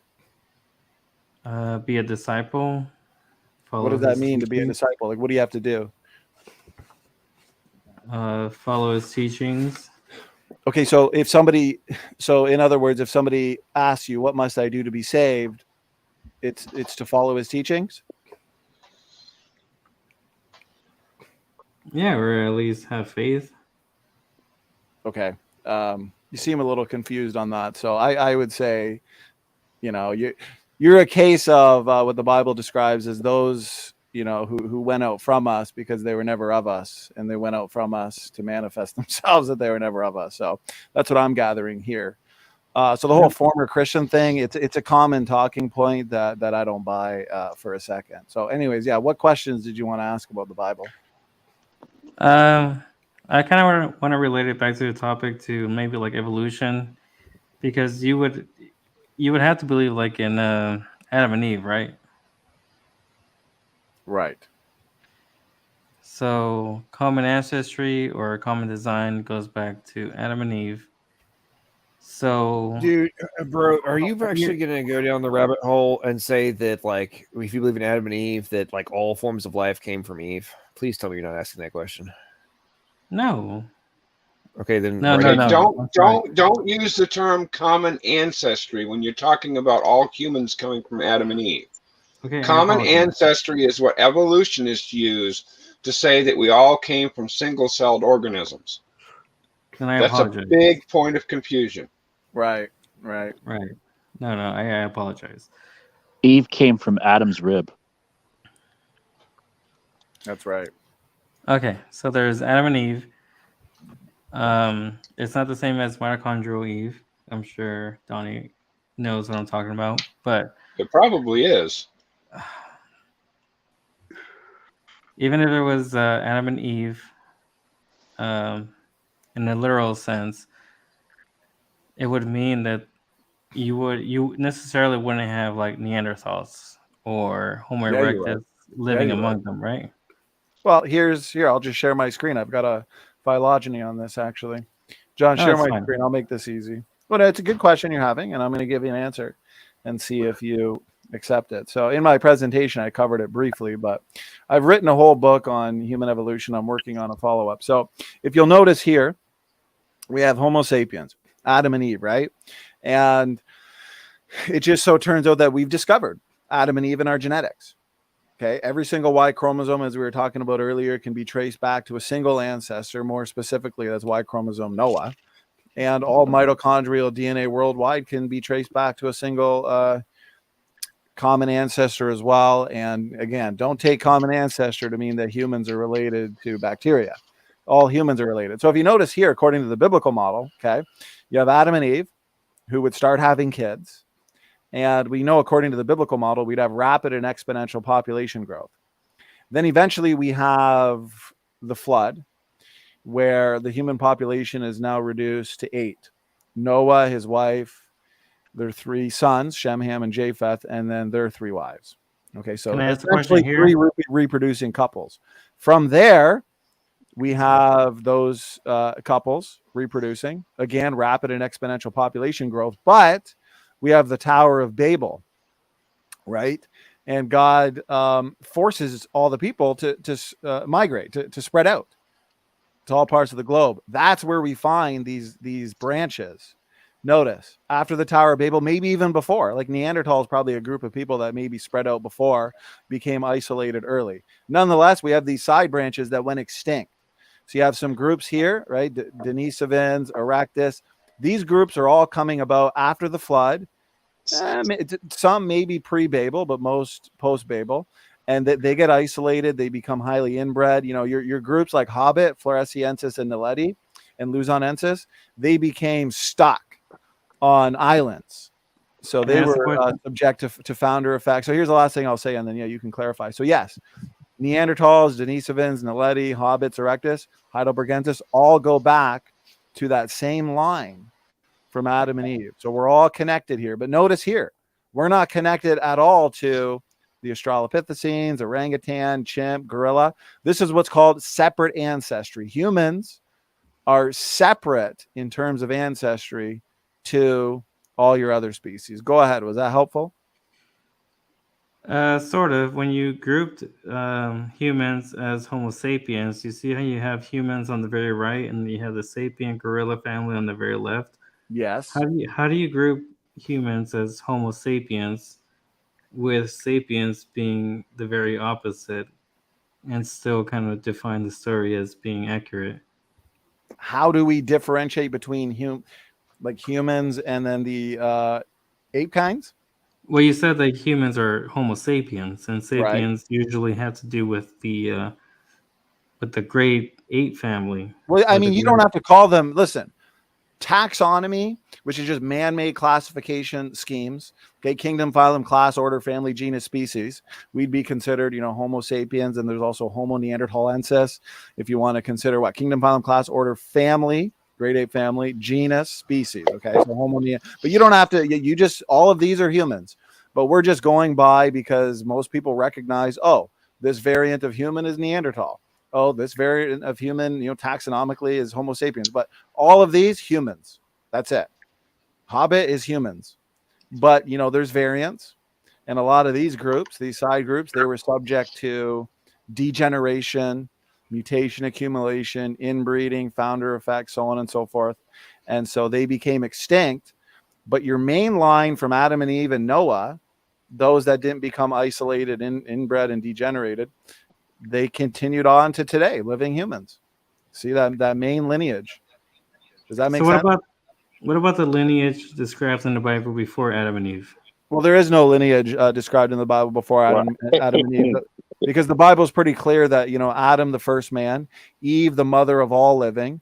The Bible is very clear that God created Adam and Eve. Okay, and here's the thing: the genetics data refutes any notion, any idea that there's human beings before Adam and Eve, because if that's the case, we run into the same problem that Bubblegum Gun and I were explaining.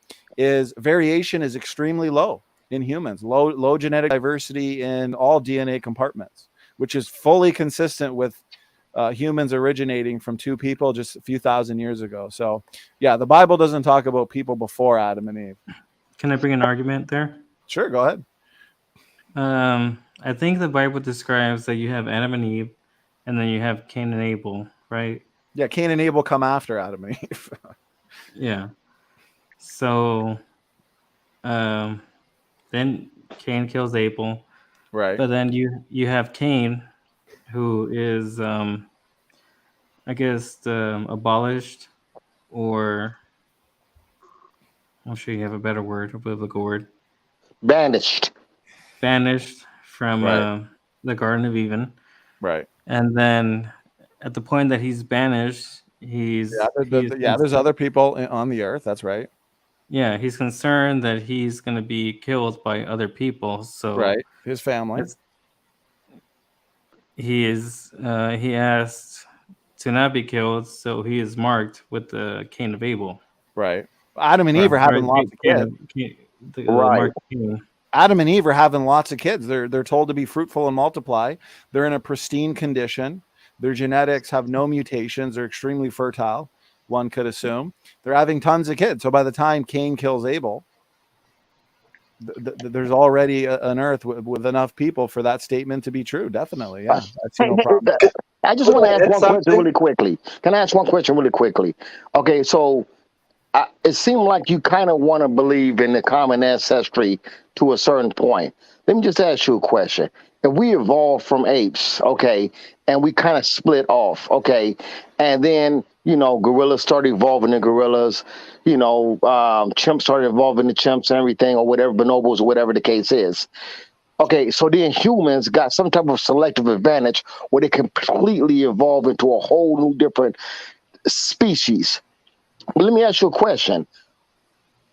During this evolutionary path, why didn't some monkeys, chimps, or gorillas gain some type of intelligence in between to where you would have different layers of intelligence among primates? Why are they all on the same intelligence levels and we're completely much more intelligent if we all came from the same common ancestor? Do you have any answer for that at all? How come we don't have chimps that could do calculus? Because it doesn't have the chimp. Like, why do we don't have wings? It doesn't happen. Like, what's the point? Wait a minute, I didn't hear that. Say that again. We see different level of intelligence in different animals, especially in the chimps. We also can see I'm asking you why. Why don't because we intelligence have? is really useful. Why? What do you mean? Intelligence. Hold on. Let me ask the question again. Can I try? Okay. Rephrase it. Okay. Yeah, please let me rephrase it. We all started from a common ancestor. Okay. We all developed certain traits. Why is the human the only one that evolved this high level of intelligence? If we were evolving alike, right, what happened to the intelligence of the chimps, the bonobos, the gorillas? Why are they all the same level of intelligence? Why aren't we finding any smart chimps? So you say because evolution says we evolved from chimps and we are intelligent. Why don't we see other intelligent apes or whatever evolve? Right? Yeah.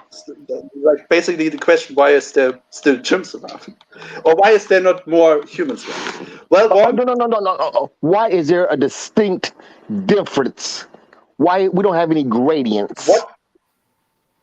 What is the distinct difference? Because intelligence, we all have intelligence. Hey, listen, I don't think there's too many atheist chimps. That's the clear distinction. The atheists are the example you're talking about, C. Brown. Right. Well, maybe that's the way of the Christian. People are apes because you don't like my idea. Okay. Everything in evolution or in biology has benefits and negative aspects. Like a our brain is really cool because we can do a lot of stuff and it's really useful. But it takes a really, really massive amount of energy in comparison to the rest of our body. That is why we are not particularly strong, not particularly fast, all of that. Basically, our advantage is the brain, and humans are really good long distance runners. That's our benefit. But Right, other apes have other things that help them. Oh my god. Okay, The better hang on. They can Hang climb on. trees. Hang on. I gotta address that whole talking point that I hear all the time from atheists. It drives me up the wall. Okay, so number one, you're right on the amount of energy it takes in comparison to other parts of our body. However, the amount of energy for the computation is exquisite on levels that are just now being comprehended in relation to the data storage and overall computations. If you try to do it in human-based technology, you'd have to have so much energy it would have blackouts for how much energy we require. Number two, the talking point about how our only real advantages are brains is just so ridiculous. Okay, if you ever watch the Olympics, if you ever watch the Olympics, you would easily recognize that humans have so many physical capabilities that are vastly superior to any other organism. I mean, it's astonishing the things that we're able to do. And people are like, oh, well, because we don't climb trees super fast and like swing through like monkeys, therefore we're not physically superior. Okay, so we have people that can bench press over 1,000 pounds. You can squat 1,200. They can. A chimpanzee can rip your arm off. Okay. They kill a group of chimpanzees. Kills gorillas. Think. You are not physically stronger than that. Dude, think big picture, bro. Okay. How much do you weigh? Around 80 kilograms. I don't know what that is in pounds. So you gotta weigh 170. So you weigh about 180 pounds. Okay. So you're not a big person. Is that correct? Depends on what you call big, but no. Okay. Are you 180? Are you? Yeah, you're 180 pounds, and are you above or below like 1.65 meters? Above. I'm 180, roughly. So you're about 6 feet. Yes. Okay. So you're not a giant, but you're not short, but you're not a giant, right? You're 180 pounds. Yes. If you're 6 feet, 180 pounds, you're not a big guy. I'm 6'1", 194. I'm not giant either. Okay. Yeah. Do you think that a chimpanzee is going to rip the arm off of, like Thor, not the character, but like Thor, the world's strongest man, athlete? Half-Job Johnson. I don't know. Probably not. Okay, you have extreme specimen. But strength, there are animals that are lighter than humans, but stronger. Hang on. So you just were talking about how chimps can rip your arms off. You're right. If you're a weak dude, they can. If you are an average dude. Okay. Do you think a UFC fighter who's 5'7", do you think a chimp's going to rip his arm off?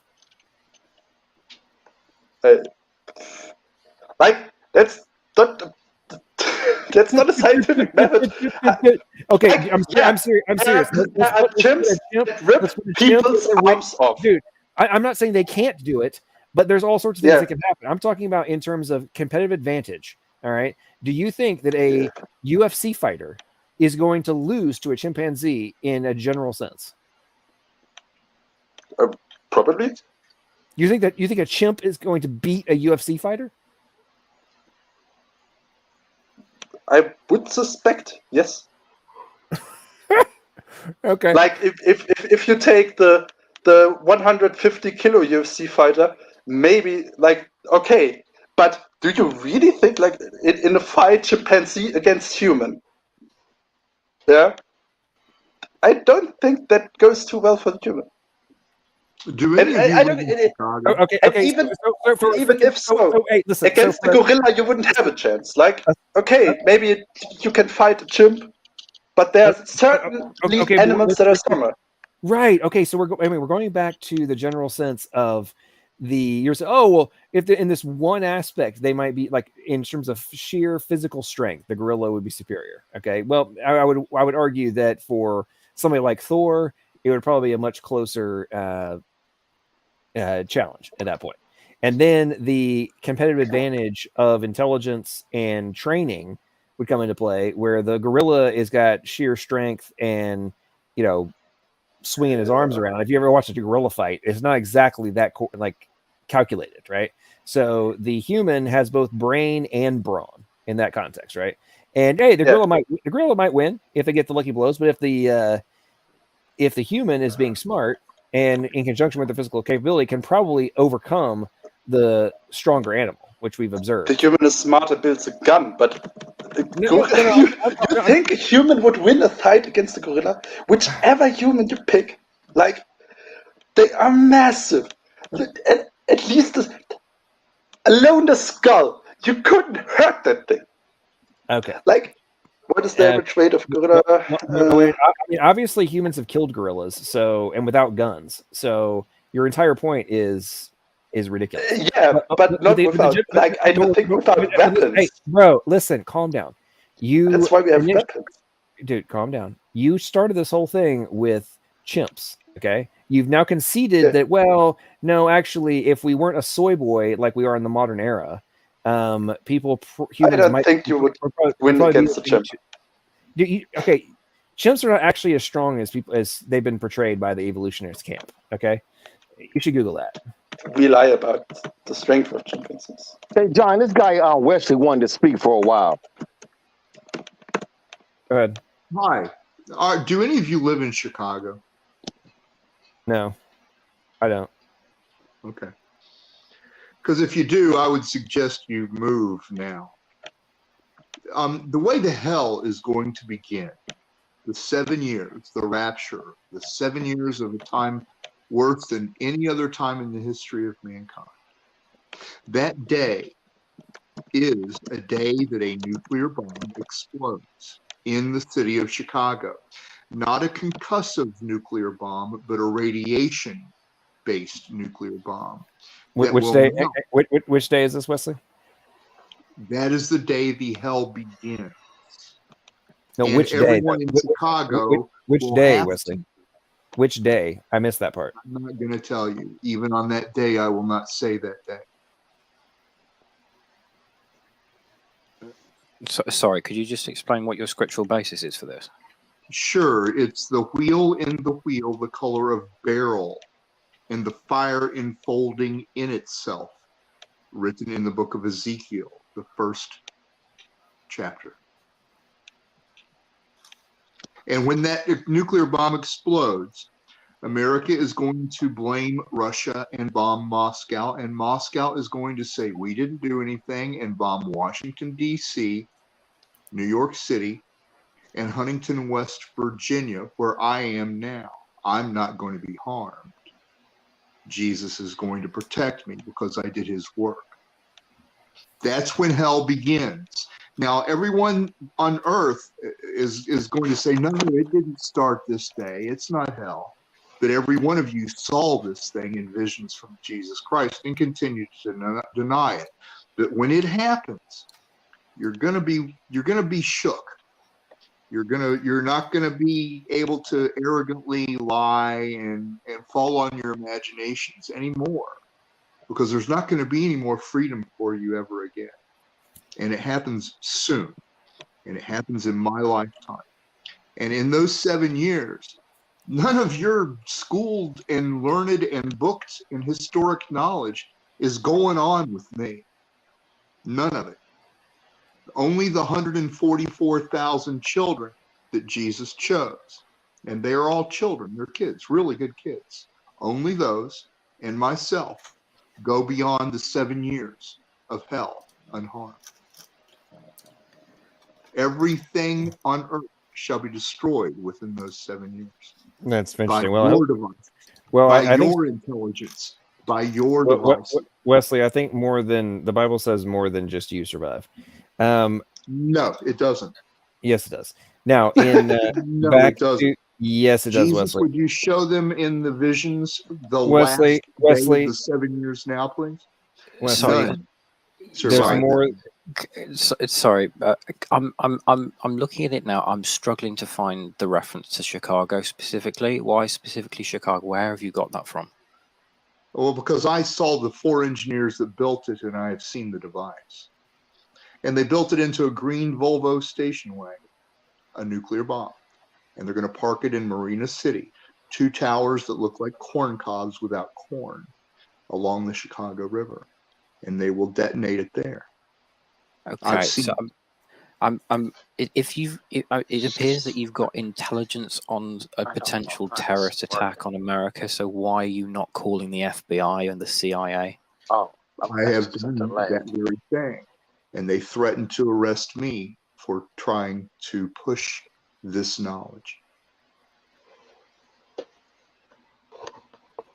Well, that's not good. Okay, so real quick, so pound for pound, chimps are 1.35. The estimates are 1.35 pound for pound stronger than humans. However, but their weight is males, for example, is between 88 and 130 pounds. Females 71 to 100 pounds. So even if pound for pound they're stronger than us in relation to average male humans, the average male human, the average male human is going to be stronger than the average chimp. What you just read. Okay. So can we agree that humans are not a physical superior life form? So let's think about this real quick. So if even if the little guy, the guy that's 5'4", can bench press 200 pounds, let's say that's the chimpanzee, right? But then Thor can bench press 650. Who is more powerful?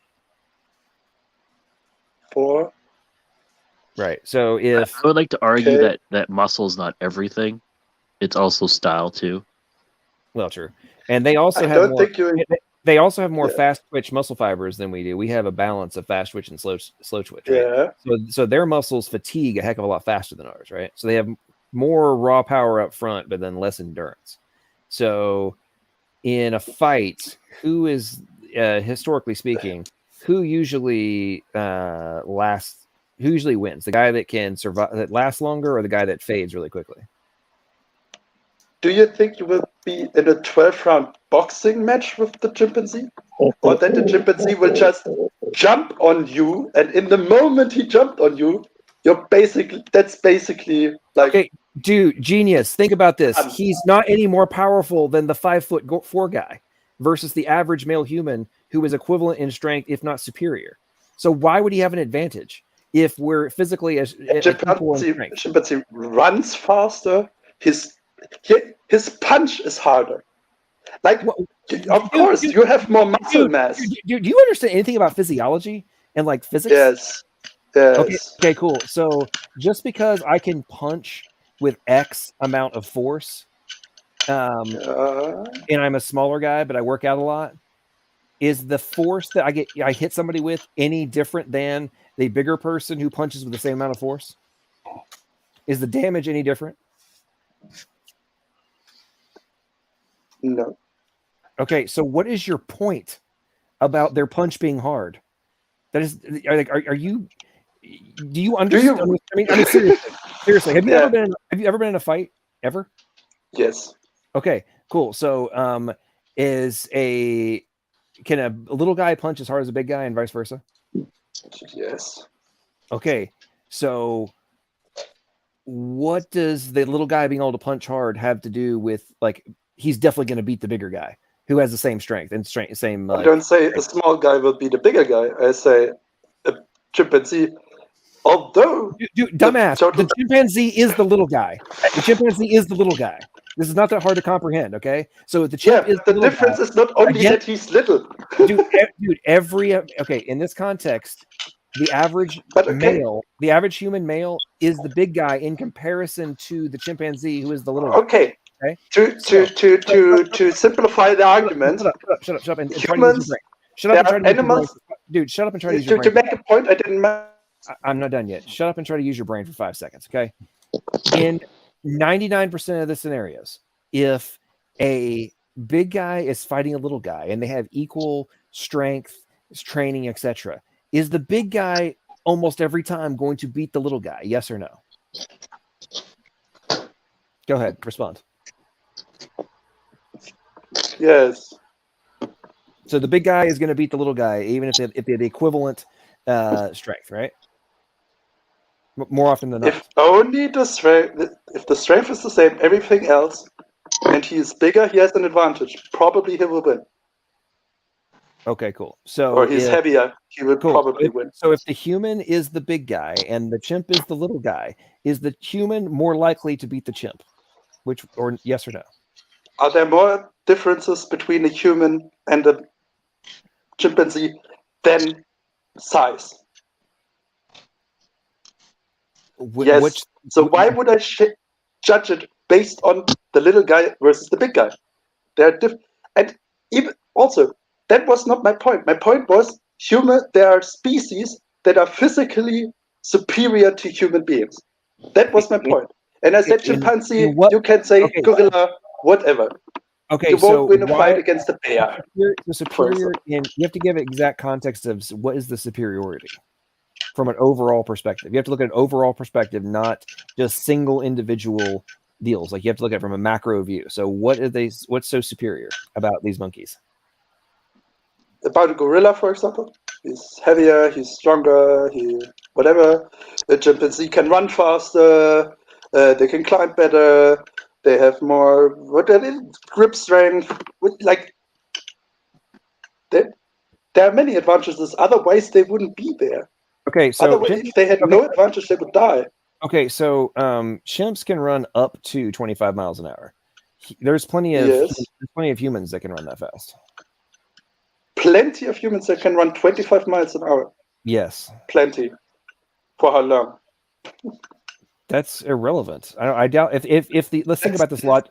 Genius. Yeah. Let's think about this. If most of the chimp muscle fibers are fast twitch, do you think they can run for a long time? Like, you think they can run fast for a long time? No, humans are really good endurance runners. Chimps aren't. We are, yeah. Okay. Oh no. Can I ask you, the guys who ran 25 miles an hour, how did they get to running 25 miles an hour? By training, right? They train, yeah. Does a chimpanzee do any systematical training? Anything? Dude, we're talking about. I would hazard a guess the training that they would do would be every day in the jungle to survive. Yeah, I mean, don't you think that? Listen, I'm just astonished at how small your brain is, dude. Like seriously, you cannot actually be this dumb. Think big picture. Try to think big picture. I'm not claiming to be Jesus, okay? But you claim that's what he says. Try to think big picture, man. If pre the Industrial Revolution, do you think there were a lot of people who ran a heck of a lot more than there are in the modern era? But not 25 miles an hour. Dude, no. Well, you don't know that, number one. There's actually evidence that people in the past ran a heck of a lot faster than people do now. There's also evidence that people were 900 years old. Dude, I'm talking about in the Greek era, dude. I'm talking about the Greek and Roman era. Okay, I'm not talking about like ancient time. I'm talking about in historical. This is recognized. Okay, so they were fast runners. Yes. Yeah, whatever. I'm done with you, man. You're a 28-year-old supposed philosopher who acts. Dude, you act like a mental child. Just because you can convince me. And it's really freaking obnoxious. Okay, so well, let me ask you one question. You never asked me one question though. Wait a minute, we got an echo. Yeah, you're in it twice. Yeah, hey, C Brown, I'm gonna kick one of those out. Hey, C Brown, hang on. I'm gonna kick you out and let you and hop back in. Okay. Can I just jump in quickly because I've got to go in about 10 minutes. I just wanted to ask a question. Oh, by the way, good job, Donny, on your debate from what I caught because I was asleep for most of it. I'm sorry. But in terms of like from ape to human evolution, there's one thing that's really like it always bugs me, and there's never really an explanation apart from they didn't need to. Is that millions of years is a long time? Okay, why are we not seeing apes and chimpanzees or something like that going through these evolutionary stages today? Because they would all have these genes to the genetic code to be able to branch out, surely. But we see that. How? Where are you looking? A chimpanzee is not. I'm not descendant of a chimpanzee, right? The ape that is around nowadays, the apes, are not the apes that were around a few thousand years ago, or million years ago, right? Like the chimpanzee we see today is an evolution of something like that. It is not. That's an ape, and out of the ape came the human. The common ancestor of human and chimpanzee isn't around anymore because some had advantages that were beneficial for the chimpanzee and the chimpanzee lifestyle, and some had advantages that are beneficial for human lifestyle. And we see that those species outcompete each other. In each niche, you don't have 10 animals that compete for exactly the same resources, because the most efficient one will kill all the others, basically, will force all the others out. And Can I that's also why say something interesting about chimpanzees is they're kind of going through a stone age at the moment. They're starting to use stone tools and pass tools down from sort of parent to child. And language, yeah, you're right. We thought that was sort of random calls, but it turns out they're developing a sort of pseudo-semi-language.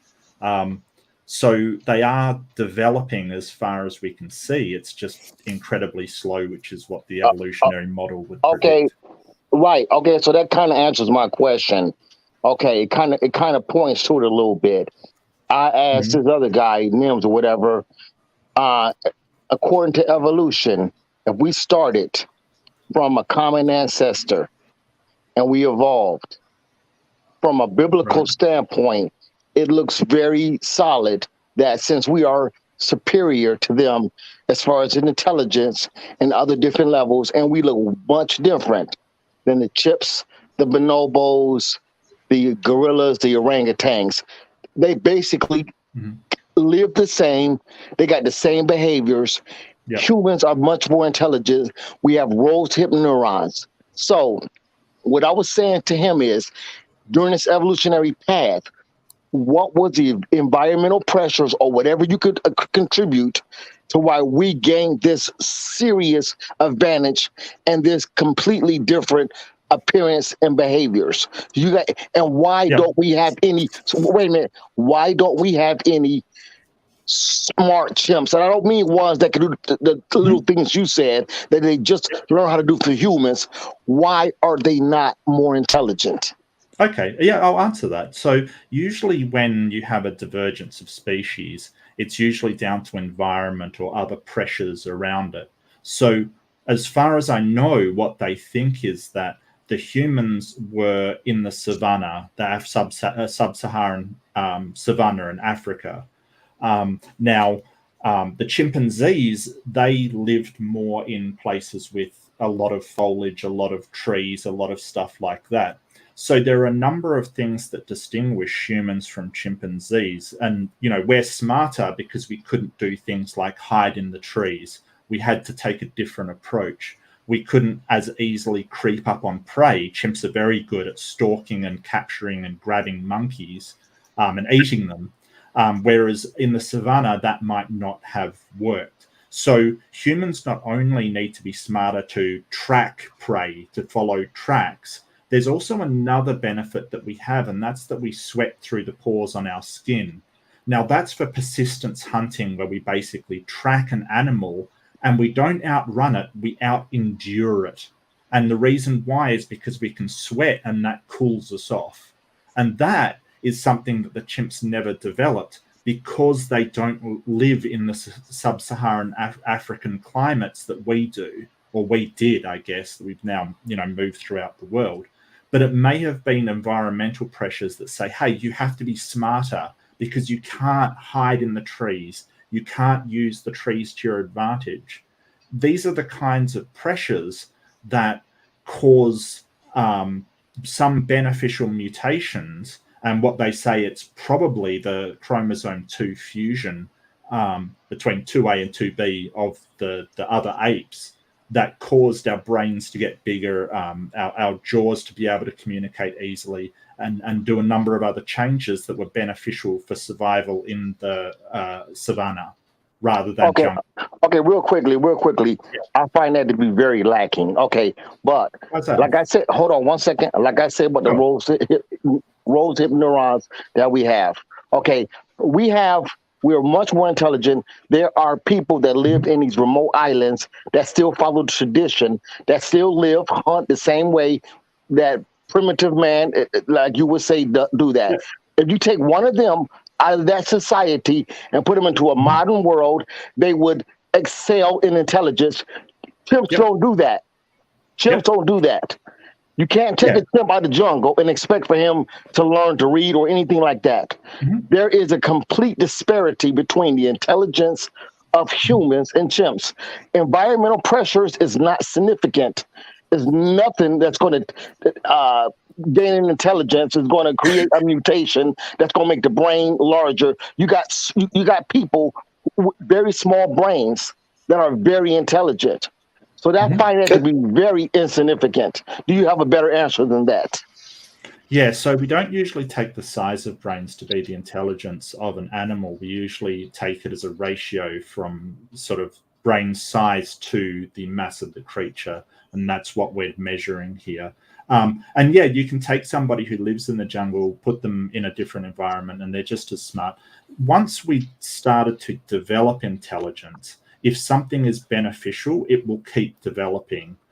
So your questions are flawed because you're sort of saying, well, what caused it to evolve? And then you're saying, well, why did it keep evolving? Because it was beneficial. But that I'll take both of you guys on, because C. Brown brings on discussion of bringing primordial humans into a certain aspect and still try to call them moral when primordials are the same things as you can consider them, like the Aztec family or what we see today, Kabbalists, and right. And Mark Reed. So Mark, I got a question for you. I heard through the grapevine that you were denying the existence of the editase proteins. Is that correct? No. Well, so you agree that they do exist? Yeah. Why would I think they don't exist? Well, I mean, last night you were arguing that they weren't, is what I was told. No, I wasn't. So you do think I argued that mistakes in the genome are mutations and they're not necessarily fixed all the time. Which would you agree with that statement? Well, if you're talking about fixed as in like the population, we're talking about fixed. The word fixed here. This is another example of a hyperliteralist disorder, I think, because the term fixed in this context means being repaired. Well, I never said that editase doesn't exist, but I said that there are mutations that are not fixed in the genome from generation to generation. Would you agree with that or not? Okay, so you do concede. Well, I asked you a question. Hang on, I started this whole thought process. You're trying to shift it. I'm getting very specific with you right now. Okay, I'm just asking you. Let me get to your question. Bro, every time we have conversations, you never want to actually get down in the dirty. You always try and shift things. So I will answer your question. I just answered it. Dude, I have already answered this exact question. So pay attention. I answered this exact question. Yes, I did. I literally did. Okay, go on rewind. Go on rewind. And silence whoever's talking. Now, so you do agree that there are DNA repair mechanisms in biological systems. Is that correct? Sure. Okay. Cool. But I'm saying that they're not 100% effective. Well, yeah, I mean, there's certain errors to get through. Yeah. But absolutely. But in general, the vast majority of them are repaired. Is that correct? Sure. Yeah. I mean, there is a DNA repair mechanism. It's not 100% effective. There are mutations that are carried on to the next generation because it is not repaired. That's my entire point. I don't see why there's a problem. But George is saying that you denied there was a DNA repair mechanism. Yeah, so he's got no idea what he's talking about. He's obviously read something into what I've said and misrepresented it. Like people on this show keep doing. They keep doing this. They keep saying, "Hey, you said this," when I said nothing of the sort. Well, it's funny that you make that projection by other folks when go back and watch it. It's your show. Mark, silence, dude. Dude, you interrupt everybody all the time. It's so freaking annoying. Now, the whole point that I was making about responding to your whole point on people misinterpreting you, is you literally just applied a different definition to fix in relation to DNA repair mechanisms into the overall fixation into the general population versus a DNA repair mechanism. Like you're the one who was misinterpreting a word and the meaning thereof and the application thereof. And then you're claiming that other people are the ones doing it to you. Like, do you not recognize how hilarious that is and the level of projection? This goes back to your whole hyper literal interpretation of the word surfing last night in relation to monkeys coming across from Africa. Go ahead, respond. So I mean that entire thing was just a bit of, I mean, I can understand that you're making a sort of rhetorical point by using a certain word. I didn't understand what they were talking about, so I sort of said, hey, they're not really surfing if they're clinging to a raft. I don't see why you've got a problem with that and why you're so fixated on it. Seems that you're obsessed with this kind of thing. If we can clarify, Mark, I love the way seems like you like, can't. Who's interrupting now, John? I Who's love interrupting the way now? Who's interrupting now, mate? I love how you are so full of shit. I think that if you can clarify your position, dude, you are so full of shit. You do this all the time. You try to act all calm and like, I just don't understand why people are misinterpreting and just not understand, dude. Because you play this what a game. nice guy. You play this game in almost every just stream. stare at people.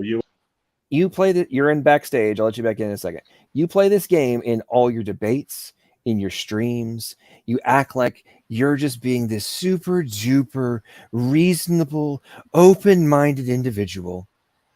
And then you dance around, project, make all these totally accidental interpretations of things while you don't claim to be an idiot.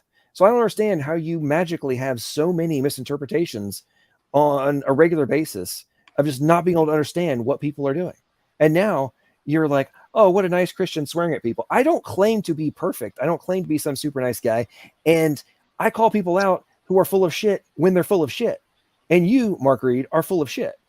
And that's just the way it is. And I'm sorry if you live in a holier than thou environment. I don't act holier than thou to people.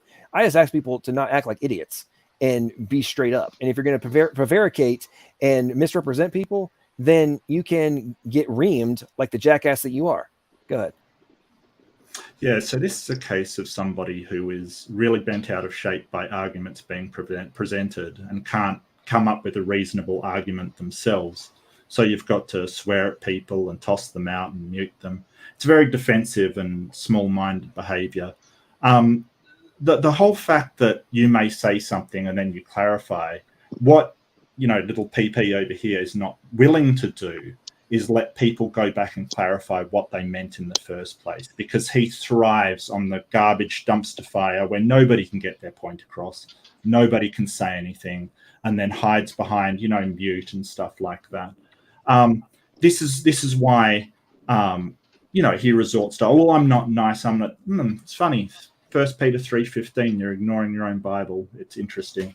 But going back to the have you heard the concept of rebuking? Well, I mean, why do you think you're entitled? Why do you think you're entitled to people? Going back to the whole thing about editase, when I said that, hey, mistakes do make it through to the genome. They do pile up, and they are mutations making it through to the genome. If you think that's saying that editase doesn't exist, then I don't know what to tell you. You can go back and watch your own stream if you'd like. I mean, it's on the internet. You can go back and watch it. If you're claiming that I said it, well, great, but you can go back and watch it and see. Go for it. Okay, let me ask you one question, Mark. Yeah, sure. Does this editase enzyme does it have a purpose to remove the to do its job, to remove mistakes and remove mutations? And yeah, the best of my knowledge, that's what it does. Yeah. So it does have a purpose. So from an evolutionary standpoint, well. Yeah, I think. Hold on 1 second. Let me finish answering the question, please. Sure, sorry. Yeah. From an evolutionary standpoint, what would be the criteria for evolution to evolve a mechanism that actually goes against the whole idea of evolution, mutations, and natural selection. How could evolution evolve such a mechanism? Well, it's sort of, well, for a start, I know that, like, when you say purpose, I think that I get what you mean. I'll probably call it function, but I get what you mean. So if you have a system that is going to kill the individual or result in an extremely detrimental effect, if there is no sort of governing mechanism, the creatures that, or the organisms that do not develop that control mechanism or do not have it are going to die. They're just going to die, right? So when you're duplicating DNA and you're allowing just unlimited mistakes into it, then sooner or later you're going to have them pile up, and that creature is going to not survive in the wild as well as something with an editase to regulate those mutations, right? Okay, so wait, real quickly, are you saying that some creatures did not evolve the editase and some did, and the ones that evolved the editase are the ones that survived? I would imagine, I mean, I'm not a geneticist, but I would imagine that very early on in the development, as far as I understand it, some of these enzymes did occur, and the ones with that is a massive advantage, like a huge advantage. Okay, are you saying that? I don't know for sure. I don't know for sure. Okay, are you saying that these species or organisms were pretty much they weren't complex at the time, and then they developed this enzyme, and then this enzyme evolved into what it is today, and then the ones who did not get it, they all just died out? Well, but when you say evolved into what it is today, I'd imagine that that very early on it got fixed in the population because it is such a beneficial advantage. Do you know about mutations being fixed in populations? Exactly, but what I'm saying is, I don't know how evolution could design something that really have a purpose. Well, it doesn't really design. It just selects for what's the most beneficial. So you got any idea how it selected these enzymes, these protein sequences, okay, that came together that actually had, like, because it's not just one protein, because you have to elongate, the DNA or the RNA, and you gotta snip it out, and you gotta recombine it with other machineries. So basically, it's like a factory type, assembly type process. So you got any idea how evolution can design an assembly-like process and also a recognition process that recognize when a nucleotide is incorrect? Yeah, so these machines that you're talking about, and you may not know it, but you've sort of alluded to irreducible complexity here. They may have been doing some other things before they became the machinery of what they're doing now. What do you think they were doing? What do you think they were doing? Well, I think the most famous one was the flagellum in bacteria was actually doing something else before it became a flagellum for movement, and that's why it failed the test of irreducible complexity. But that's not what we're talking about. We're talking about these right. But enzymes. I'm using it as an example of machinery that can be doing one thing and then they do another. It's incredibly beneficial. I mean, I can look it up for you. The bacterial. But I think I think you're shifting right here. I want to stay very specific.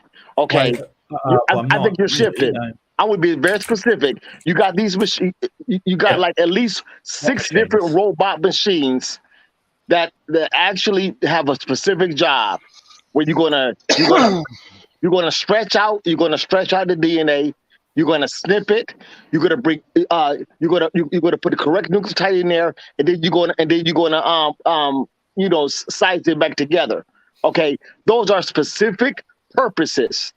Mm-hmm. What was the What was those so five you're machines talking doing about before then? irreducible complexity is what you're talking about right now. You may not be calling it that, but what you're saying is the argument from irreducible complexity, which completely failed because machines can have a different purpose than they do now.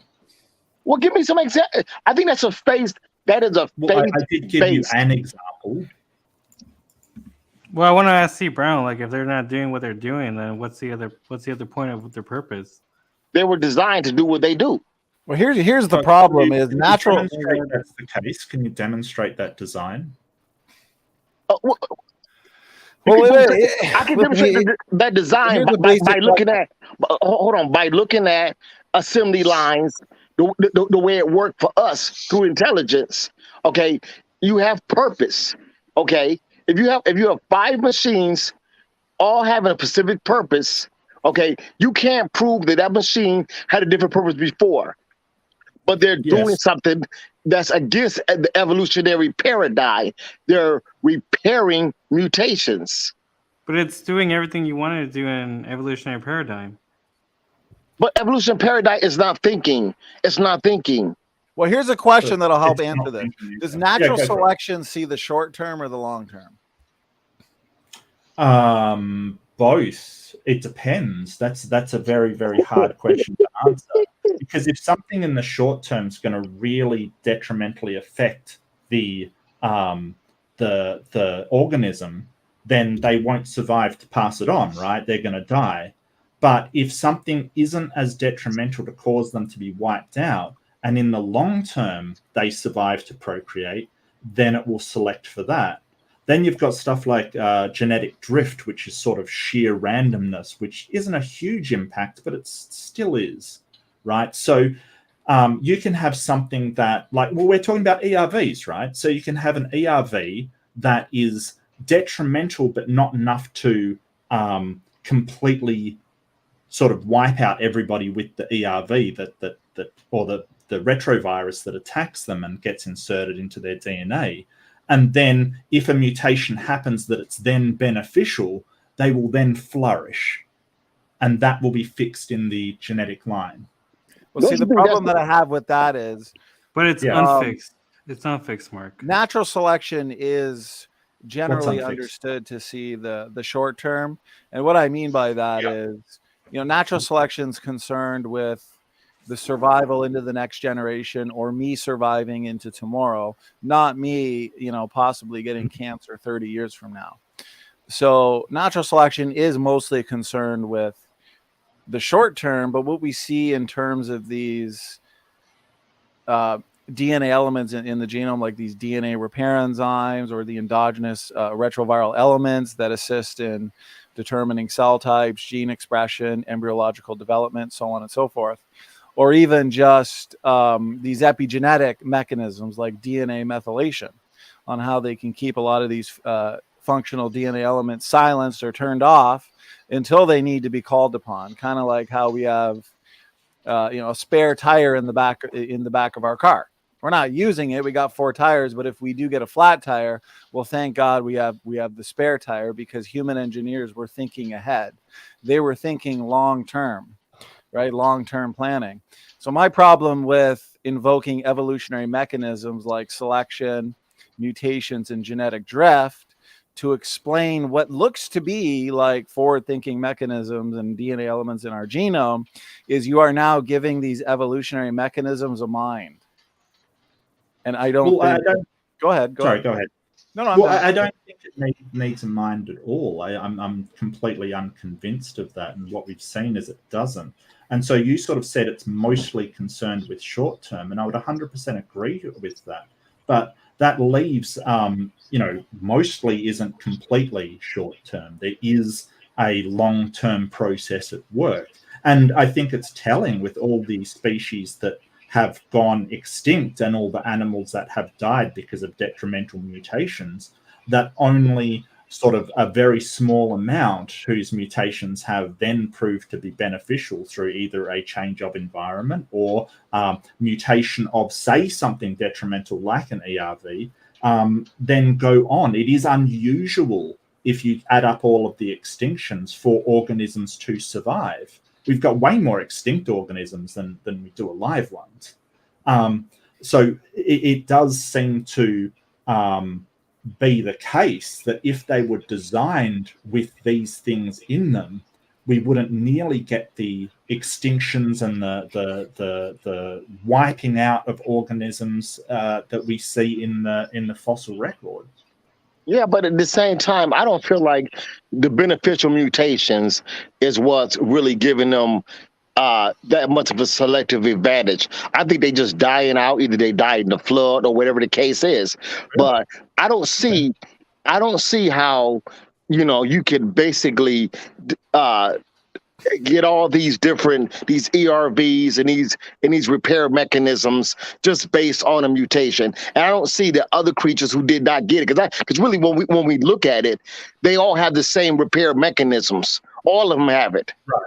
Right, So, which is why I said very, very early on, because if you follow the evolutionary model, and I realize you don't agree with it, and that's fine, that if you start off with a very, very small thing that then branches out, everything past the development way back ages ago will have the same genetic code from that mutation.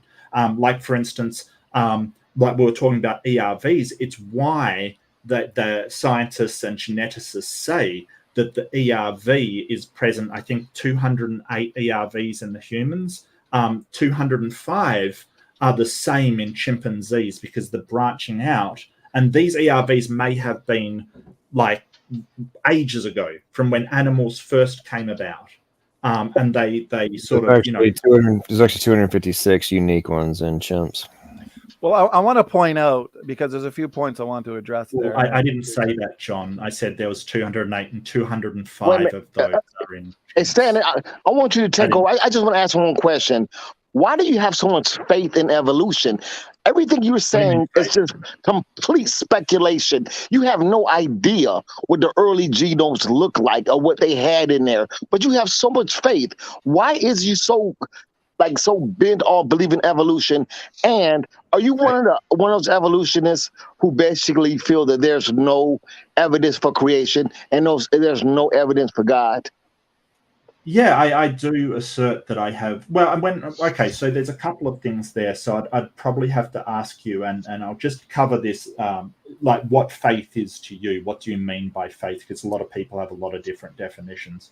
The second thing you said is, do I think there's no evidence for God? I wouldn't say no evidence. I think the evidence is so poor, I cannot reasonably bring myself to believe in a God or gods or any of the other things that have been presented to me.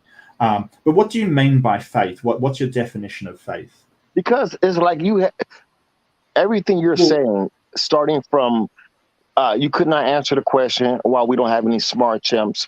You dodge the whole thing about the brain size, being a significant factor.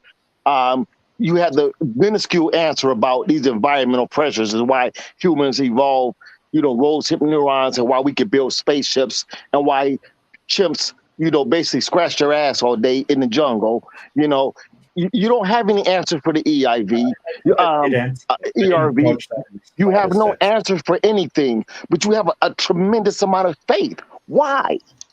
Okay, so what's sort of ironic here is that you've said I have no answers for anything while sort of not answering what you mean by faith, which is actually what I asked. I didn't dodge the chimp question. I sort of outlined what scientists think about the evolution of chimps versus humans due to different environment and the different ways in which we hunted prey. Like humans needed a brain to be able to track, and you completely glossed over the whole sweating from your paws thing that I said. That means that is so insignificant.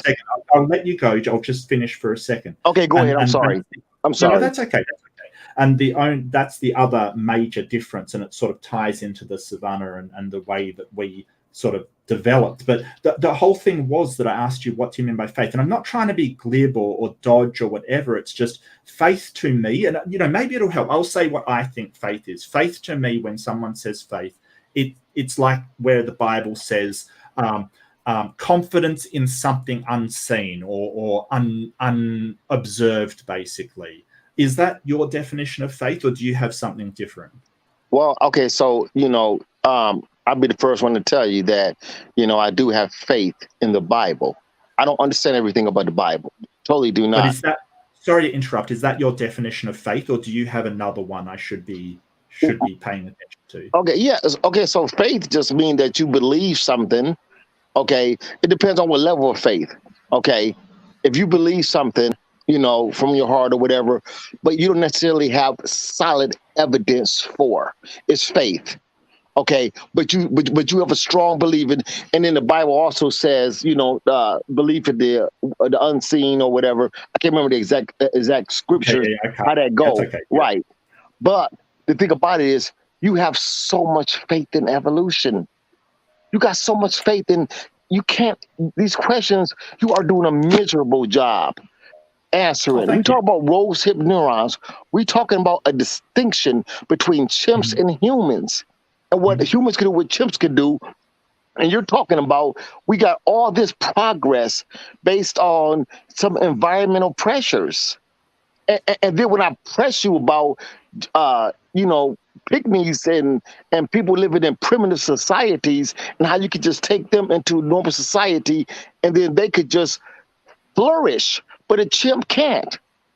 So you believe that we evolved, but you have no mechanism on how we can evolve from a chimp to a spaceship building human, but you have faith that we did. Yeah, so chimps, like as I pointed out, and I think maybe that you missed me saying it, is that chimps are making progress. They are starting to create tools and are starting to develop language, and we're seeing that in real time. It's just incredibly slow. So they're doing it 5 million years later. That these chimps may be able to, maybe 1 million years, these chimps may be up to where we are now. We don't know, because we don't know what the chimps will do in the future, but they're doing behaviors that seem to be comparable to the Stone Age of humans. Now, when you said believe something from your heart, I kind of get what you're saying. You believe things because you feel it deep within yourself, I guess. My heart pumps blood around my body. It doesn't do anything more than that. People say they feel it in their heart because you have emotions that cause your heart to speed up, like adrenaline and things like that. But your heart doesn't do anything. I believe something from my brain, from my logic, reasoning, intelligent analysis of something. And that's where I'm coming from for evolution, because there is a lot of evidence to suggest that it is correct. And all I can do is use my brain to evaluate that. I don't think you're using your brain. I think you're using your heart. I am. I think it's very obvious. Again, well, you may not think I'm using my brain, but I'm certainly not using my You just made the point that chimps are making advancements 5 million years late. They're starting to do these very simple things. Then you have the faith that in 1 billion years, they'll be able to do more. Well, I actually said I don't know. Right. Okay. Right. But you got faith because you pointed to 1 million years in the future. But see, the thing about it, I have. It's possible. I did say that it's tremendous possible, faith. I don't know. This is the kind of misrepresentation that I'm talking about. So when I say, "Hey, they're developing stone tools, and perhaps in 1 million years they might be where we are, but we don't know." And okay. then Well, I have tremendous faith. You have faith in this thing happening is completely misrepresenting what I said. I have tremendous faith that chimps, which being years ain't gonna last anyway, but if it was, they'd still be scratching their ass in the jungle. You could be right, but I don't know why chimps, if they're so stupid, would start to develop tools and language. It seems all of them. But the thing about it is, all of them, chimps, orangutans, gorilla, they're all doing the same thing, but humans are not. But yet we have the same common ancestor, and we're doing things totally different. Yeah, that's faith. You have a lot of faith, Mark. No, I don't have anything that I would call faith, because I don't believe something from my heart, as you said, and I don't believe something sort of unobserved. I don't think that's a very good way to evaluate reality. Well, how do you know it's coming from your brain? Listen, if the evidence is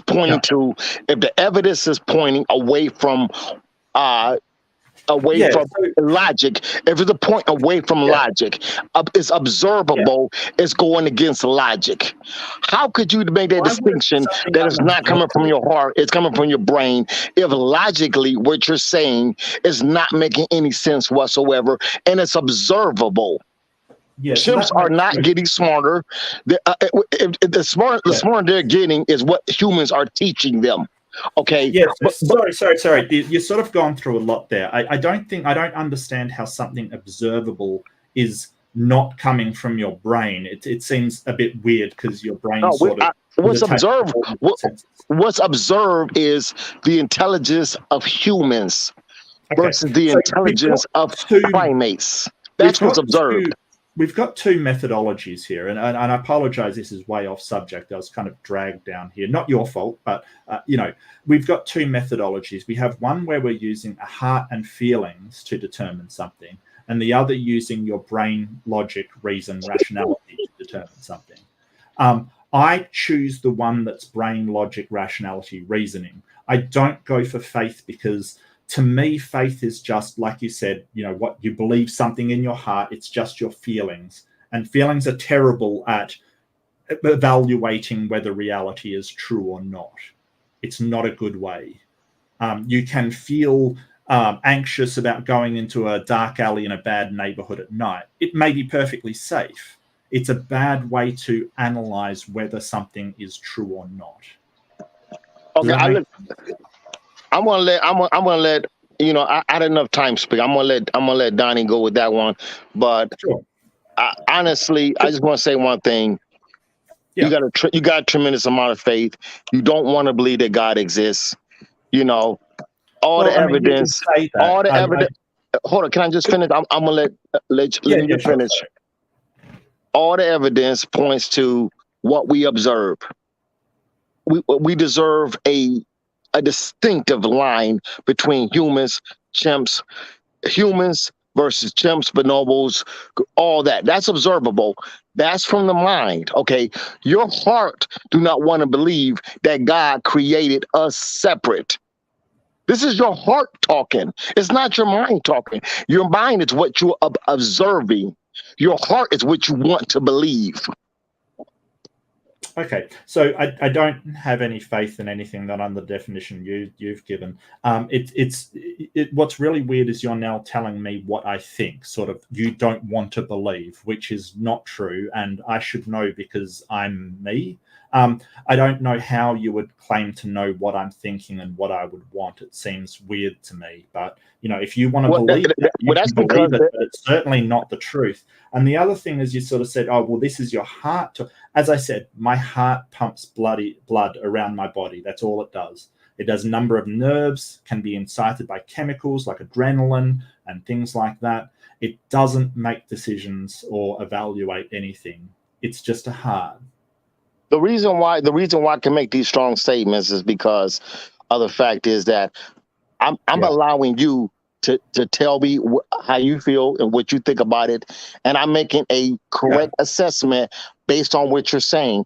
Also, the fact is that listen, the clear bottom truth is to be an atheist and to be an evolutionist, you got to have you got to have like three different factors. One, you got to have a desire to God, not believing in God. Two, you got to have a tremendous amount of faith. And the opposite flip side of that coin, you have to be a denialist because you have to deny the evidence from the core of your heart. Yeah, and that's the only way. That's the only way you could be That's the only way that you could be an atheist evolutionist. You have to have those three factors. Told you that it's just not true. I don't have a massive. It would be really nice if there was some kind of justice after death, or there would be a place I could live forever, or all of these things. It would be great, but I don't see any reason to believe it. You're just plain outright wrong. I'm sorry that somebody lied to you and told you this out of tripe. I mean, and you can say, hey, you don't really believe that and stuff. And are you really going to sit here and say that I don't know what I think and believe? Okay, let me ask you a question. Do you really think that, biologically, that we can't define a woman, that a man is not born a man. He's not a man, that he can believe that he's a woman and just believe that he's a woman. Do you feel that that's possible? Well, it's really off topic. I don't mind answering. The reason why I'm making that correlation is because of the fact is that you can say what you believe. So okay, you can say what you believe. Biological male and female exist. I think that biological things do exist, right? I'm not disputing that, but I think that manhood and womanhood and what's manly and womanly, if you want to describe what they are, they in no way point to anything physical. They mostly point to a certain conduct you have within society, a certain role that you fill in society, certain traits like elegance,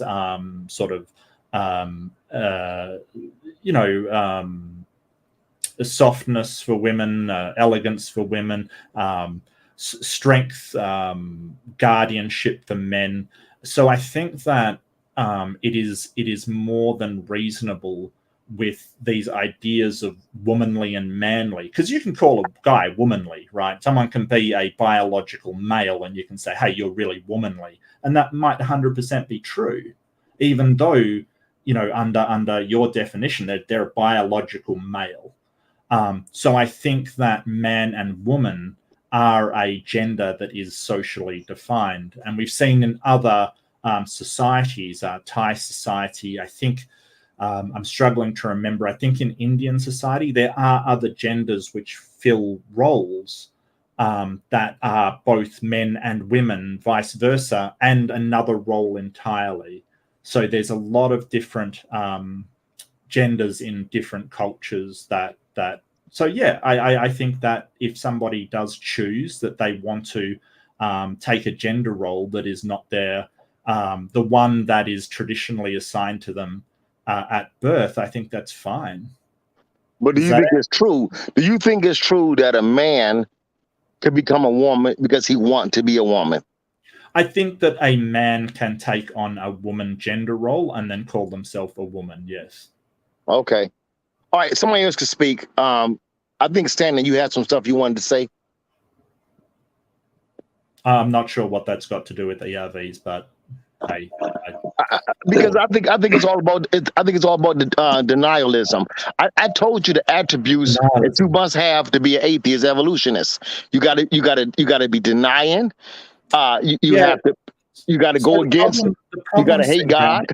Go ahead. The problem, C. Brown, that's not really an argument in sort of saying, hey, well, you're just denying it. It's not really an argument that's persuasive at all, because I could just say, hey, you're just in denial that God doesn't exist. And then where would we be? Just I'm saying you're denying something, you're saying I'm denying something. It doesn't get us to anything. I think that for, on my part, I'd like some kind of argument that shows why I'm wrong and convince DNA, machinery within the cell, the epigenetic system, our response to the environment, rose hip neurons, the fine tuning of the universe. I mean, what do you want? Well, I think that the universe is kind of fine-tuned to make black holes. It's an incredibly hostile place. Insanely hostile. And that's right there. Well, yeah, that doesn't really show how. Oh my god, Mark! Seriously, you think it's fine-tuned for black holes? Seriously, yeah, black holes there's literally whole models about how if the universe wasn't finely tuned, then it would be nothing but black holes, or be nothing but a single black hole. Everything would collapse into it. Like there's whole models about that, right? So if you think it's how many optimized, universes have you studied? if you think it's optimized for black holes, but there's all this stuff that says that it's not optimized for black holes and all these models that people put forth, like how do you substantiate that position? Well, it seems to be the case that black holes seem to be forming all the time, and the way that gravity attracts mass to mass, it seems that sort of the end result is singularities forming. Black I think holes. it was Black Lawrence holes Krauss exist. that actually Black said holes that, exist. Therefore, singularities that the universe is fine-tuned for black holes, and I'd rather listen to a physicist rather than a theologist, I'm afraid. Okay, well, I know you're a little. I love how you use your little smart ass comments in that context, but I'm talking about that. What I'm arguing is from the physicists in relation to the expansion of the universe, why it is the way it is, why it hasn't collapsed into a black hole, etc., etc., is part of the whole fine tuning problem. Like, have you actually read this? Yeah, there's a number of hypotheses. There's a multiverse hypothesis. There's a number of other hypotheses. The multiverse hypothesis has zero to do with the universe. Mark, is shut up. things the way that it This does. is ridiculous. Dude, I really, you drive me up the freaking wall, dude. You act like you actually have paid attention to this stuff, and then you shift over to, well, there's things with the multiverse. The multiverse has nothing to do with the necessities for the fine tuning of our universe. Okay, if you want to claim, oh well, it could be a multiverse, therefore all the factors that are necessary could somehow exist, which is hilarious. That still doesn't, that does not substantiate your point about us, your claim that we're more optimized for black holes when we're not optimized for black holes. Is the whole point. If there's a multiverse, there might be universes that are optimized for black holes, and there, because if they were, then it would just be a massive black hole and nothing else. I mean, God, man, it just amazes me how you make these suppositions, claim that you're not having faith, and then just are so superficial in your responses, man. It's really astonishing. Yeah, so as I said, we don't exactly know, but there's a number of hypotheses of how. So we don't exactly know, but you're not the one that has faith. So there's a number of hypotheses, Correct. the multiverse one Correct. being among them. The whole point is that we only have one universe. Mark, answer the question. Mark, we only have one universe to exist. So, Mark, are you or are you not full of faith in regards to what could be the explanation for why the universe appears to be fine-tuned?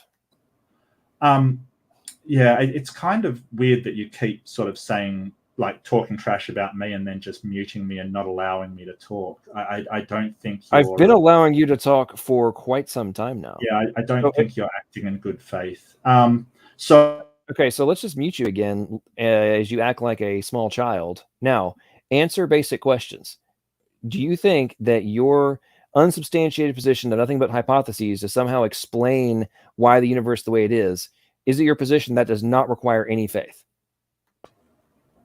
I don't think it requires any faith under the definition that was given to me by C. Brown. I mean, if you're using some other definition of faith, the definition I got was believing something from your heart and the belief in the confidence in something unseen or unobserved, basically. So if that's the case, I'm not using faith. If you're using a different definition of faith, I would love to hear it. Well, the general definition from the Bible is pistis. The Greek word is pistis, and it means trust based on evidence. And is the actual original meaning from the New Testament era. So okay. Do you have any trust in one of these hypotheses being true in spite of the fact that it has not been substantiated? Okay, well, I would say I do have trust on evidence. I think everybody in their life has trust. Do we have any evidence for the multiverse? Do we have any evidence for the multiverse? I say that I knew a multiverse exists. That's not what I asked you. I said, do we have any evidence for the multiverse? There's a lot of maths that seems to support it, so we can do modeling for it. Those are all hypotheticals. Is there any empirical evidence for the multiverse? What do you think a hypothesis is? That's a hypothesis is not empirical evidence. Yeah, that's right. It's a freaking idea. It's an idea, correct? Yeah. So when I said okay, cool. So is there any? So we're getting back to basic. Let's drill this down and stop with your dodging. Okay. Yeah. So what's the first? Is there any? Shut the hell up. Is there any evidence? Is there any empirical evidence? Is there any empirical how did it occur? I said we don't know. Dude, answer basic questions. Is there any empirical evidence for multiverse? Yes or no? No empirical evidence. Okay, cool. So if I'm not saying you do, but if you take the you take the position that a multiverse would be an explanation for it, would that require faith that the multiverse exists? I only hold it as a hypothesis. Oh my God. I literally just said, if you were taking it as a hypothesis, since you have no empirical evidence, would that position necessitate faith? If I believed it, it would necessitate faith, because you said trust on evidence, but I don't trust in the multiverse hypothesis because it's exactly that. Dude, I literally said, if you did. Try to pay attention. Okay? If. Now, what's your next potential explanation for the fine-tuning of the universe? Go ahead. I don't have something that I claim to know is the reason for the fine-tuning of the... What's the position that you think is the most likely explanation for the fine-tuning of the universe? The most likely? I would tentatively say that the best hypothesis is multiverse hypothesis. Great. So I'm glad we jumped around for this whole time for you to dance and dodge to finally get. You're trying to get me into something that I don't agree to. You're trying to say, no, I'm not. You believe this, you believe that. But I already stated it was a hypothesis and that I didn't believe it because I have no. Okay, let's meet your dumbass again. Okay, now we're getting to a point. Now, you have claimed that you have no faith whatsoever in regards to all this. We have now substantiated that you personally lean more towards a multiverse being the explanation for the fine-tuning of the universe. But you claim you have no faith in regarding this. So how can you say you hold this is the more likely explanation for something that you have no empirical evidence for, and then claim you are not faith is not a necessity for you in terms of your potential explanation for existence? Go ahead. So I don't believe in any hypothesis. It's an unknown for a start. So what you're trying to do is sort of say, oh, because you're saying alternative reasons than a God to the reason for the fine-tuning, because you basically believe it is God is the reason for the fine-tuning. I'm saying, hey, there's a lot of other hypotheses out there. And because I'm saying, hey, there's other hypotheses out there, you're trying to say, hey, you believe and claim to know this is the reason, which is dishonest because I haven't actually said that. That's not the point. That is exactly what you're not the point I'm making. We're going down a rabbit hole. Okay. Now, this is why I said, what is your next potential explanation for it? What, apart from the multiverse theory? Yeah. What's your next potential explanation that you think would have plausibility? I haven't really thought about it, to be honest with you. I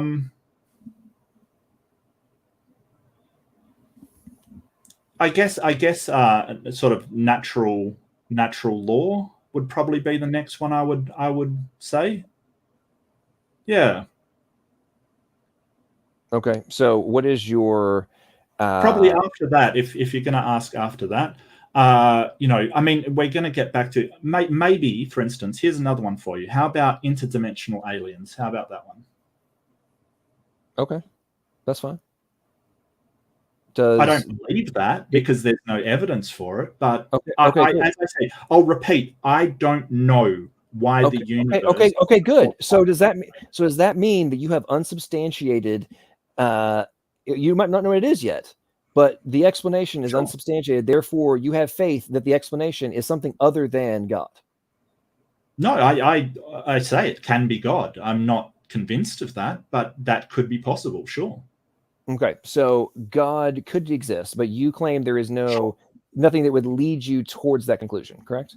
Correct, yes. Okay, cool.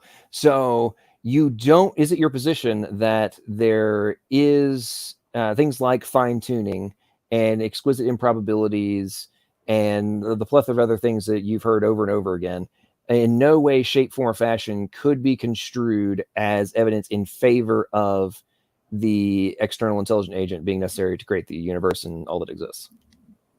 So external intelligent agent, do you mean a god, or are you talking about the extra dimensional aliens? Either one. Either one. I don't believe in either. No, I don't think there's any evidence. Okay, so you dismiss all of that evidence, all of those concepts, as potentially being evidence for. Sure, as well as multiverse. I don't know why the universe is the way it is. Okay, so but you just blanket dismiss all of those things. Why? Well, I don't blanket dismiss them. I just don't have enough evidence to convince me that they are true. And yeah, I lean towards multiverse more than another because they do have mathematical equations that seem to suggest it, but I'm not 100% convinced. Hell, I'm not even 50% convinced because we haven't got the evidence we need to make that conclusion, nor do I have the evidence I need to make the conclusion of God. And, I don't want to be mean, but I'm baffled that people do. Okay, so do we have we ever, it seems to me that you want empirically observed evidence, correct? Yeah, I am a bit of an empiricist. I don't think there's any other way you can interact with reality except for your empirical senses. I mean, you can come up sort of with all kinds of things in your mind, but there's no reason to think they are real. Okay, but you believe dogmatically in evolution, correct? What do you mean? Yeah, I mean, no, I wouldn't say dogmatically. There's a ton of evidence for it. Okay, so is 99% of things such as like phylogenetic trees and such, are those all empirically observed, or are they inferences? They're inference. Okay, so I mean, most of science is inference. Well, okay. Please don't tell me you're going to be one of those folks of like, if you saw it in the lab, it happened, 5 seconds prior, therefore it's inference. Please don't tell me you're one of those. I've had dumbasses literally be like, well, it's historical science, even if you did it in the lab because it happened in the past. No. What I'm saying is that hyper literal. No. Well, let me clarify. What I'm saying is there is a lot of disciplines that you do experiments and then you make inferences from them, right? So you might be a geologist. You can't see the mountains rise, but you take measurements and you sort of pay attention to the strata and the types of rocks, and you make inference. Mm-hmm. But the inferences aren't always correct, are they? Well, science isn't always correct, but it's the best thing we've got so far. If you've got a better way of evaluating the truth, I'd love to hear it. Hang on. So in relation to this just seems to be you questioning me. I can't seem to ask anything back, which I would like to do. It just seems to be an interview rather than a discussion. Yeah, well, anyway, I'm getting to a point, and then we're going to wrap this up because I'm going to. Yeah, so what I'm asking is there a better way to evaluate reality than science? Like, do you have a better methodology? I have no issue with using. Number one, I have no issue with science in any shape, form, or fashion. I have issues with I have issues with the presuppositions that are derived from the naturalist materialist worldviews in relation to what would be the underlying necessities for different things that we observe to operate. I have no issue with the science to discover how things operate in the natural world. Like, I don't understand why so many atheists on YouTube seem to think that must be a direct contradiction. Well, it's because evolution and geology and stuff are a science, but what presuppositions are being made that you have a problem with? The presupposition from the naturalist perspective is that everything must be explained through purely natural processes. That's the presupposition. Well, that's not methodological naturalism. That's philosophical naturalism. That's ontological naturalism. Methodological naturalism in science, it's literally written in how they approach it. There are no other explanations other than naturalistic ones. Actually, it is, and I'll have to go find. Dude, dude, that comes directly from. I'm drawing a blank at 5 o'clock in the morning my time of the source, but that's directly from a very high profile academic sourse. Okay. Well, but the problem is silence. I'm finishing my point, buddy. Methodological naturalism meant the methods are natural, not. Dude, it is a well-established concept in modern academia that there's no other explanations other than purely naturalistic ones. If you don't think that is the case of how things are being approached in the vast, vast majority of academia, I don't know what alternate universe you live in, because that's the fact. That is a well-established fact. It's a well-recognized fact. And if you want to claim that that's not true, I mean, seriously, I can't take you seriously anymore if you don't think that that's the way it's approached. And in writing, that's the way it's approached in modern academia. I mean, seriously, please don't tell me you're actually in denial of this. Okay, so what's the difference between ontological naturalism and methodological naturalism? All right. On that note, folks, we're done. Anyway, last words. I'm going to bed. It's too late and I'm getting irritated. Good discussion. I've been at this for 8 hours. I'm going to go to bed too. I wanted to talk to Mark about chromosome 2 fusion. Okay, but maybe all right. If you guys want to talk, no. well, I'm going to bed. You I guys think it's hilarious you're running away from the question. Okay, on that note, he's freaking gone. Well, here, let me just say this because I've been at it for 8 hours. I'm tired anyways. Mark and I, we do get along, although we disagree. So maybe Mark and I, we can just pick chromosome 2 fusion and ERVs. There are some points I wanted to discuss there. But I am exhausted, and maybe him and I'm sure a lot of people would like to see it. Maybe him and I can do a formal debate on just those two topics at some point in the next, I don't know, month or something. So, but anyways, yeah, solid after show. I'm exhausted. I can't even keep my eyes open anymore. We've been at it for 8 hours. So, thanks to everybody who joined. And yeah, that's it for me. Right on. Appreciate it, Donny. Anybody else want to have last words? Because we're wrapping up in like 45 seconds. So go. Nobody else saying anything? Okay, cool. Well, folks, I hope everybody has a great night and has some good sleep. Or if you're getting up in the morning already, congratulations. Yeah. Marky Mark, you crack me up, buddy. You have a blast seeing me not be able to answer a question. Okay, bro. If that's what you think, you're even more moronic than I thought. So next time you and I talk, let's have you're banned from my studio for actually, I'm not gonna ban him. I won't ban him. I won't be a dick. But why don't we just set up a formal debate? Because this is ridiculous.